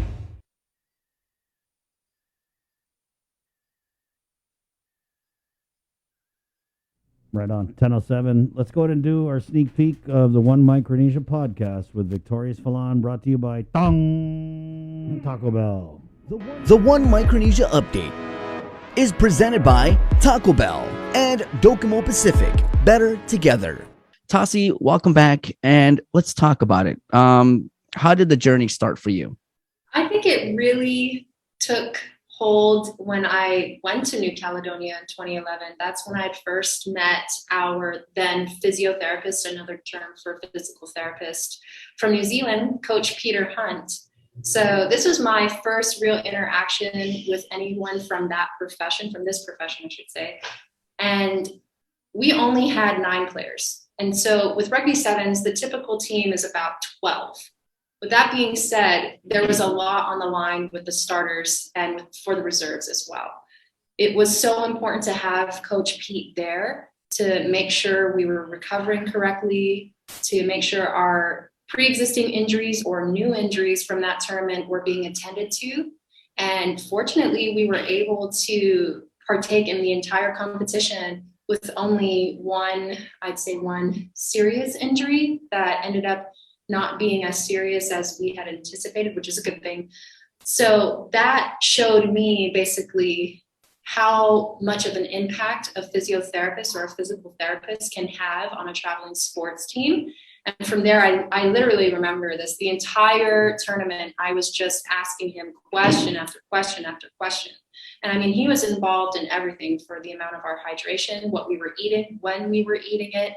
And he had this entire kit, this entire room set up just for us to make sure we were ready to compete. And I can only imagine if we had someone alongside us the entire time we were training, or for multiple tournaments on island.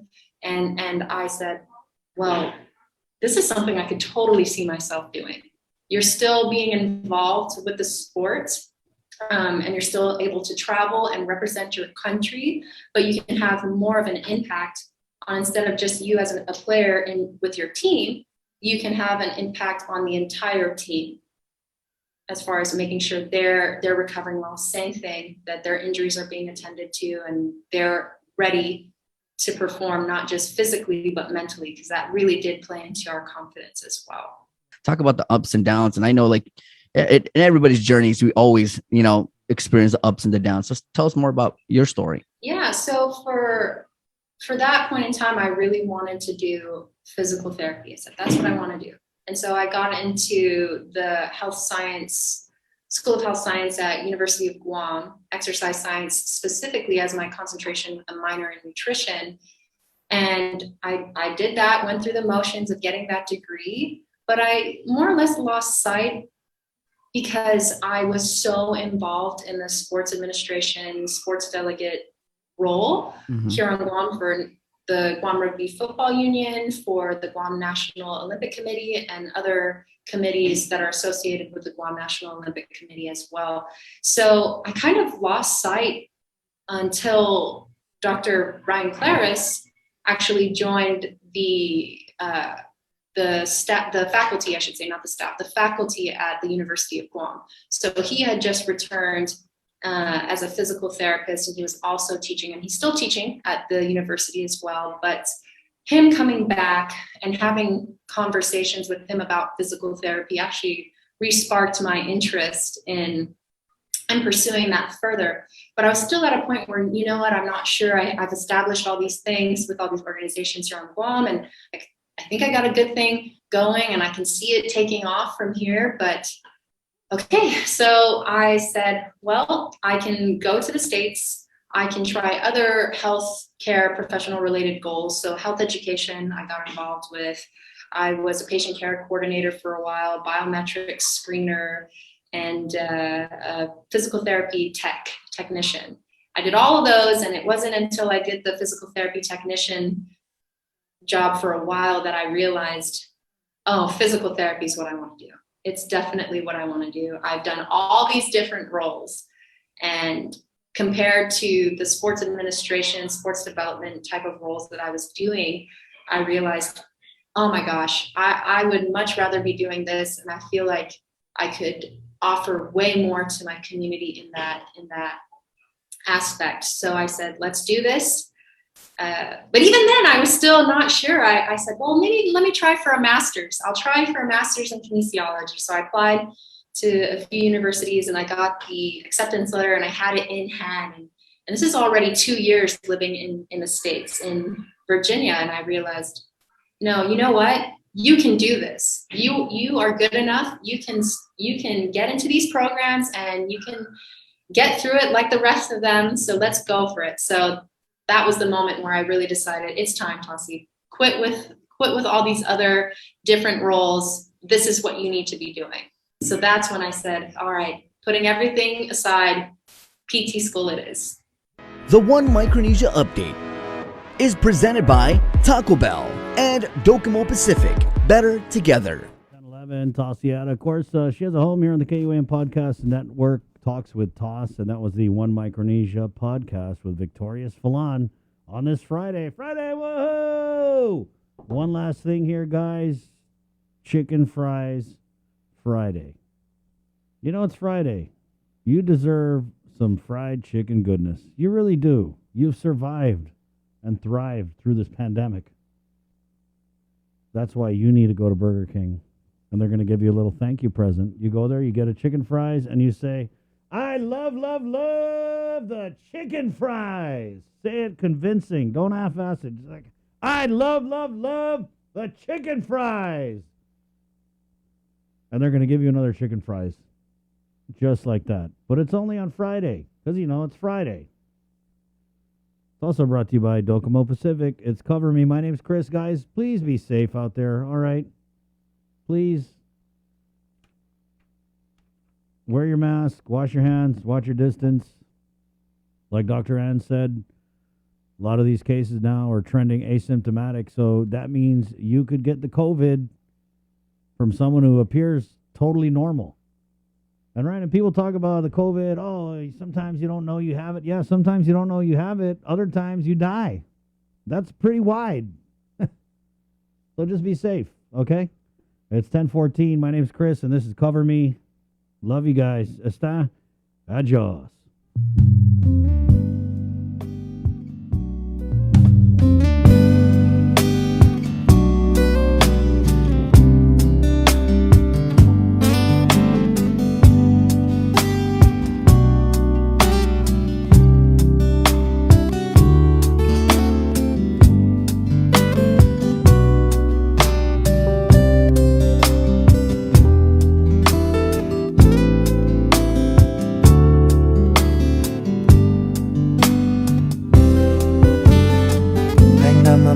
Tugiagan tiusundao kifionu Zataigui todos imaga kumu Nisikera kata para ba utumu afa na razón nating udu Pia hafa kirira razonmu Kau tihu namago ikura sonmu Zayas na bay songa na ikwi na idaku nuhagu ni nayan ufalingu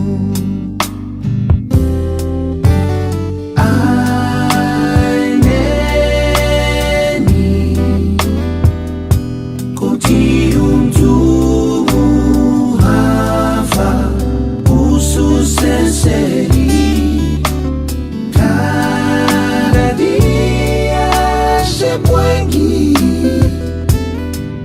desde que na fatal que viu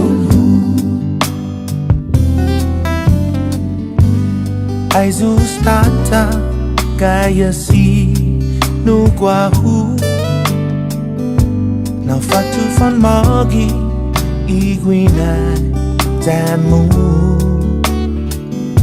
sa quiza Jesus ilina lahu kaya si no guahu ai neni continue to have usu seseri cada dia se puede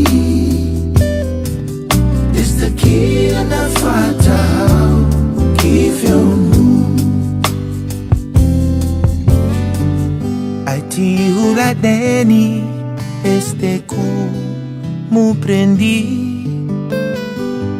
ai hafa du pago para bai tokui ibidamu no guahu mampus na piniti kaya si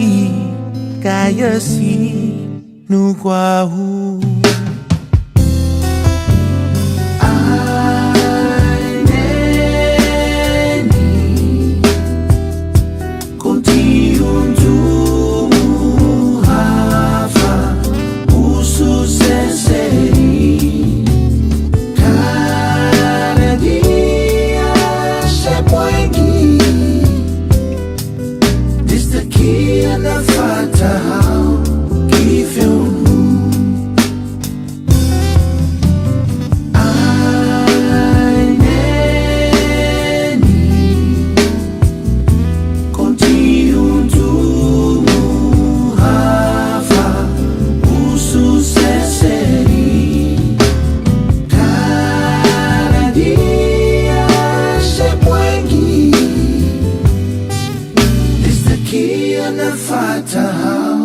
Give you